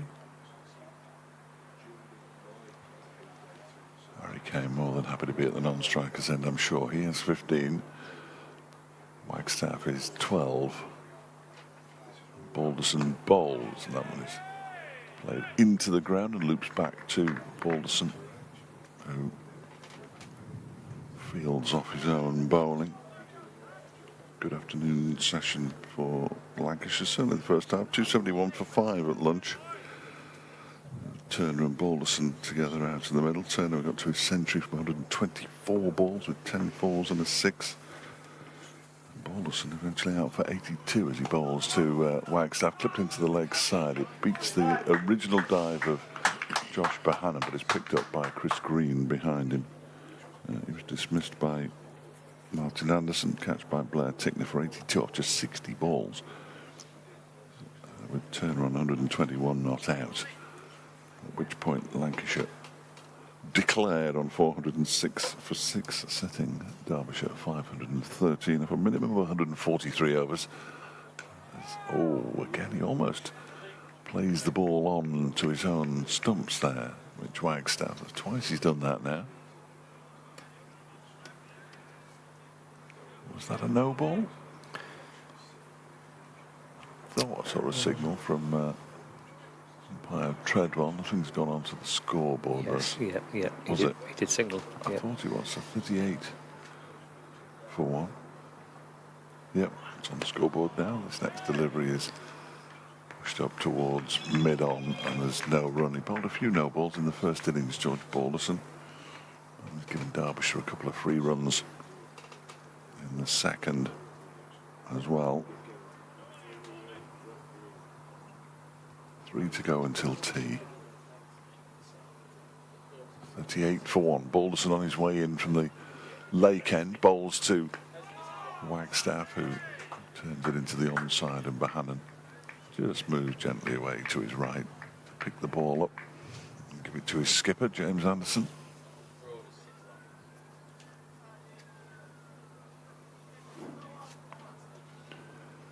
So 2 to go. Derbyshire will be, as Scott suggested, I think, pretty happy to be just 1 down. As Wagstaff waits and rather hurriedly slams his bat down on that one. Getting the ball to come back in a fraction. Potentially, George Balderson bringing his bat down a little late on it, but kept it out. So my phone says it's 23 degrees. It feels more like 10. The big coat in the car. As in comes Balderson, bowls to Wagstaff, who clips it nicely into the leg side, and that will be tea. Chris Green with the fielding. Derbyshire reach tea on 38 for 1. Decent effort. Wagstaff is 12 not out. Harry Kane is 15 And Derbyshire going to tea, still 475 runs behind, but only one down with 3 sessions of this game to go. We'll take a short break and we're back for the evening session of 32 overs in just over 15 minutes' time.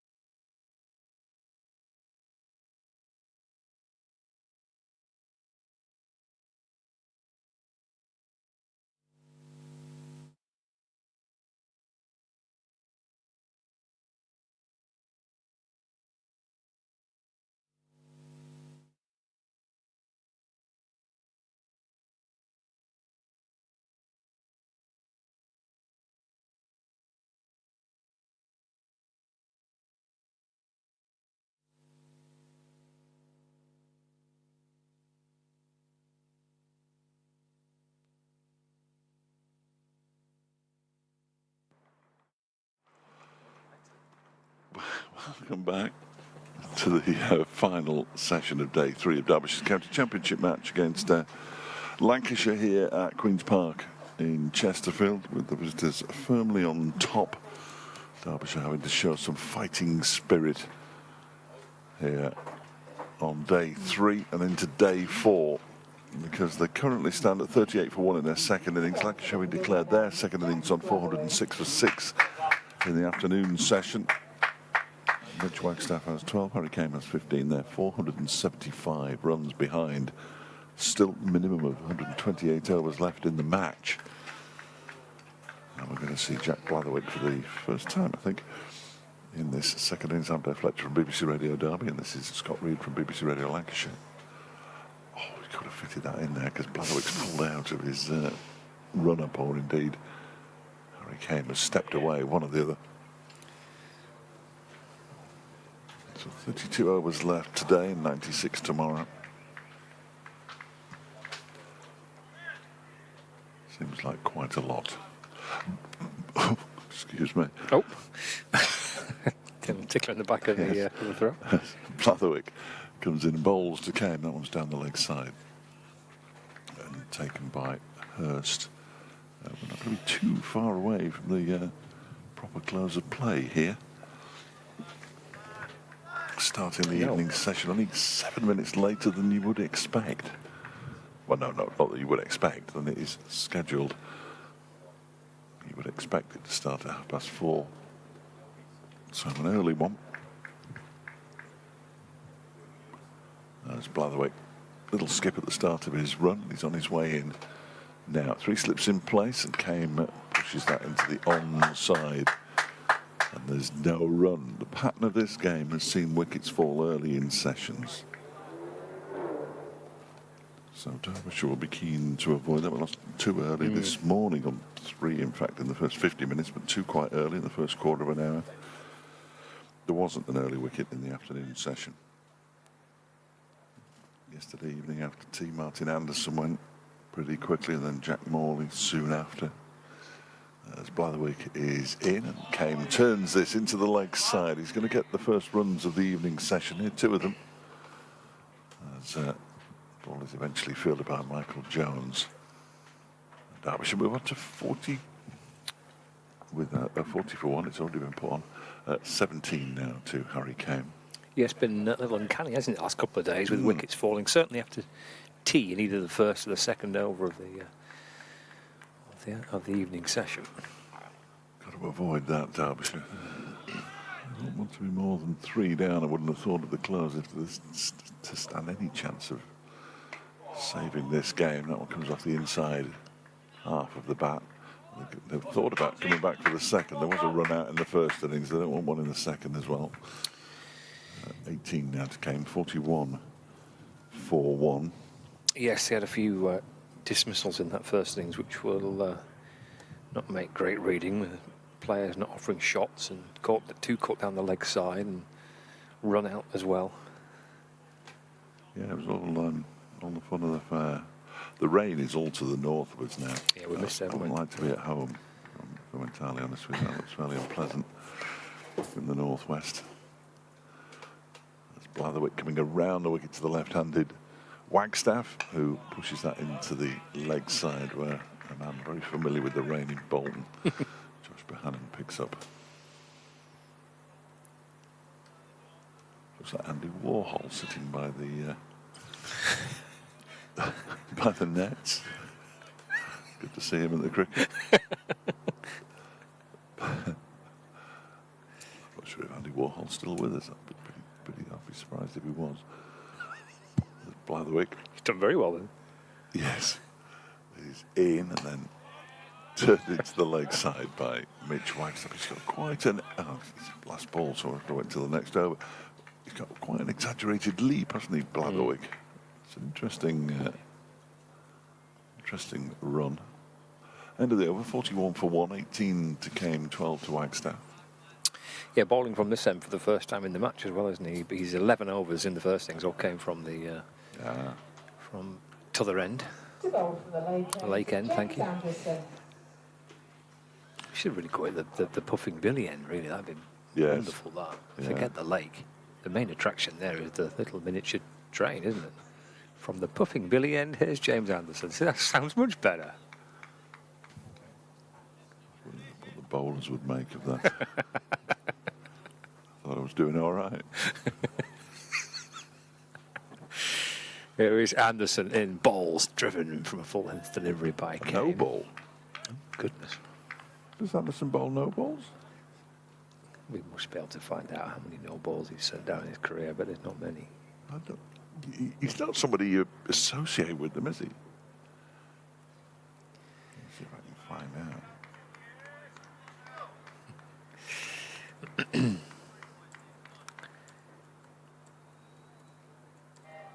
He's bowled for a fair few deliveries over his career. Yes. How many balls he's sent down now? Oh, Obviously in the tens of thousands, but Bailey has Anderson in rather to Kane. That's nudged away to the leg side, gathered by Luke Wells at mid-wicket. There's no run. bowled over 40,000 balls. That was fairly straightforward to find. Yeah, it's the next part that's the tricky one, isn't it? Bowler with more than 29,000 deliveries in his test career. He bowled 38 no balls, which is a low number. So he's not a bowler you associate with no balls, is he? It's a rarity then. Anderson in again to Kane. It's a nice shot off the back foot, but he's punched it to cover where Bohannon fields, and there's no run. 43 for 1. By comparison, so Jimmy bowled 38 no balls in his test career. Brett Lee bowled 472. Wow. I mean, that's quite a difference, isn't it? So Jimmy's bowled 38, you say, his career. 30, yeah. And Into Kane, defended, no run. these are in Test cricket, obviously, Yeah. but Brett Lee's bowled 472. What? I don't know what's more astonishing, Jimmy's 38 but yes. or Lee's 400. Yeah. There's a piece here from 2017. It's entitled James Anderson's Rare Overstep. In 76 Tests, he bowled 9 no balls. 43 for 1. From the lake end at Chesterfield, in them bowls. Short and wide and crashed away for 4 by Harry Kane. Doesn't bowl many of those either. Yeah, that's very true. It's a bit of it's a very unique over this. There's been a no ball and one that's short and wide. 4 for Kane, 47 for 1. He's got the pieces, the lad. There's not many people emerge from the corporate hospitality. They're absolutely absorbed, aren't they? Absorbed. Is there a big name attraction in there or something? No, it's David Griffin. Oh, right. He's doing a talk on his favourites. No, on cricket in Chesterfield. Still going on. Anderson to Kane. Oh, that's a lovely back foot punch. Anderson actually takes a tumble on his follow through. Successive boundaries for Harry Kane. It really was a lovely looking shot. And through extra cover for 4 more. Brings up the 50 as well for Derbyshire. 51 for 1. He's just sort of wandering back to his mark here, looking a bit the worse for wear. You don't seem to fall over very often. What is this over? What's happened? What's he had at tea? David Griffin, who's talking about cricket at Chesterfield, is missing one of the more remarkable overs.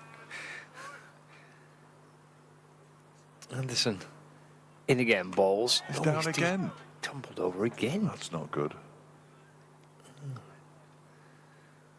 Well, twice he's tumbled over on his follow through. It's the end of the over. There's lots of players are looking at the footmarks that Anderson's running into. Wow. Hmm. Not making out of that. 51 for 1 with Kane on 26, Wagstaff on 12.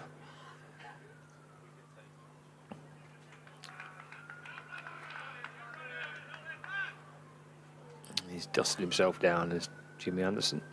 The issue's the ball. He's handed the umpire the ball. I wonder what it was. Yeah, there's something not right, and have a a little look at this. We're going to have a chat. It's early, isn't it? 17 overs in. They'll never have a 17-over old Kookaburra ball. I don't think it's going through, you I know. don't think it is going through. No, it's not. Ball out of shape. Oh, Harry Kame and Mitch Wagstaff are devastated. I'm not surprised. Yeah, Harry Kame, wasn't he? He's looking back going, Yeah, are you no. sure?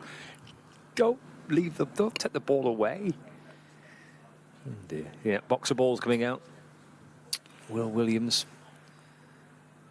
And not gone through the hoops. Whatever it is that you call them. If I was Harry Kame, I'd ask the umpires for that, but this is the ball. I hit successive boundaries off James Anderson and put on a little plinth Why not? with a little brass plaque. Yeah. And the one which he bowled a no ball. I mean, Yeah, there's a lot happening there. That's very unusual. that'd make a fortune on eBay, that ball. Only the umpires were aware.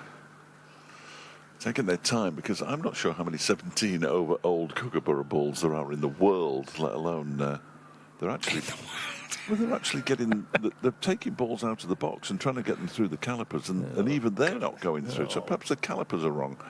Goodness. Caliper, that's the word I was. That's a very good word. I think it's I just said hoops. I've always called it a caliper. Well, I think I like it. Check that it's the right word now. It's a better word than hoops. Well, it is if it's right. Calipers for measuring. Yeah, you have to measure things, don't they? Yeah, I'm well on board with it. Yeah. Well, they've managed to get one that's They've got one through. calipered. They have to force it through, though. They have to really hammer down on it to Just get it. stomp on it to get it through. It'll be fine, lads. He's crack on. Well, Is it me or you? me. Okay. The Blatherwick leap at the end. He's in and bowls to Wagstaff, who clips it into the leg side. They fancy two here, but there isn't going to be two. Bohannon gets to the ball nice and quickly. And they take a single. He moves on to 13, 52 for one. Well, two people have emerged from the mark-in. They were both smiling, so it's obviously been a roaring success. Who'd have thought David Griffin talking in public would work as a concept? I would like to have gone in and heard it, but I've probably heard most of the stories before. Usually over a glass of something, so I'm sure I'll hear them again as well. 52 for one. Along at threes at the moment. 30 overs to go today as Blatherwick is in to bowl to Kane, who just turns that into the leg side. Green fields at mid-wicket. There's no run. I'm sure it was a major success. I'd be surprised if it wasn't. Leicestershire are now hurtling towards defeat. They're 6 down, 80 for 6. Following on, still 249 in arrears. That game could end today at Grace Road, which would be truly remarkable. As Blatherwick is in, and that one is just glanced into the leg side. Down towards long leg, where Michael Jones fields by Harry Kame, who picks up another single to move to 27, 53 for one. I mean, that's barely believable. It is, isn't it? They've just not looked in trouble in any game they've played this season, and all of a sudden they've forgotten how to bat. Northamptonshire 416 for 5 now after 100 overs at Canterbury. They're still 150 behind. Morgan inching further into the lead, 85 in front, 465 for 6 against Gloucestershire in Cardiff. Blatherwick in and bowls, and Wagstaff punches this up towards Tom Bailey, forcing Harry Kame to scamper back into his ground. You look at the trees and they're barely moving, and yet there's a bit of a gale force wind blowing through the pavilion here. In fact, they're at tea at Grace Road, and indeed at Canterbury. Imagine Middlesex Leicestershire is featuring heavily on Sports Extra, should you wish to follow that one. As Blatherwick around the wicket to the left-handed Wagstaff. Slams his bat down on that, pushes it out into the offside. Anderson does the fielding. And there's lots of runs have been scored in the First Division. All the scores are available on the BBC Sport website. Yeah. It is a run fest, isn't it? Lots and lots of scores. Durham are 7 down now, actually. Dear. That's a bit of a collapse. And they're still 536 behind. Is that it? Blatherwick in and bowls to Wagstaff, who clips this into the leg side. Nicely done by Bohannon, bending down, picking up his right hand. He's got a long way to bend down, to be fair, but it was nicely done anyway.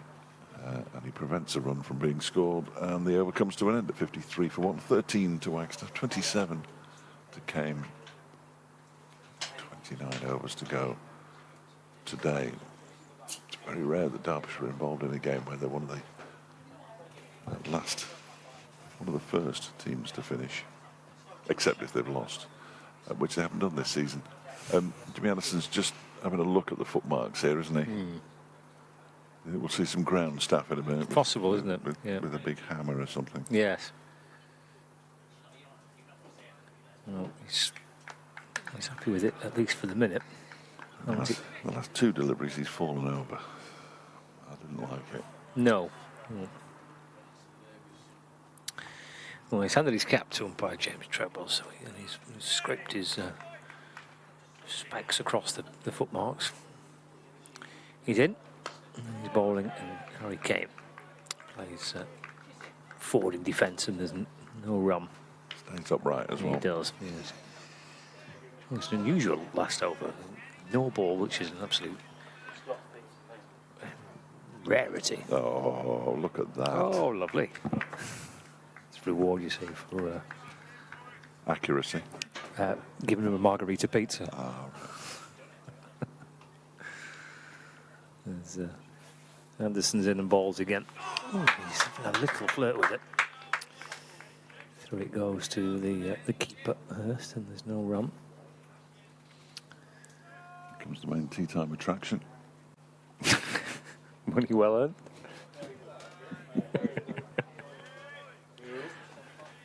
Oh, he's got diagrams with him. Illustrations with him. Yeah. 3 days in Buxton. I wonder what this could be about. Yes, 1975. Anderson in balls, defended by Kame to the onside. And there's no run. Nice little illustrations, aren't they? That's clearly come from some kind of comic, hasn't it? Yeah. Peter Lever there. Who they all said refused to bowl, but took 5 wickets. There are a lot of myths have grown up around the snow match at Buxton. Including the number of people that were there. Well, yes. Dickie Bird up to his knees in snow. Anderson in balls, forward was Kane. And defends, and there is no run. I'm going to tuck into my chalk ice when it's your over, by the way, just to let you know. Was one of those mine? One of them is definitely yours. Yeah, of course. That's very kind. Definitely is.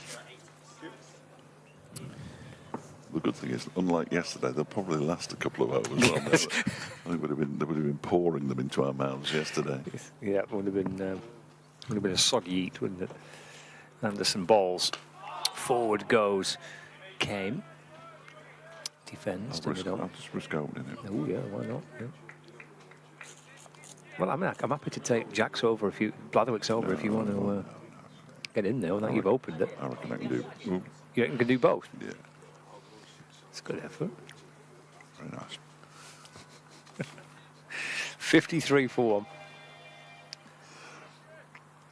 I haven't eaten as much food in 3 days as I've eaten here.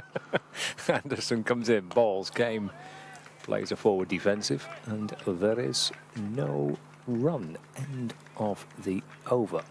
Was it a maiden? It was. So Kame's on 27, and Wagstaff is on 13. Target is 513 to win. 53 for 1. Derbyshire. What have we got left today? 28 overs left today, and obviously we've got the full day tomorrow. And we've since established, since the tea break, that the stormy showers that were nowhere near coming our way in the end went quite somewhere north. Stored away. Here's Blatherwick from the pavilion end, bowling to Wagstaff, who pushes that one out into the offside, fielded by Luke Wells at cover. He gives the ball to Anderson to give a cursory polish to. They don't really work hard on these balls, do they? You know, you see them with the old Duke's balls, they're working and working and working. There's none of that. No. Sort of gives away the issues that we have with the Kookaburra. Blatherwick around the wicket, bowls to Wagstaff, just guides that out into the offside. Wells gets to the ball ahead of Michael Jones as they pick up a single. Wagstaff moves on to 14, 54 for 1.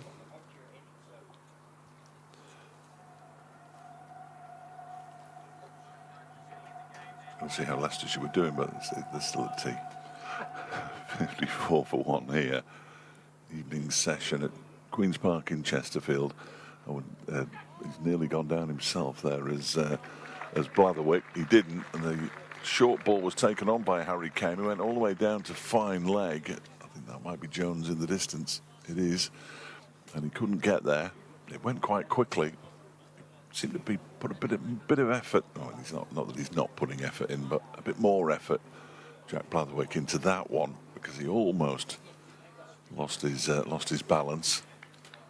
Kane moves to 31 now, 58 for 1, Derbyshire. Flexes his knees a couple of times. Does Harry Kane. Blatherwick bowls to him, and he just pushes this one out into the offside. Which Wagstaff looked quite keen on a single there, but it didn't appear from where I am to be on. But then again, he can probably run a bit quicker than I can. I was going to double check something that I said earlier, actually. It's unlikely to be Andy Warhol. He died in 1987. Here goes Blatherwick for the wicket to Kane, who leaves this one alone outside the off stump. He just reminded me of, when you look at the pictures here of Andy Warhol, that's Andy Warhol in a blue top, brought his own tea, I assume tins of Campbell's soup or bananas. And if you don't understand that one, which I'm sure you all do, just check it out online. As Blatherwick is on his way in again. Pavilion end, bowls to Harry Kane, who guides this one out into the offside. That's a little bit away from his body, but perfectly safe. And the over comes to an end at 58 for 1, 33 to Harry Kane, 14 to Mitch Wagstaff. Wagstaff's faced 58 deliveries, so he's been very, very watchful. As you might imagine he will be. Oh, on earth, he polished off an entire chock ice, I have no idea. And Harry Kane, 53 balls for his 31. No problem. That's expert level. Yeah. No problem. Time that. Actually, it was less than a full over, because I waited 2 balls into the over before I committed to it. Ridiculous. No, I've spoken with ice cream. Anderson from around the wicket in and bowls. Will bounce its way down towards third man. Blatherwick will try and catch after it, and he's quick, but as we've mentioned for the previous 2.5 days, it's always the outfield. And that races down towards third man for 4 runs. Score moves on to 62 for 1 for Anderson to Wagstaff. He's got 3 slip fielders, Turner, Jennings and Green. Blatherwick's at backward point. Cover, mid-off, mid-on, mid-wicket. Fine leg is around the wicket, bowling left. Nice carry through to Hurst. And there's no run. Leaving, of course, was his undoing in the first innings, but leaving that perfectly soundly. Mitch Wagstaff, 18 not out. It wanders out towards square leg and then drifts back into his crease. Little flick of the helmet, adjusts the pads and gets himself set. Anderson in and balls, driven to mid-off. Oh, it's stopped cleanly by Tom Bailey. And as a result, they can dart through for one. Wagstaff moves on to 19. Score to 63 for one. Brings Harry Kane back on to strike. Lancashire's field is having to switch around, left-hand, right-hand combination here. And Kane leaning forward, the right-hander pushing that delivery from Anderson, and it just slides past the edge of the bat. And gathered by Matthew Hurst, and there's no run. It is possible to eat an ice cream that quickly.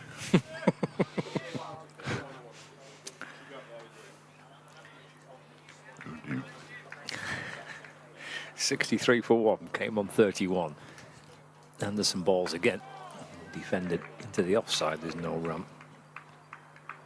So I just seen a replay of that delivery to Kane. It was a beauty from Jimmy. It looks great from behind the bowler, behind the batter, over the keeper's shoulder. Lovely piece of bowling. Game 31, Anderson. 1 for 28 is the only wicket to have fallen so far in Derbyshire's second innings is from the bowling of Anderson. Came on the front foot and defends to mid-on. There's no run, end of the over, just that the boundary down to third man, and then the single as well. The runs coming off that over. 63 for one. 21 overs gone of Derbyshire's second innings. Set 513 to win. And we've successfully managed to scoff the Chalk Icers. Indeed. Andy's on his way. I was just thinking there when Jimmy Anderson was coming into bowl, it's a good crowd here. It's probably a very good day 3 crowd in County Championship. But when Jack Blatherwick comes in to begin a new over, bowling to Mitch Wagstaff, pushes it up to Tom Bailey at mid-on. When you've been used to playing in front of 15, 20, 25,000 people for big matches, it says so much about him that he can motivate himself, that he can steam in as he always did and bowl as the ones that nip in, the ones that nip away. That motivation is remarkable. It's got to come from within, hasn't it? Blatherwick around the wicket, bowls, that one is driven pleasantly enough out into the offside by Mitch Wagstaff. There's no run for by Luke Wells. Yeah, I guess it goes back to that. I mean, the back end of about this time last season, the conversations were about whether or not he would play again next season for Lancashire. You know, as in this season. And as he said at the start of the season, as he said when they announced a 1-year contract for him, that he just loves it. Just love. Said in pre-season at media day, I just love playing. I don't want to stop yet. Blatherwick bowls, he almost falls over again. He doesn't. The ball is driven up to Bailey by. And I think the blast. He's really enjoyed playing in the T20 blast. He tells me, and that's been a massive plus for him. He wanted to play some T20 cricket, and I think he was really pleased that he's managed to get the number of games he's got in already, albeit he did admit that he might not feature too heavily in the second half of the campaign because the internationals are back. Next delivery. Oh, he's edged it, has he? Well, there was a very late appeal from Jack Blatherwick. If he'd joined in straight away rather than 5 seconds after everybody else, he might have had more joy. It must have been very close to the edge of Mitch Wagstaff's bat. But Blatherwick walks back to his mark and shakes his head. No, I really ought to have done better there. Needs to practice that element. Look away to the west now. Is that the north? That's the west. It looks horrible. It's all filled in as well. That looks very unpleasant. As Blatherwick is in and bowls, and Wagstaff goes back, punches it out into the offside towards Wells. No run. And then, of course, with Jimmy, you've got this added extra thing where he's been given the chance to captain the team as well, which he's never done before. So, he's had T20 cricket for the first time in a decade. He's chance to captain his county for the first time in his career. So He can, the decision to go on and play for another season is. I'm sure he's enjoyed every minute of it so far. He looks pretty fit from here. That's Blatherwick. He's in and bowls. That was clipped into the leg side by Mitch Wagstaff. There was a shy at the stumps from Tom Bailey that misses. They get through for the single relatively comfortably in the end. 22. Wagstaff now 31 to Harry Kamen. Derbyshire 64 for 1 at the end of the over. 25 to go today. So you've still not tucked into your Cornish pasties, have you? No. Whatever pasties well, they are. I've just cooked. No, they're still warm. They're not.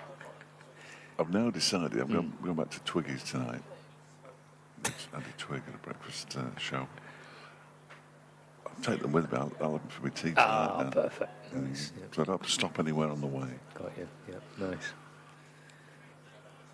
I was a bit late going to the cob shop today because of the technical issues I was having. I wanted to get them sorted out first, so I didn't really have time. They didn't cool down in time for me to eat them. There's Anderson into Wagstaff. Defends a ball that comes back in towards him, tucking it out towards the leg side, and there's no run.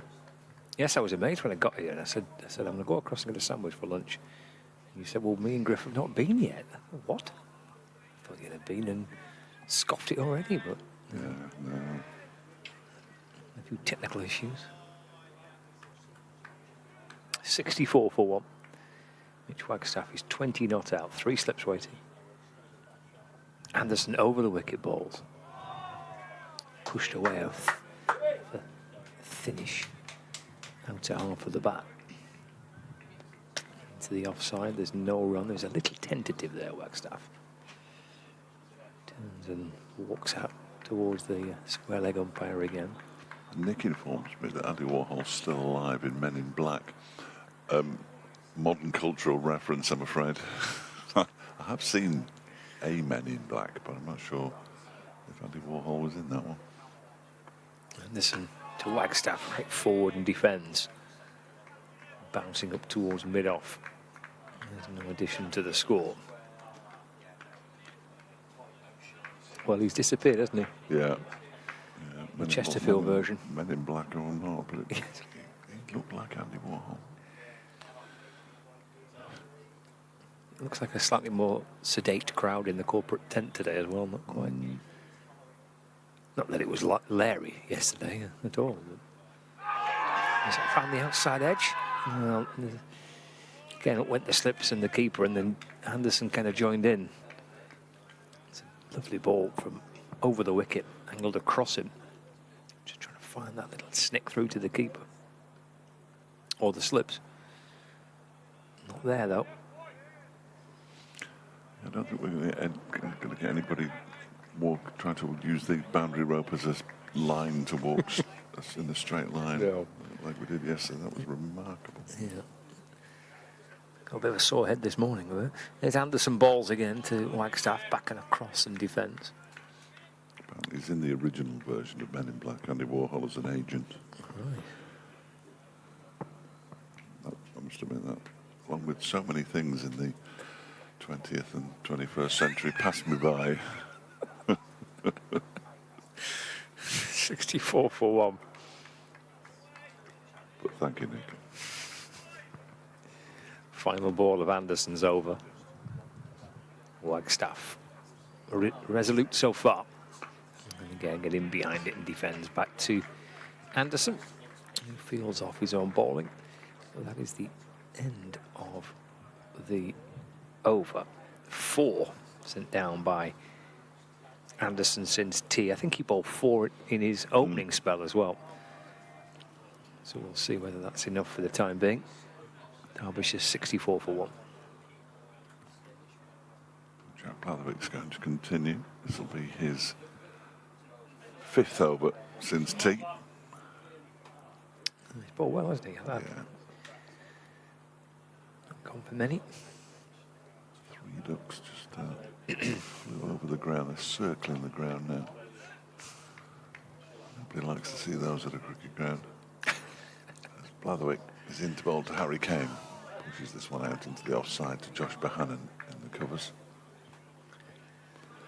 There's a no run. I presume there's quite a few ducks in the, I would say the pond, but the lake is I probably... imagine, yeah. Do you know, I've never walked down that end of the Have you ground. not? Oh, Never. okay. I've only been coming 10 years. I did come with Callie before that as well, Dave Callahan with Yorkshire. But no. It doesn't look like a very big lake, if I'm being honest. I think it's all relative. Oh, that keeps low. Dear, oh dear.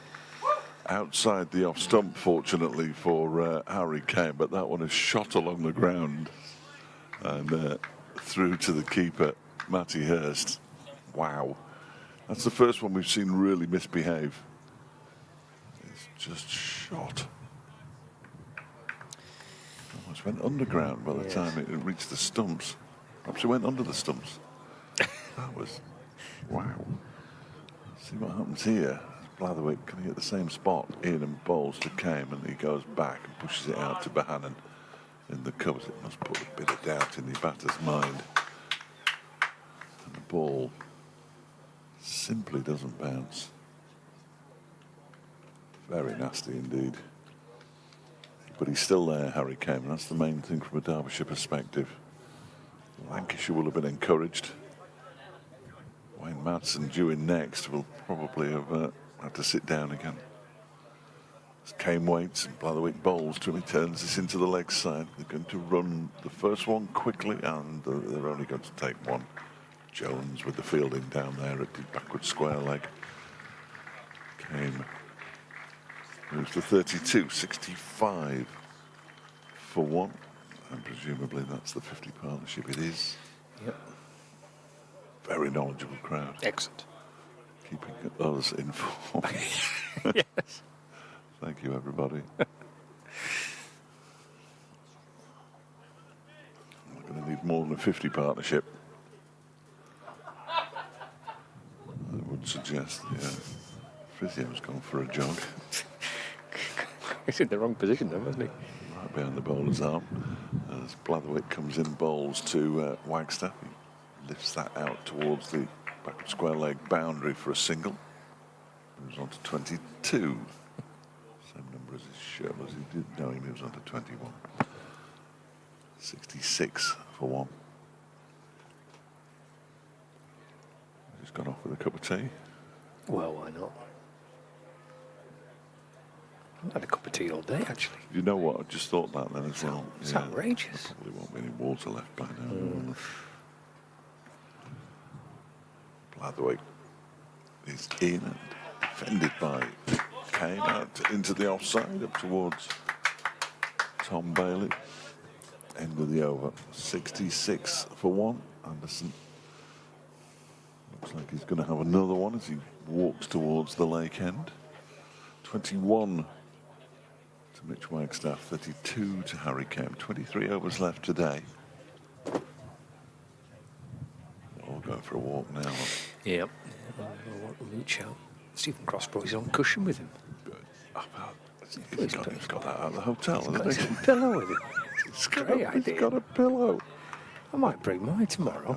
Say anything, because he did bring us a chalk ice, man. Good idea. He's propped up against the advertising board here, isn't in front of us. Oh, that's nice and comfy. He's Anderson. Balls to Wagstaff. That's driven to mid-off. And there's no run. Yeah. One of the...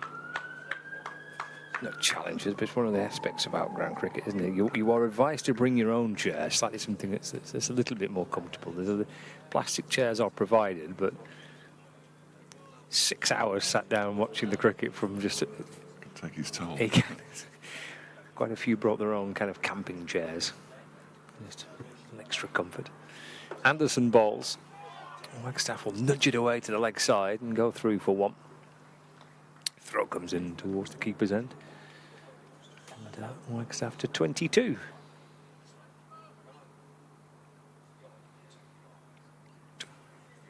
And the score to 67 for one. Brings Harry Kane on strike.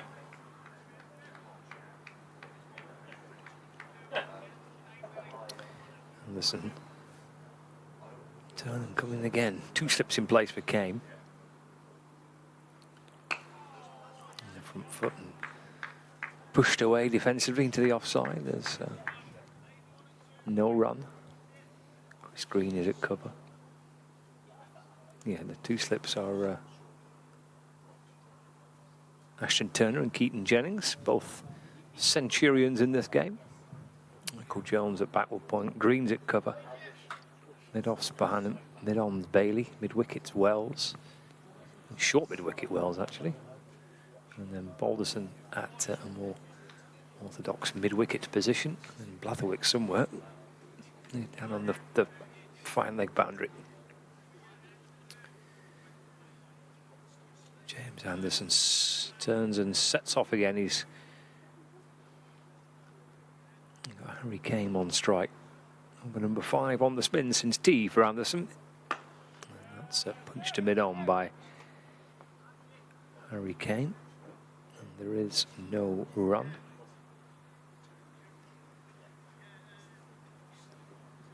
.67 for 1.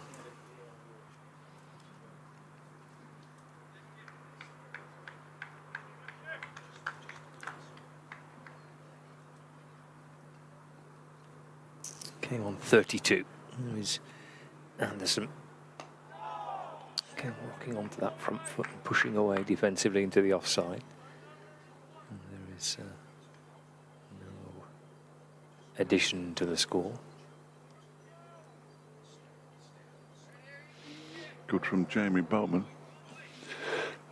One of Andy Warhol's paintings was Cricket Serenade, which he painted in 1956, but it was a cricket serenading somebody. Forward again goes Kane, defends to mid-off, and there's no run.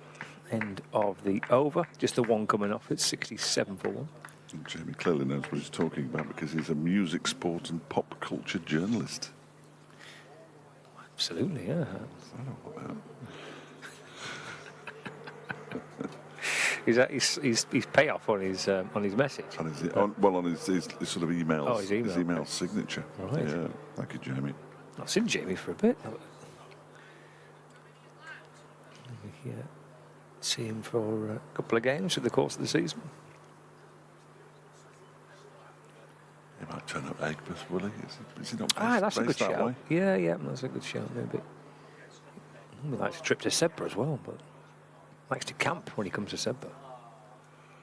There's Blatherwick in to bowl to Wagstaff, who clips it up to mid-on when it's fielded by Tom Bailey. And there's no run. This is cricket serenade. Seems 56, that must be quite early Warhol before he started painting bananas. Soup. And very much, and soup. Marilyn Monroe, I think. Those screen prints, weren't they? Type things as this one is driven. I've no idea what I'm talking about. I'm so out of my depth. Driven by Wagstaff up towards Anderson, who's mid-off, and there's no run. 67 for 1, Derbyshire. 22 to Wagstaff, 32 to Harry Kane. Which Wagstaff is will feel a lot better about life. Having made 2 this morning. Not this morning, in the first innings. Blatherwick is in. That one is defended by the left-handed Wagstaff up towards Bailey. And there is no run. Yeah, Leicestershire still only 6 down. I say only. That's in their second innings following on. Still 234 runs behind Middlesex. They're going to have to bat for the rest of the game, really. You would have thought. There's only 800 runs been scored in that game. It's a poor effort, really, at Grace Road. All the rest of the game seem to be in the thousands. Certainly are at Canterbury. Blatherwick bowls, and this one is guided quite nicely into the offside. Good piece of fielding from Michael Jones. Backward point. Gets a low 5 from Luke Wells. There's trouble. It's been a popular sign of appreciation, though, isn't it? The low 5 in this game. We did love it down there. We should do more low 5s, me and you, Flesh. We'd have to do something good first. But I know what you mean. I think you only do them after you've done something good, not just willy-nilly. But it just didn't happen in any other walk of life, does it, apart from sport, where you walk past somebody and you just tap their hand. Can't think of, working in the office there, typing a particularly good letter. People walking past you with a low five. It's Blatherwick bowls, and that one is trapping. Mitch Wagstaff on the pads. Obviously pitched outside the legs, so he's bowling over the wicket to the left armour. Stop a prolonged round of applause from behind the advertising boards. It's like a coconut shy. See the tops of heads. Try and recognise the head. Yeah.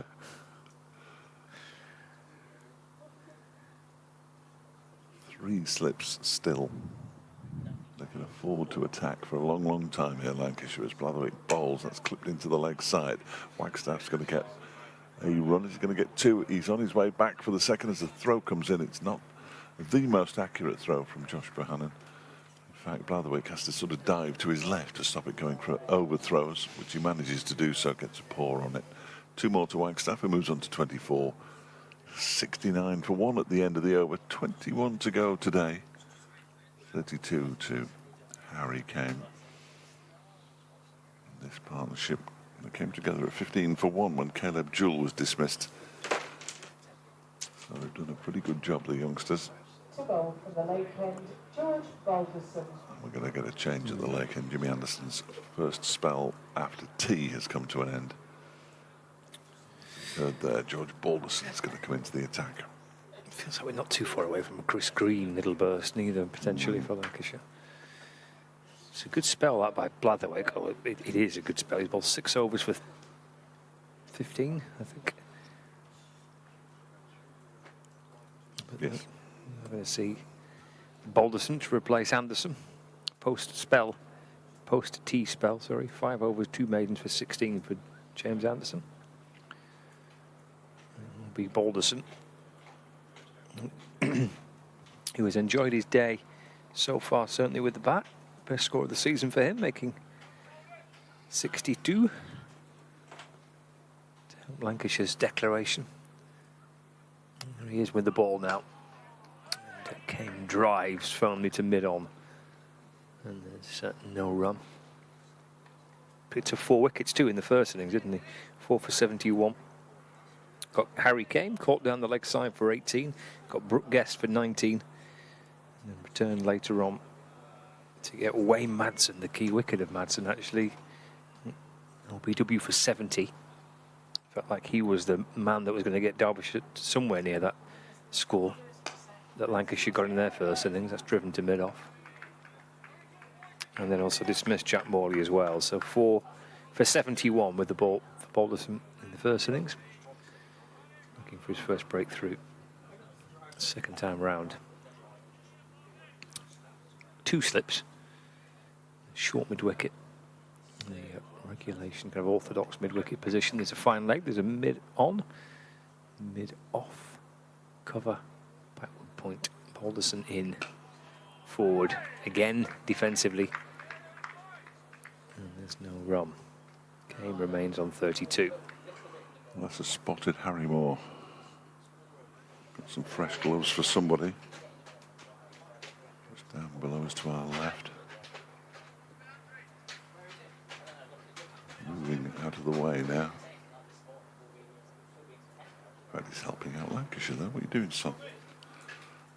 Throwing Matty Hurst his helmet. Haven't seen Harry at all this season. Back issues. Balderson to Kane. Keeper standing up, not a great deal of room to manoeuvre. Try and nudge it away. I think he played more for England under 19s this year than he has for Derbyshire. It's usually the wrong way around, isn't it?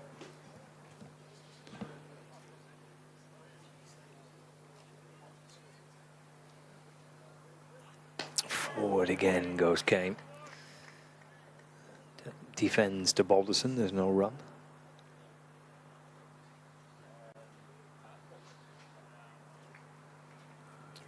Gary Morgan sent me a stat about this Jimmy Anderson no ball.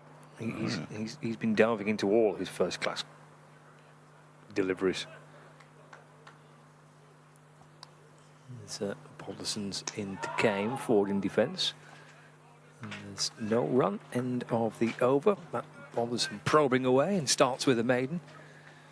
69 for 1. I can't remember what we decided it was, but Gary said that was his 90th in all first-class cricket in 59,493 deliveries.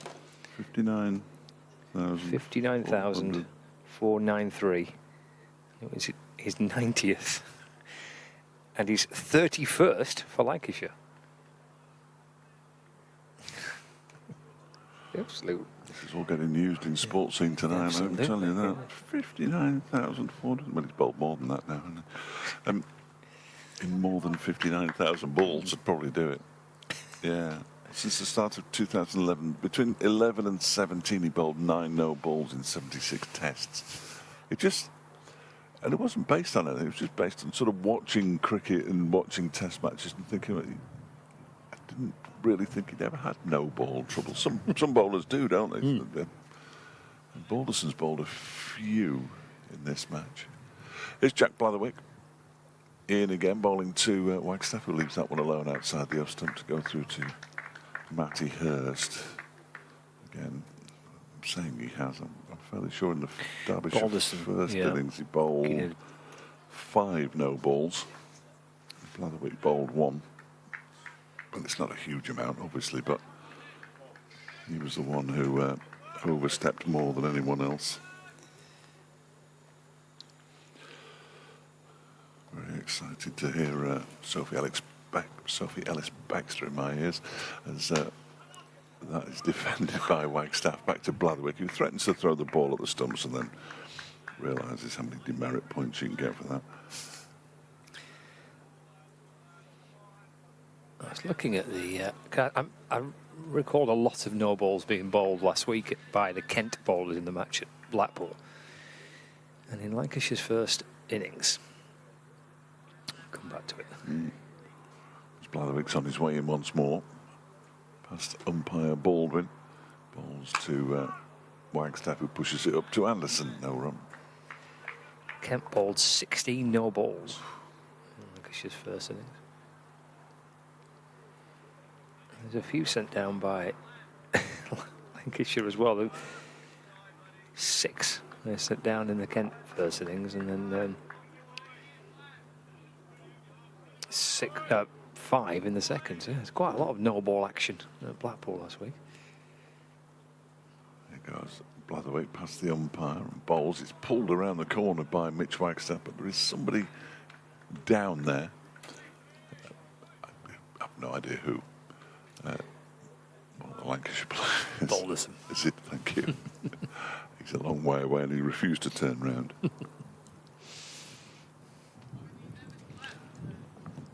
We have had 1 no ball for a ball that slipped, haven't we? Out of a... Yeah, it's Blatherwick, wasn't it? That's Blatherwick in the first innings, yeah. So they don't count, really. We talk about overstepping.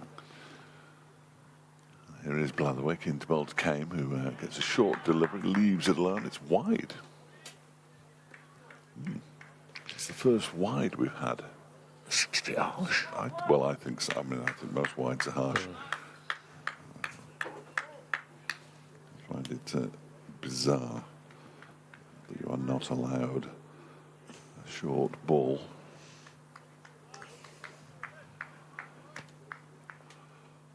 Blatherwick turns at the top of his mark, sets off,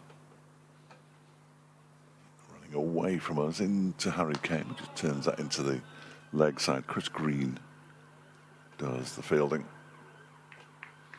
71 for 1, 25 to Mitch Wagstaff and 32 to Harry Kane.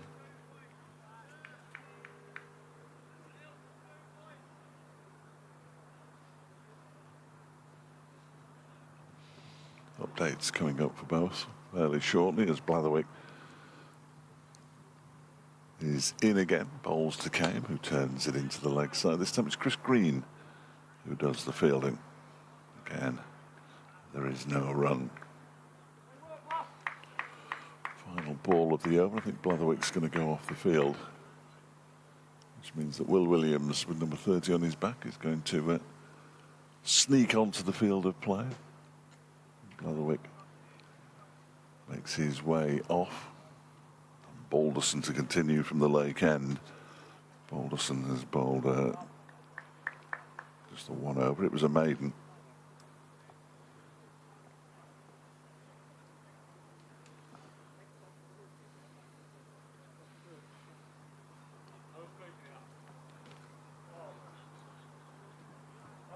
Blatherwick has a chat with Stephen Croft, the Lancashire coach down below us, leaning against the advertising boards before going up the steps as Balderson is in. That's clipped into the leg side. And there is no run.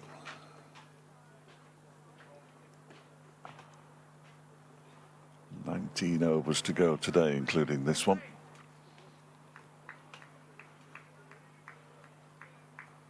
Wagstaff on 25. Came on 32.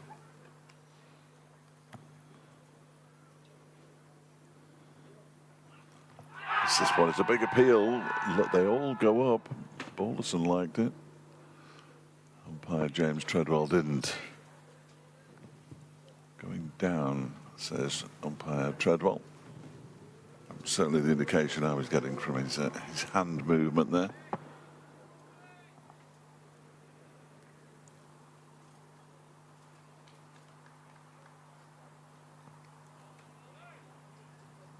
Here comes Balderson again. Update coming up fairly shortly.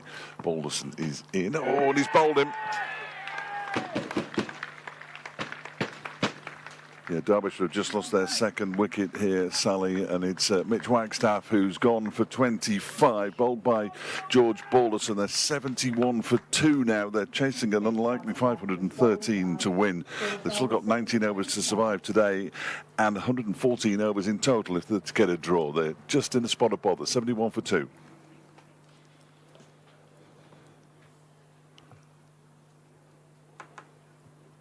That is a big blow. Out goes Mitch Wagstaff. Gets a nice round of applause. He's been out there a good while at Mitch. 88 deliveries, but Balderson gets through his defences. He goes for 25. And Derbyshire 71 for 2, still trailing by 442.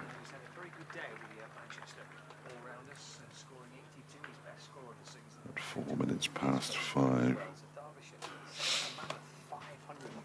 Out goes Wayne Madsen to join Harry Kane. A double century stand between these two down at Bristol in the first innings. A lot of work for the Derbyshire skipper to do here now on day 3 at Queen's Park. Just sneaked through Mitch Wagstaff's defences at the most inopportune time. Well, were you mid No, report? she was just handing to me. So it wasn't too bad, but yeah, mid-report, you just ignore it.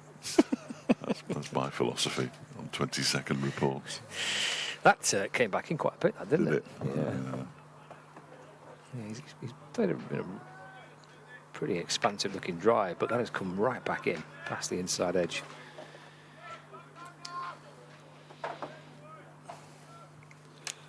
So Wayne Madsen, Balderson in and bowls. Too many clips his first delivery into the leg side. Fielded there by Will Williams, who's on the field for Jack Blatherwick. And there's no run as it remains 71 for 2 now. Still 19 overs to go today. You would expect the game to go into a 4th day. You never can tell. Balderson bowls. Madsen pushes this fair way away from his body to Michael Jones at backward point. Wicket just energises the fielding unit. They're all getting very vocal out there now. Well, he got Madsen LBW, didn't he, in the first innings, George Balderson. Keeper standing up, couple of slips, short mid-wicket, covers in quite tight. He'll be bowling pretty straight. In and around off stump or targeting the pads. This one is driven by Madsen. Good stop by Balderson. He actually had Harry Kane scrambling back into his crease. It was a half stop, got down nicely and got a touch on it. The ball didn't hit the stumps and Kane was okay, but there was no run and Madsen yet to get off the mark. 71 for 2 at the end of the over. Harry Kane has 32. Tom Bailey returns from the pavilion end with Jack Blatherwick off the field. Yep, having a breather. 7 overs for 17 for Blatherwick. He does running hard, doesn't he? There's a lot going into to Blatherwick's bowling. A lot of energy, a lot of enthusiasm, a lot of commitment. A pretty tight spell there. 7 overs for 17, but he has a breather. As you say, Bailey, who I don't think we've seen. Have we seen him since the new ball? Since he took the new ball at the start of the innings? No, I don't think so. He bowled 6 overs. I suspect that probably was with the right at the top, wasn't it, with the new ball? So he comes back in from the pavilion end. Couple of slips, quite wide, the 2 slip catches. As Harry Kane gets forward and defends. Back to Bailey. He's on the money straight away with his first delivery. There's no run. 71 for 2. Wayne Madsen and Harry Kane come together. Bailey wandering back towards his mark. 3 fields on the offside, a backward point and at cover and at mid-off, quite deep green at mid-off. Anderson's a little closer in at mid-on. Short mid-wicket as well. Work to the leg side where Luke Wells is quickly across the ground to his right to field. I think for only a second or two about the possibility of a single. Wells was there pretty sharpish. No chance of adding to the score. 71 for 2. I missed out. I mentioned the leg side. Oh, there's a fine leg as well. The fielder have missed it underneath a lovely purple tree. Here comes Bailey in, bowls. Is that an edge? It is. Kane's been nicked off. Bailey celebrates. Bowling change works. After a tight spell from Blatherwick, Bailey comes in and finds the edge of Kane's bat. And Derbyshire lose a couple on the bounce. 71 for 3. Well, they've had collapses in recent times of Derbyshire. This is an inopportune moment to have another. Just 6 minutes, the 2 batters between the 2 dismissals, and all of a sudden 71 for 3 now, and out comes Brooke Guest to join Wayne Madsen, and it's starting to look very bleak for the home side, I would suggest, because they have a reasonably long lower order, and they're not far away from them. But will it finish today? They can probably claim the extra 8 overs as well, so we might still have 26 overs I don't know. left. Is that kind of umpire's discretion? That, I think so. But to get we them have to be 8 down, maybe? 7, Okay. 7, 8, yeah. Yeah. Well, still obviously Guest to join Madsen. Anderson, who got a very good, gutsy, gritty 79 in the first innings to come as well. But yes, 2 quick wickets is always moving on to slightly shaky ground, aren't you, there? And I think they did manage to do Derbyshire, I thought, in the first innings. They didn't get a big score because they didn't really get any really substantial partnerships, but they didn't lose many back-to-back wickets. They managed to find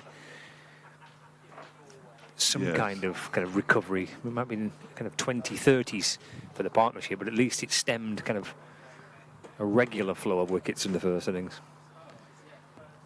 3 slips in place, though. Bailey to Guest. Guest defends. Ball bouncing up towards cover. Blatherwick's back on the field, having had a little breather for a few deliveries. He's there to scoop it up. There's no run. 71 for 3. So both batters on naught. Both batters having to start here. Madson's faced just a couple of deliveries, I think. Guess has faced one.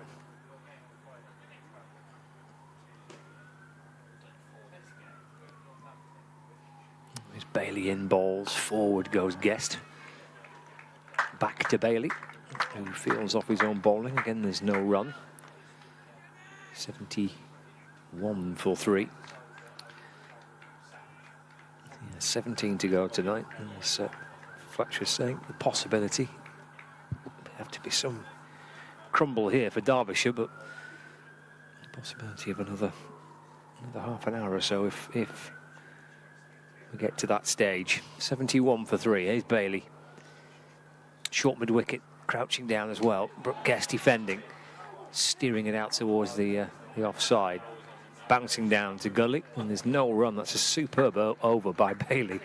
I mean, not bowled since the start of this Derbyshire innings. His first delivery was right on the money, and then he backs it up with a wicket with his third, and dot balls in between it, making Brooke Guest play at every one of them since he replaced Harry Kane. So a wicket maiden for Bailey. Derbyshire 71 for 3. 17 overs to go today. Collapses at Bristol, 7 for 100 in the second innings, immediately after tea when there would have been 170 without loss. And in the first innings, they lost 5 wickets for 30. Right. Madsen, Guest, Kane, Darwin. It was just like a procession. So they have got it in them. These two will be doing what they can to keep Lancashire at bay. Excuse me.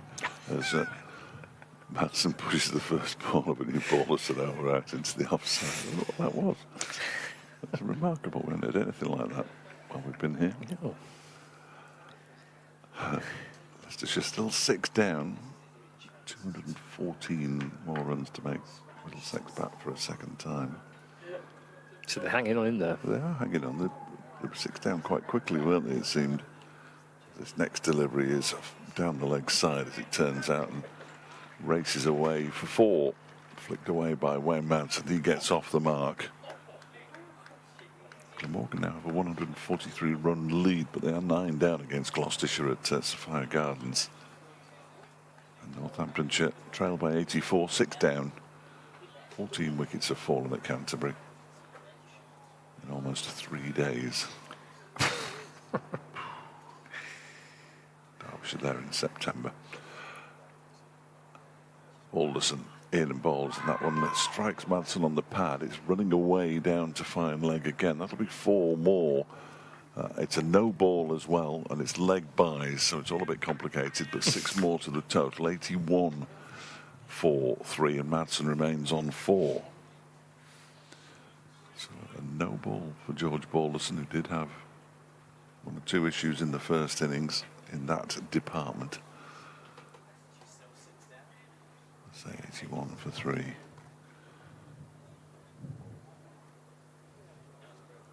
To bowl that one again, Balderson is on his way in now to bowl to Madsen, who drives up towards mid-off. James Anderson fields. There is no run. Be a nice little feather in the cap for Stephen Croft as well, wouldn't it? Is he interim? He is. Interim coach. Yeah. Oh, he's made a superstar. I mean, I think it was really nicely timed for him to. It was the end of that first block of 7 championship matches, so into the T20 blast. Balderson bowls to Mads. That one just seemed to keep a bit lower. Came off the toe end of his bat as he worked it into the leg side, fielded by Blatherwick, who is back on the field now, which is good news. I mean, Lancashire are a strong T20 side. They've got a brilliant T20 record over 10 or 15 years. So the fact that they won T20 games and played some good cricket was not a huge surprise. Good for confidence, I imagine, though, as that one is turned into the leg side by Madsen towards Hannon. I mean, they had a pretty poor, well, they had a obviously a very poor season last year. They got relegated, but they still reached the quarterfinals of the Blast. You know, they have a good, strong record in T20 cricket, so that was always likely to be the case. And then, you know, they have I fully expected them to qualify, you know, even despite what happened in the championship. Yes. But it was nice still to bounce into that, I'm sure, for Stephen. A couple of good championship games. There were some balls struck on the pad, Madsen. They're begging.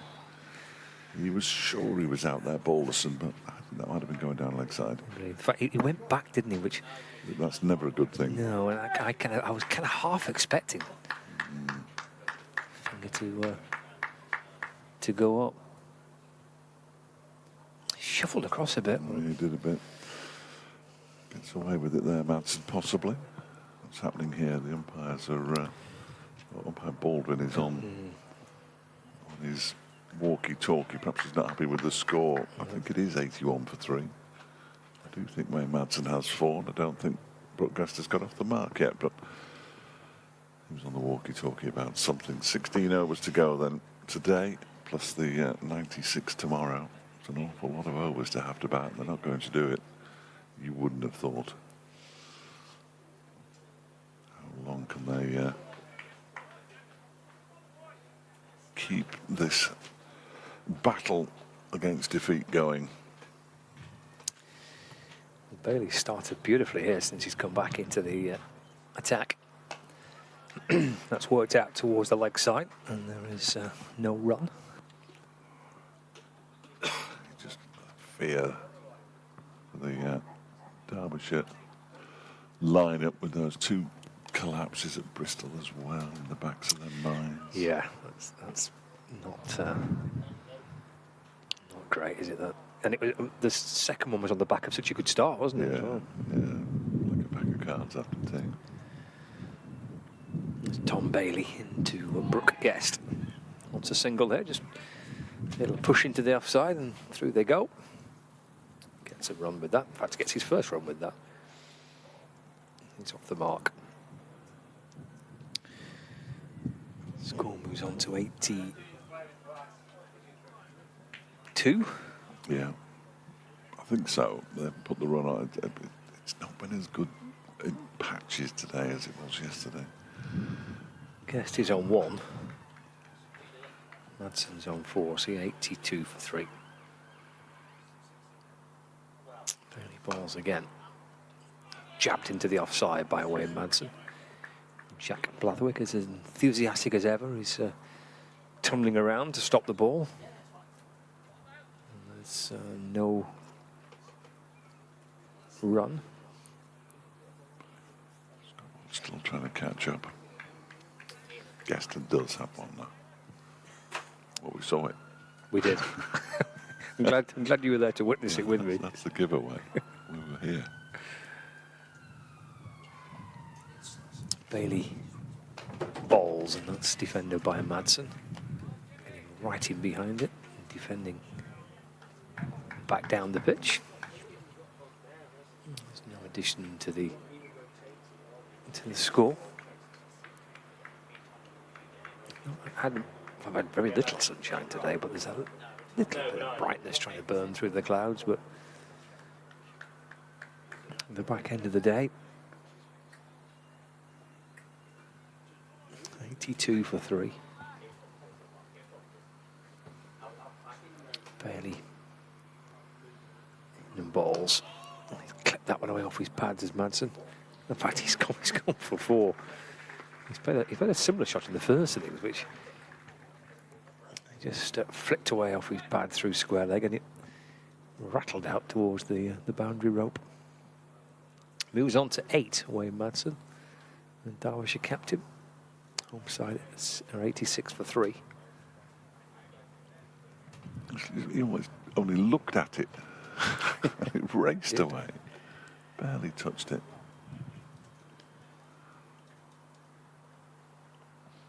Bailey, with the pavilion behind him, is in once more. Oh, just kept a little low. He's worked it off his pads out towards the leg side, and there's a tumbling stop by Josh Bohannon at mid-wicket. And there's no run. End of the over, but a probing one for Bailey, who's targeting Wayne Madsen's pads for the bulk of that over. But he's still there. He's on 8, Guest on 1. 86 for 3. Yeah, these two, Martin Anderson and Ange Dahl, and it's into the lower order. Zach Chappell, Ben Aitchison, Blair Tickner and Jack Morley. Tend to look down that Derbyshire batting lineup a bit earlier than we'd like. 86 for 3. Brooke Guest has one, but it's not on the scoreboard, but he's definitely got one. Comes Balderson and bowls to him, and that pops on him a little bit. And just to deal with it, turns it into the leg side. There's no run at 86 for 3.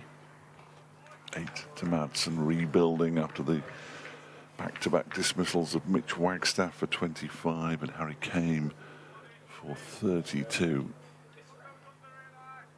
Kane was out there for 77 balls and Wagstaff for 80 odd as Balderson bowls to Guest. He pushes that out into the offside and there's no run. 89 in fact, not 80 odd. You're making a right mess of your notebook here, aren't you? No, that was okay. Oh, right, okay. I just said 80 odd because I'd looked down and I'd seen how many it was and I saw that Balderson was going into bowl. I I see. couldn't quite get the right number out of my mouth. Not my notebook's always a mess. There's Balderson again, bowls to Guest, who clips this one away. There is a fielder down a fine leg. It's Tom Bailey, and he's going to keep them to a single. Good fielding from him, running around the boundary. Guest has 2 now, but they haven't given him that one either. So he's still on 0, bless him. He isn't. He's got 2.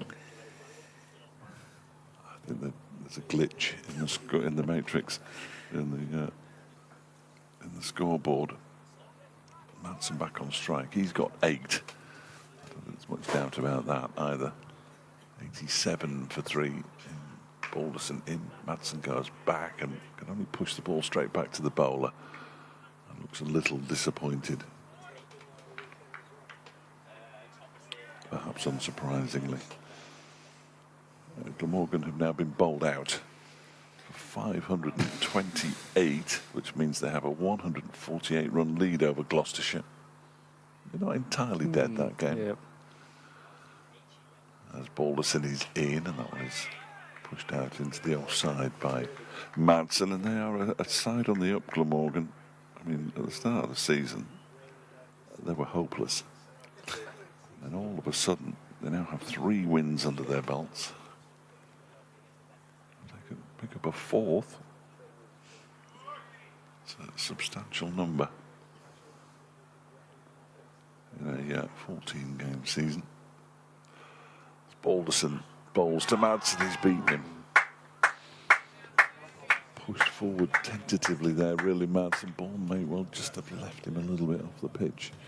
87 for 3. 2 on the board now for Brooke Guest.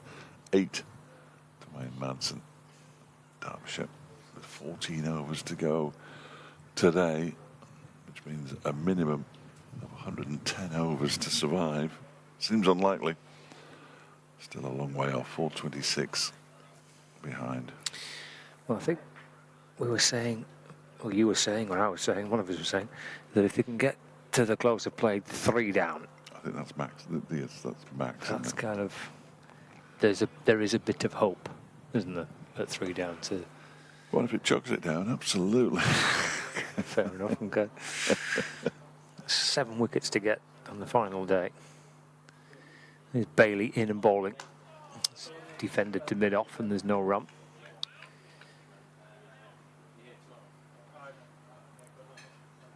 Gathered by Chris Green. Didn't see too much of Green, but seamers have been bowling beautifully between them. Green at the minute. A roll to field at mid-off. Polishing the ball and handing it back to Bailey.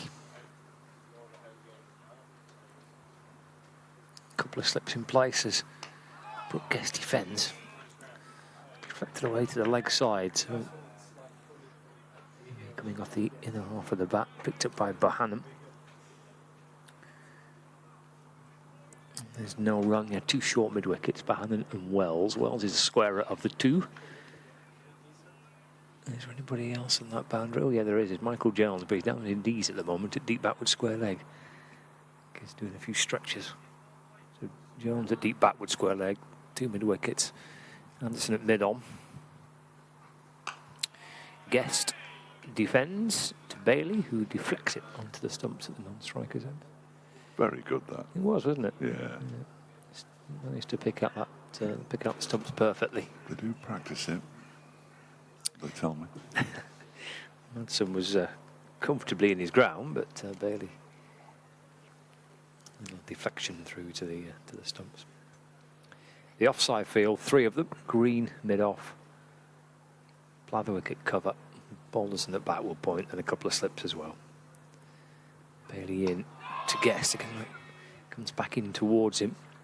He's forward defensive, sees the ball ricochet out towards the leg side, and there's no addition to the score. It's gathered by Luke Wells. He's at the forward square leg, and there's no run. Brooke Guest will be pleased to see that 2 is up on the board now. He's got his 2 runs. Guest waiting, Bailey in and bowling. It's a little wide and left. And taken by the keeper Matthew Hurst. And there's no run.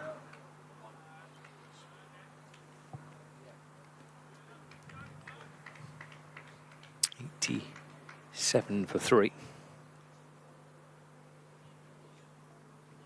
13 overs left today once Bailey completes this one. And here he is. And that's kept out by Brooke Guest. He just nips back in a fraction. He has completed the over. Guest able to see it through. So he's on 2. Manson's on 8. And Derbyshire 87 for 3 with 13 overs remaining in the day's play. Yeah, Brooke has yet to get a century this season. Didn't get one last season either. But the 2 seasons before that was in the form of his life. Mickey Arthur's first campaign, 2022, batting at 3, averaged 38.5 with the bat, 4 centuries and 2 half centuries. As Balderson begins a new over, and Wayne Madsen, well, if that one kept low, Wayne Madsen's done exceptionally well to keep it out. Basically jabbing the bat down. Caught slightly by surprise. Madsen, 2023, got 2 centuries and 2 half centuries, so 6 centuries and 4 half centuries in 2 seasons, but hasn't quite hit those same heights so far this term. Now would be a good time. He's at the non-striker's end. Balderson comes into Madsen, who is dropped by Katon Jennings at slip. He looked like he was giving slip catching practice when Madsen and Katon Jennings has put it down. That is relatively straightforward as far as slip catches go. He had 2 goes at it, Jennings as well, and just couldn't clutch it in. So Balderson misses out on a wicket there, and it comes in now on balls. He's at second slip, Katon Jennings. The ball is pushed up to mid-on. There's no run. It wasn't a tough catch, really, was it? No, it's yeah. He goes down to his right, takes it once, possibly twice. Jennings is taking them 9 times out of 10, isn't he? But no question. He crouches down now. Balderson is in and bowls, and Madsen off the toe end of the bat pushes it up to James Anderson at mid-off. He's made Madsen, well, it would appear, looking at him, feel quite awkward here. This is a very good spell by Balderson to Madsen. He's got a couple that have jagged back in. He's got one that's come back in and maybe kept a bit low. He's found the outside edge. I mean, there's no room for him to try and free his arms up here. Keeper stood up, couple of slips, short mid-wicket. He's just hanging outside off stump. That's, oh, An involuntary shot again. Has that come off the edge of his bat? It's missed the slips by a distance. It has come off the bat. And Madsen moves into double figures. He's on to 12, and Derbyshire 91 for 3, but he's being severely inconvenienced here. Yeah. It's Wayne Madsen by George Balderson. He is. It's a good spell. I mentioned this in the first things I probably did, but this is a very kind of classic Balderson attack line. This 12 overs to go after this one as Balderson is in, and that one is whipped into the leg side by Madsen, who picks up a single off the final ball of the over. He moves to 13, 92 for 3, but that's a really good over from George Balderson. The numbers don't necessarily stack up, but it was a good over. 92 for 3, 2 to Brooke Guest, 13 to Madsen. Yeah, that last delivery was just a little bit too straight, wasn't it? But he'll just probe away. Outside, off stump, there or thereabouts, looking for an edge, looking to try and clip the top of off stump for one that comes back in a little bit and goes past the inside or the outside edge, looking to try and target the pads. Slips are in play as well. Bailey to Madsen, that's off the back foot and punched down the ground for no run. Familiar voice on Sports In at 6 tonight, I believe. Some bloke called Bays. Yes. Blackburn have letting all their players go to Derby today. Have they? All right, okay. Who's departed?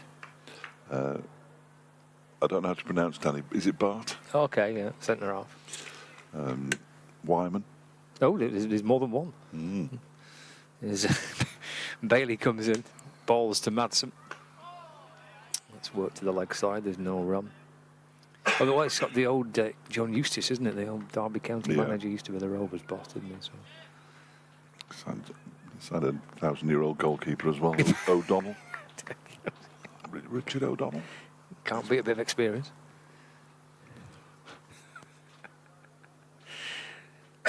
$22 for 3. Madsen 13. Bailey turns and comes in and balls, flashed away through mid-wicket towards the leg side boundary. Madsen will come back for 2 as he whips it off his pads. The throw comes in from Michael Johns, and somehow Matthew Hurst, the wicketkeeper, ended up at the bowler's end. I think the throw was a little bit wayward, maybe kind of right in the middle of the pitch. Somehow. It's run into the stumps. Yeah, it's just at the bowler's end. What's going on? Bailey in, balls again. Must be coming back in because Madsen's looking to drive through the offside and it deflects away to mid-wicket. No addition to the score. Well, Williams is heading out with a drink for somebody. He's taking the old, he can't use the usual route, can he? Because there's behind the bowlers, aren't it? Yeah. That's the scenic route. We'll let him off. Yeah. It's done with Chris Green's private entrance and exit, that, isn't it? Seems to be a bit. Bailey balls. Again, that's worked to the leg side by Madsen.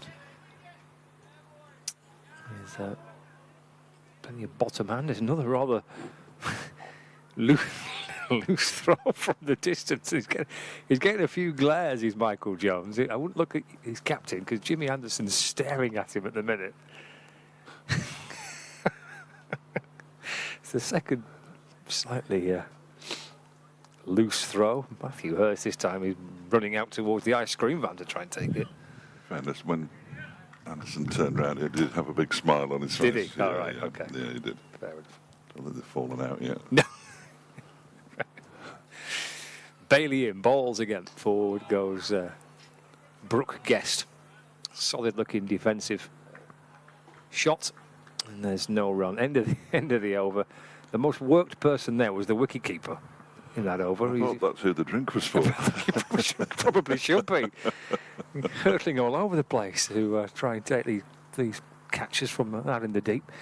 95 for 3. Madsen on 16. Guest is unbeaten on 2. Marvellous. So it's going to be George Balderson to continue from the Lake End. He's bowled 5 overs, 1 for 12 in this spell, and it's been a really testing spell as well for especially Wayne Madsen. He'll be on strike.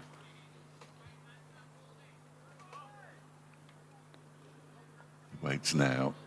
Balderson on his way in. 2 slips in place. There is that short mid-wicket as well, and he bowls to Madsen, who plays it into the ground, and it's taken cleanly by Josh Bohannon, who is the mid-wicket. Leicestershire still only 6 down to say only. That's their 16th wicket. So 26 wickets have fallen there. We haven't had 33. We've had 26, 29 here. When you have that many wickets, you tend to get some kind of result. Balderson bowls. Madsen plays it out to Anderson, who has a shy at the stumps and misses. Good backing up by Bohannon, actually. Single taken. Madsen moves to 17. 96 for 3. Glamorgan, having declared on 528. Gloucestershire now 1 without loss in reply. Not in reply, in their second innings. They still trail by 147. And Northamptonshire are now just 60 behind. 6 down at Canterbury as Guest defends this next delivery from Balderson. Back towards the bowler. And there's no run in the first division, just a cursory look.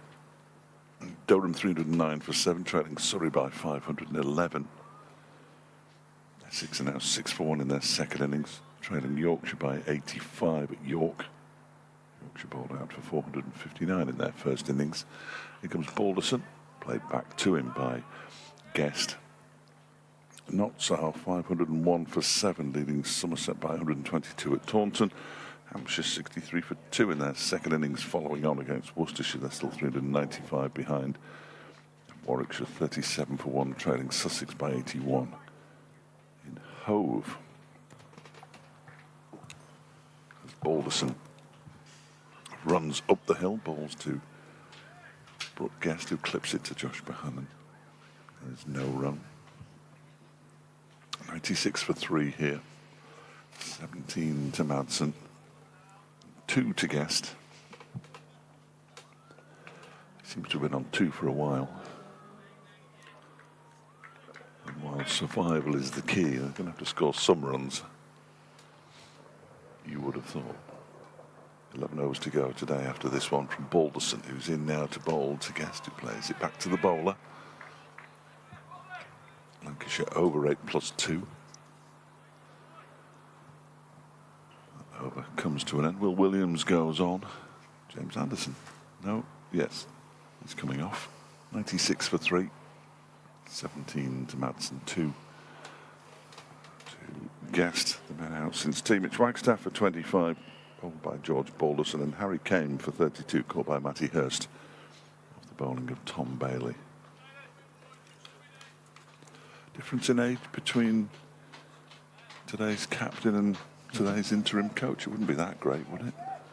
No, definitely not. Sorry, I've just thrown you under the bus there. Bailey in and balls. Oh, that's punched back towards him. It's in the air, falling safe. Mid to late 30s. He's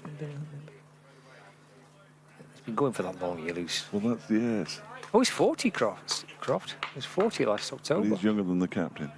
He's younger than the captain, yeah. That doesn't happen very often, No, does it? Does not, no. Right. Turned the big 4-0, Stephen Croft, last October. But that was a party. There's Bailey in balls. Defended. Back towards Bailey, and there's no run. He only gave up playing last year, Stephen Croft. He was still playing in the T20 last season for Lancashire. I remember in 2020 at Aigburth, he was there most days going for a net, wasn't he? And that was... He wasn't playing much first class then, I don't think. But he was clearly a very good a big part of the T20 side. Yep, won the T20 as captain of Lancashire. Defends this one, this Madsen. Yeah, Derbyshire got to the final day once. Won the T20. They were talking earlier today, this is going to be this global, so the winners of the IPL, Right. and they all go and play somewhere. Okay. It's not going to affect Derbyshire, though, is it? Why are we talking about that? Not a chance. So the winners of the Blast were going to play I this, think with this, so. or is it the winners of the 100 that were playing this? Yeah, all right. 96. I don't know. I've not read the article. In 96. fairness, that sounds more plausible. 96 for 3. Here is Bailey in, balls to Madsen. That's short and that's pulled out towards backward square leg. Michael Jones comes across the field. Here comes the throw. Look at that. Round of applause from his teammates they for like that. Takes his cap off as well. Brilliant. That was some throw, by the way. What's one of it? After the last two as well, where you thought his radar might have gone completely. Just doffed his cap. He did.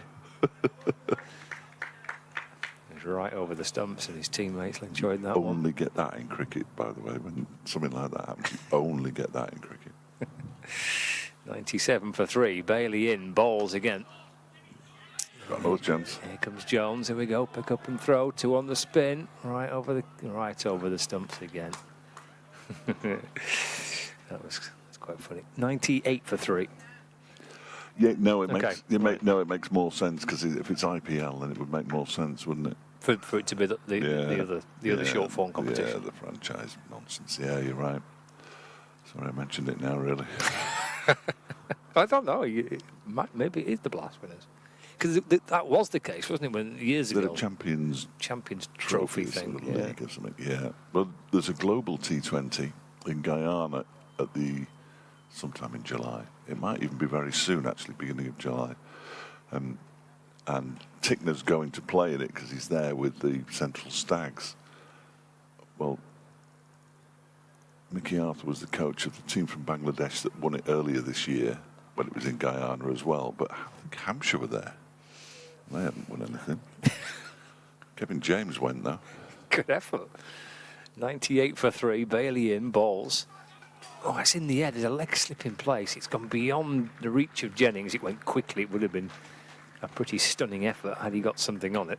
It's gone down towards fine leg for 4 to complete the over. It brings up 3 figures as well. That 102 for 3.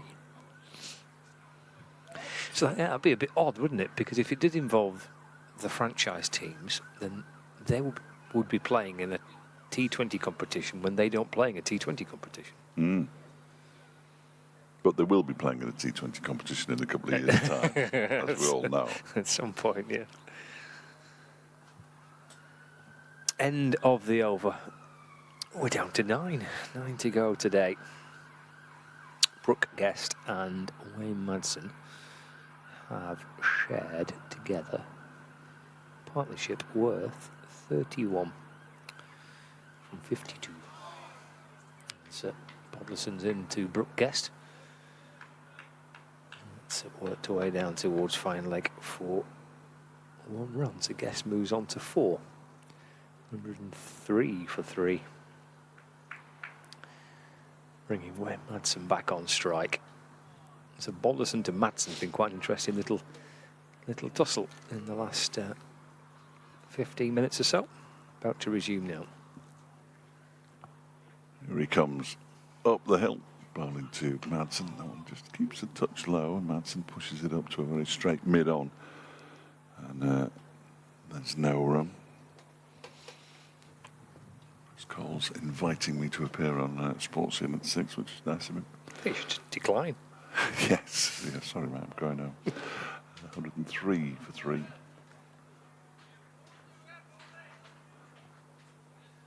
Still 2 slips. James Anderson's back down the steps as Madsen pushes this into the onside where Josh Bohannon does the fielding. 22 to Madsen, 4 to Brooke Guest. Leicestershire 7 down now, so they have lost another wicket. And they're still 190 away from making Middlesex bat for a second time. 140 for 7 on top of 205. As this next delivery is pushed into the offside by Madsen. Fielded there by Luke Wells, and there's no run.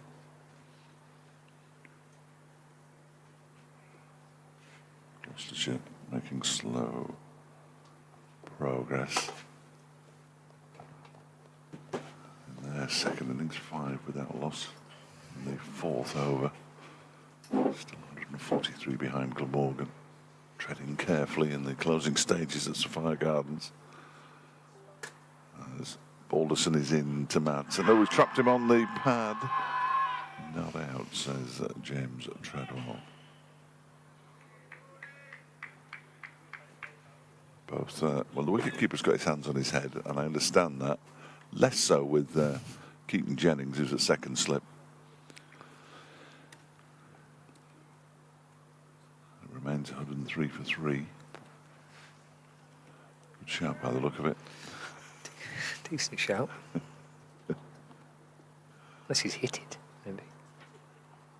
He waits now as Balderson comes in, and that one is toe end of the bat, driven down the ground. It looks like it's going to go for 4. Is it? Will Williams chases it and actually keeps it in. That's good work from Williams down in the far distance. I thought that had the legs all the way down the hill for 4, but it didn't. Madsen picks up 2 more, moves to 24. Over comes to an end, 105 for 3. Derbyshire miles behind. Nice shot, that. But toe end, which is probably why it didn't go all the way for 4.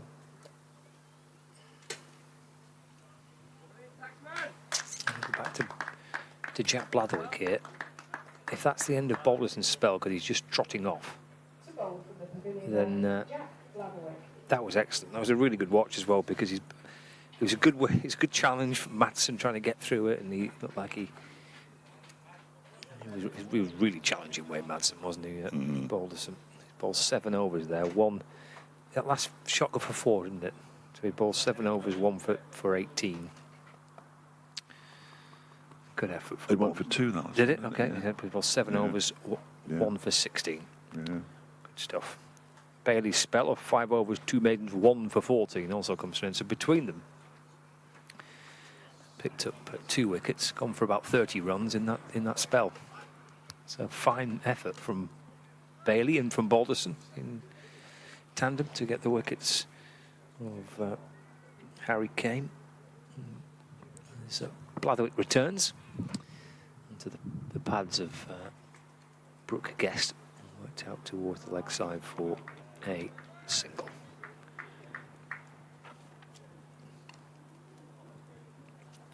Yeah, Bailey 5 overs, 2 maidens, 1 for 14. Balderson 7 overs, 2 maidens, 1 for 16. So bowled nicely together in that little combination there.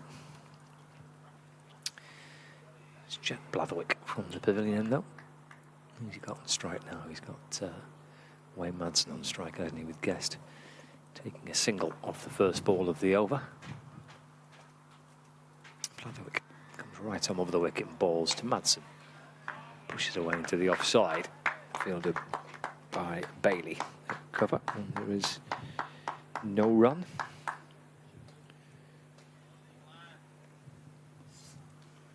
Anderson stretching.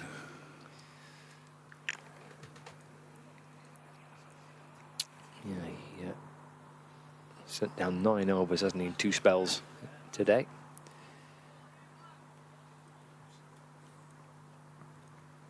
Blatherwick in, bowls again. Eased away to the onside by Wayne Madsen. Gathered by Josh Bohannon, no run.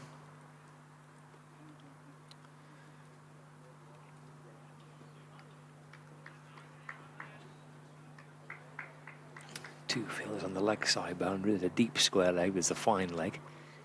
Bohannon's at mid wicket, but Anderson's at mid on. 3 on the offside. Mid off cover. Backward point. Couple of slips in place.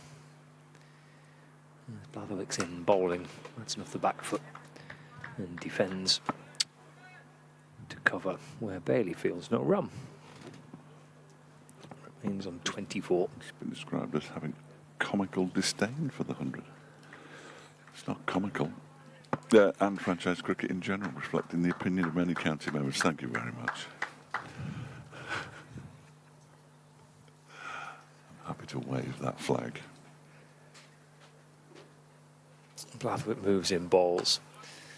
Nudged away to the leg side by Madsen, and there's no run. Good start by Jack Blathwaite. Oh no, he's got one more to go. The umpire is just taking a look at where he's following through. Ooh, in the red zone, danger zone, whatever zone it's called. We'll have to sponsor it. Be a sponsor for the red zone, danger zone. I can hear David Lloyd in my mind going, I gotta get rid of that rule, stupid rule. Well, I'm not a big fan of it. Run where you want. That's exactly what he said, yeah. Yeah, run where you want. 106. All part of the pitch. 106 for 3. Blathwaite balls again. And yeah, I think that was a low full toss, I think. Which he swatted out towards the leg side, Wayne Madsen. I kind of lost sight of it from this position, which is not ideal when you're trying to commentate. End of the over, just a single from the final ball and a single from the first ball. So 2 coming off the over. Yeah, it was low full toss, which Madsen turns away to the leg side. So end of that one, 7 to go. I think we mentioned it was going to be the end of Balderson because he's disappeared back up towards the pavilion.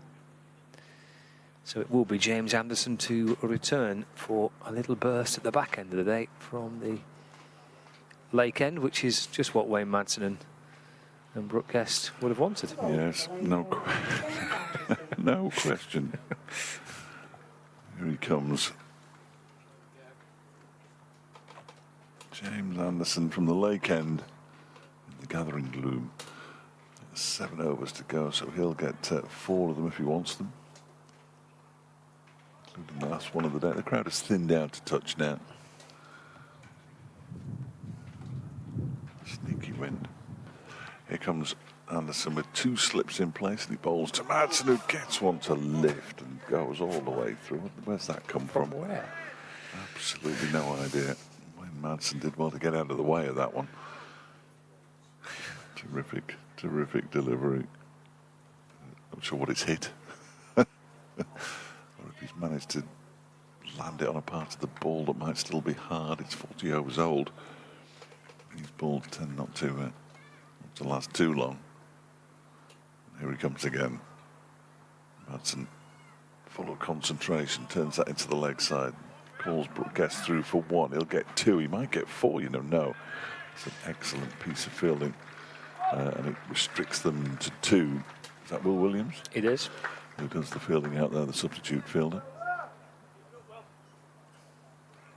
Stephen Crump just says, well done, Will. I'm not sure he saw it, but always good when you get a well done, Will from the couch. 109 for 327 now to Wayne Madsen.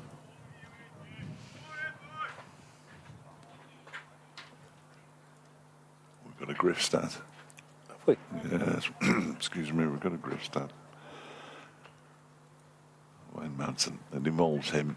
He's going to face this next delivery from James Anderson, who's in now, and that one is turned into the leg side. And they go through for a single. He moves on to 28. He's reached 1,000 all format runs for the season, the 14th time he's done it for Derbyshire. Only one man has done it more times than Wayne Madsen, and it's the man who's done everything more times than Wayne Madsen, Kim Barnett, who did it 18 times. 18 times. Another gem from the David Griffin database. 18 times past 1,000 runs. All formats, In all but formats, yeah. And then he went on a fairly decent career with Gloucestershire, won some trophies. Good effort. A little bit of alteration to the field here. We're going to get a gully, Luke Wells. A gully and a point, 2 slips, a man at cover, and a mid-wicket mid-on, catching mid-wicket and an orthodox mid-wicket and a long leg as Anderson is in, and that's defended by Guest into the onside, and there is no run. Yes, Wayne Madsen keeps reaching landmarks and finding that Kim Barnett is It's just always one step ahead. Still out of reach. Yeah. Phenomenal numbers that Kim Barnett possesses for Derbyshire. As Anderson turns at the top of his mark. Passed umpire Treadwell, pushed out into the offside by Brooke Guest, who does that thing where you take 2 steps and it almost triggers Wayne Madsen into a coming through for a quick single. They've got to be careful. They haven't had a run out in this innings. They haven't had a wicket where the batter has left the ball yet. I mean, it's time. Caleb Jewell and Harry Kane both caught. Mitch Wagstaff will just beaten by Balderson with one that came back. Here is Anderson again. In bowls, and that one is played off the back foot nicely by Brooke Guest. That'll be 4 runs out to the cover boundary.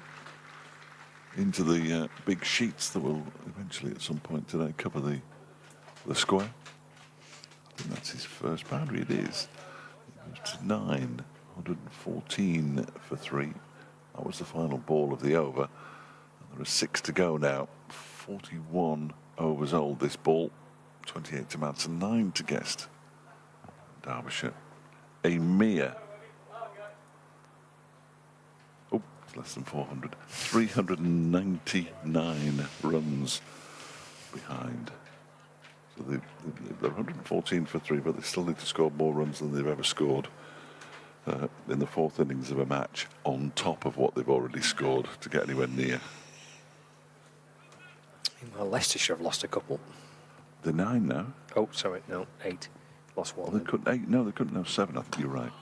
So play defensively back down the ground by Madsen. There's no run. The last time I looked, there was 6 down, but he must have updated the score since then. But yeah, they're 146 for 8 now, Leicestershire. Trail by 183. That's extra half-hour territory, Isn't it? Yeah. Day off for Kevin Hand tomorrow. Of sorts. Steered away by Madsen. Behind square on the leg side. Jogs through for 1. So we might get some results. Last week there's a lot of draws, weren't there? I mean, there'll be plenty of draws again this week, but there are some games that are going to have a positive result. Not many. One here. One at Leicester. One at possibly at Hampshire, probably at Hampshire.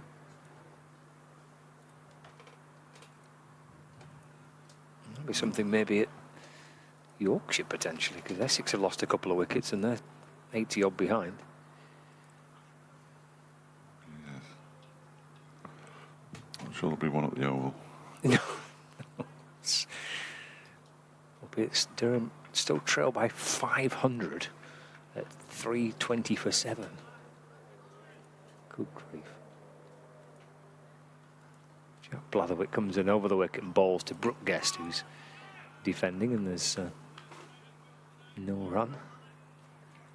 Got a couple on the leg side boundary here, so they've got the fine leg and they've got a deep square leg. They've got a short fine leg, mid-wicket, mid-on. So Blatherwick might be being asked to try and put a few short balls in here and see if he can get those leg side fielders into the game. We'll see. A couple of slips as well. Balls, it's defended into the offside. There's a big puff of dust comes up as Blatherwick pretty strongly runs through the crease at the bowler's end. Leaves a trail of dust in his wake. Chris Green will have a chat to Jack Blatherwick as he wanders back to his mark and shines the ball and hands it to the Lancashire bowler. Little shuffle and comes in again. In balls. It's a little dropping towards the leg side and they've scampered through for a single. In fact, the throw comes into the bowler's end. Got a 5. And they've got, yes, they've run 1 and it's gone all the way through for 4 as well. Got a 5. Got a 7 this season. That was very exciting. I can't remember where it was now, but run 2 and then the ball hit the helmet. It's not ideal. It's helped Brooke Guest enormously. He's moved on to 14. Derbyshire up to 120 for 3. As Blatherwick is in and bowls to Madsen, who defends it straight back to him. And there is no run. So the over comes to an end. We've got 5 to go this evening. James Anderson having a chat with Jack Blatherwick as he moves out to his fielding position. Again, not for the first time today, it feels like there might be some rain about, but it just hasn't materialised. Forecast suggesting there might be some early tomorrow morning, but we shall wait and see.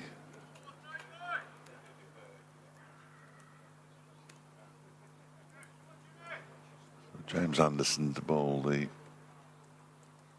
43rd over of the Derbyshire innings. 120 for 3 when Madsen 29 off 51. Brooke Guest is on strike though, and he's edged it now. It's been dropped.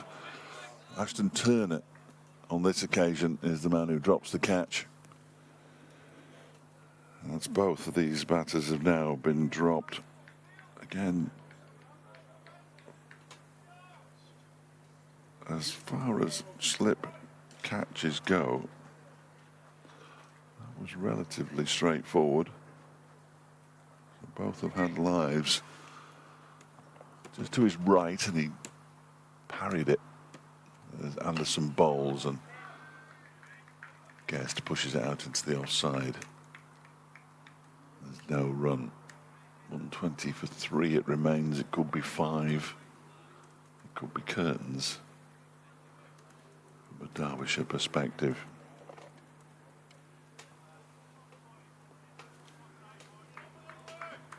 29 to Madsen. He's at the non-strikers. 14 to Guest, who's on strike now as Anderson comes in and bowls to him. That's pushed out. It's backward a square on the offside. Michael Jones does the fielding. And there's no run.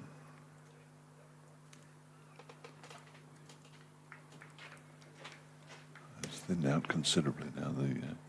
The crowd. It's at least 10 degrees cooler tonight, this evening, than it was this time yesterday. Far more bearable as Anderson is in, and that's driven straight to Luke Wells by Brooke Guest. He hit pretty well.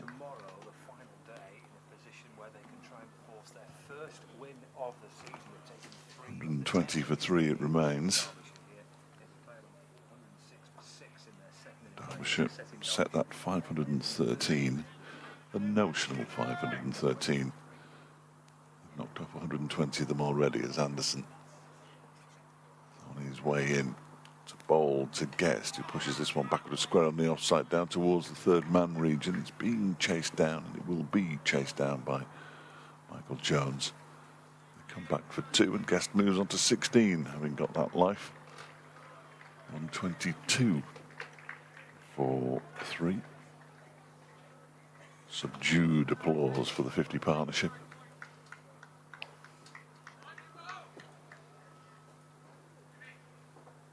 The fielding pads and helmets are about to be brought on by George Bell as that one is pushed into the offside by Guest. It's the final ball of the over. We're going to see some Chris Green from the pavilion end. The last 2 overs from the pavilion end, presumably. Chris Green will bowl them. Fielding pads taken on. Katon Jennings spends half his life with his trousers around his ankles when he's out there. He hasn't taken them down this time. He's pulled them up to don the fielding pads. So 29 to Madsen, 16 to Brooke Guest, 122 for 3 with 4 overs to go today. So that's a minimum of 100 overs left in the match for Derbyshire to survive. That seems unlikely. But not quite as unlikely as scoring 391 runs off 100 overs to win the game, I would suggest. My phone says it should be raining now. Excellent. That's what mine was doing last week. Sort yourself out.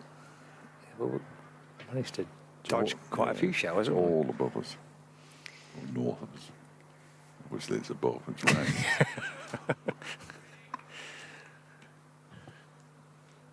Yep. Well, we managed to get away with without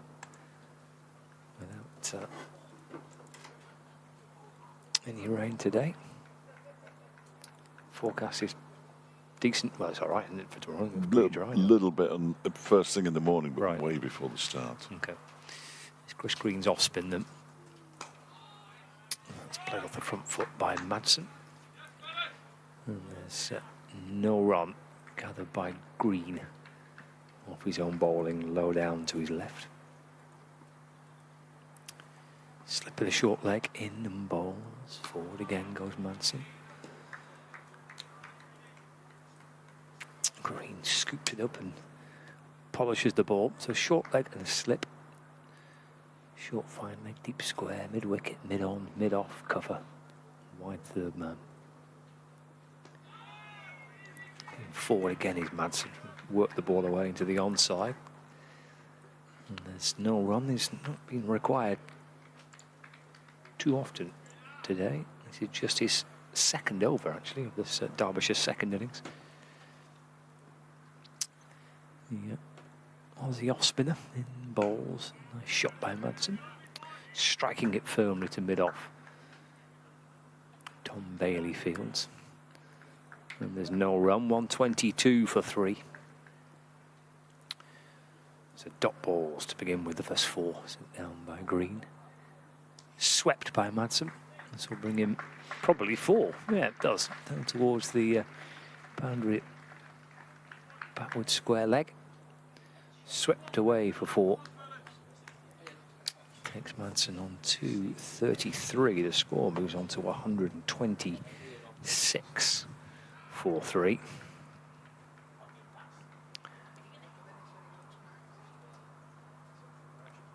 Green in and bowls. And that's hammered away through the offside. That'll be back-to-back boundaries. There's a man on the offside boundary, but he's behind square. And that was hit in front of square for 4. So 2 4s on the bounce for Wayne Madsen. Takes him to 37, 130 for 3. We've got 3 overs left today. Can these two take it to the close of play with Derbyshire 3 down and give them something to go into tomorrow with? It's the big question, Scott. It is the big question, Fletch. Big question. I like to ask the big questions. Yeah. I never get any answers. I was going to say I haven't got one for you. I haven't got one for you. But you're right, 3 down. It's Derbyshire supporter. It's probably reasonable. Is it about what you expected? Possibly.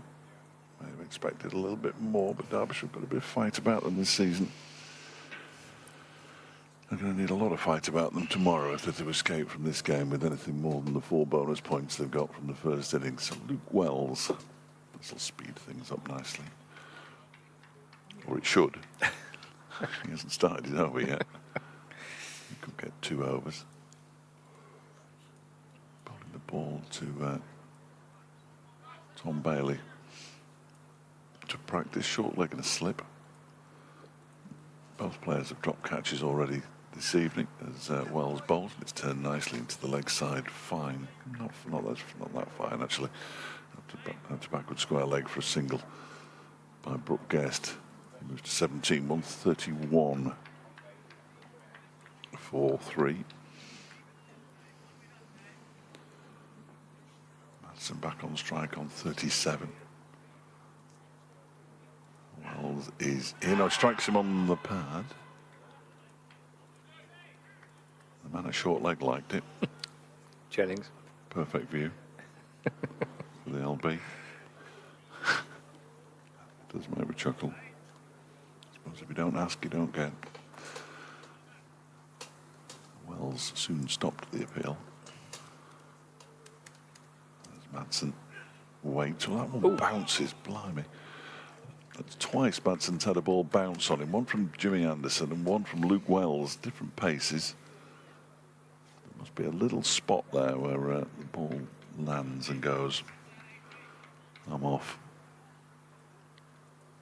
Taken cleanly by Hurst behind the stump side. That I think he was a little surprised too, as Wells is in once more. That is driven by Madsen, and that bounces awkwardly for Anderson, but he does well to stop it. Just as he was putting the dive in, it seemed to bounce up, and he stuck out a right hand and managed to stop it, half stop it. Keeps them down to a single. Madsen moves to 38, 132 for 3. As Wells is in once more, defends that one. Quite quick, isn't he, Wells? 3 overs to go after this one.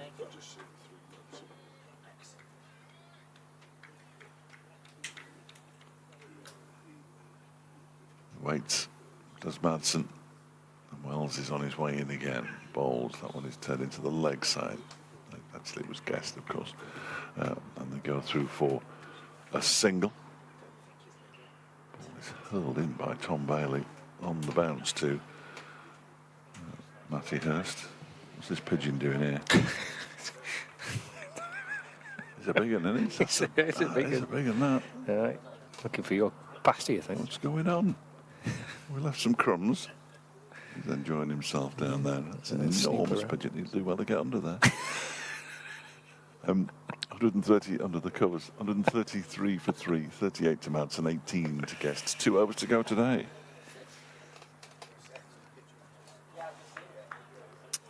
Yes, spin for the rest of the day. Green to bowl, another one, his last. And forward goes Guest in defence. There is no run. 133 for 3. Pigeon's having a little rest under the covers, I think, now, by the looks of it. Wobbled its way there. It's lost its mates. All these sort of its mates from the other side of the ground. It's defended to cover, no run. They're kind of short third man at the minute, decking away on the outfield. Been a while since it's been seeded, I would have thought, out there. They're no ball. Oh no, I think he was just indicating he's going to bowl round the wicket. I think he just thrust his right arm out. Did Paul Baldwin? Green is in and bowls. Played off the back foot. Just dropped into the onside. And there's no run. 3 gone, 3 to go for Chris Green today. Brooke Guest on 18. Third catcher around the bat. There's a leg slip. It's turned into the onside to the left of short leg where Jennings fields. He might come back. He might do comfortably come back for 2. Throw comes in from Jones. 2 for Guest. Takes him to 20. 135 for 3.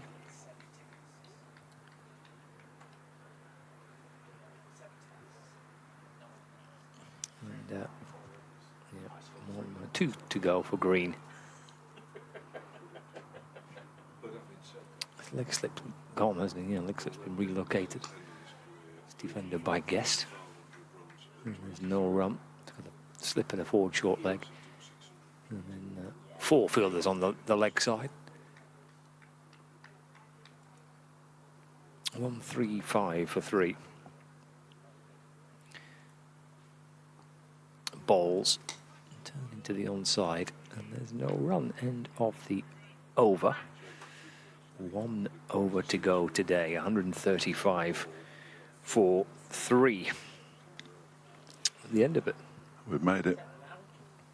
We've made it to the last over.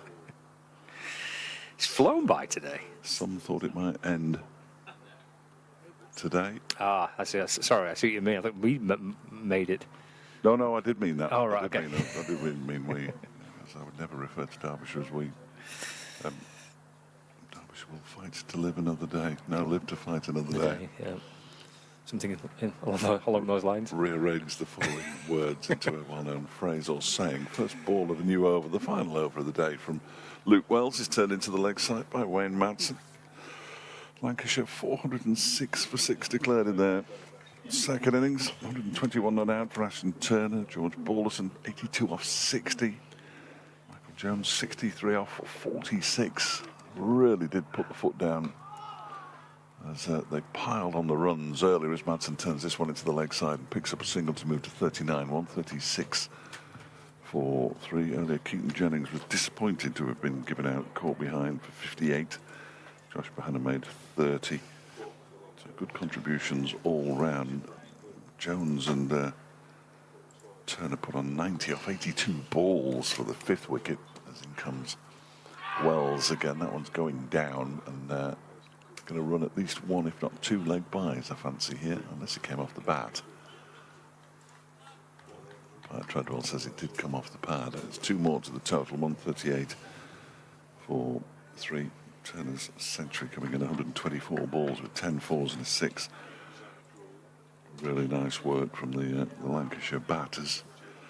James Anderson removed. Caleb Jewell caught at third slip by Chris Green for 15. This one is pushed into the offside by Brooke Guest. The ball actually went out of shape after 17 overs. That was a particular highlight.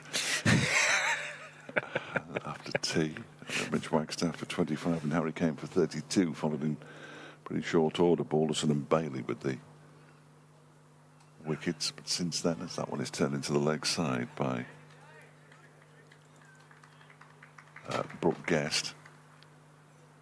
Since then, they've both been dropped, Batson and Guest, but they're still there, which is something. Leicestershire are now 9 down, and I've just had a message that just says 3-day Ray. It's happened again. It doesn't look like Leicestershire are going to get into a 4th day, the Division 2 leaders. In comes Wells and bowls. That's pushed out into the offside by Brooke Guest for a single. He moves on to 21, and that will be the end of the day's entertainment. With Madsen on 39 and Guest on 21. Derbyshire 139 for 3.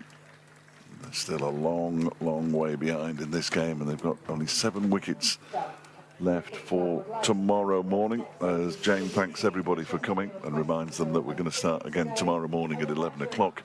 39 to Madsen, 21 to Brooke Guest. 96 overs tomorrow. Will Lancashire secure their first championship win of the season? Will Derbyshire suffer their first championship defeat of the season? Or will they hold on for a draw? All will be revealed from 11 o'clock tomorrow morning, and we will be back with you pretty much bang on 11. I hope you can join us. Promises to be a good day. Thank you for listening.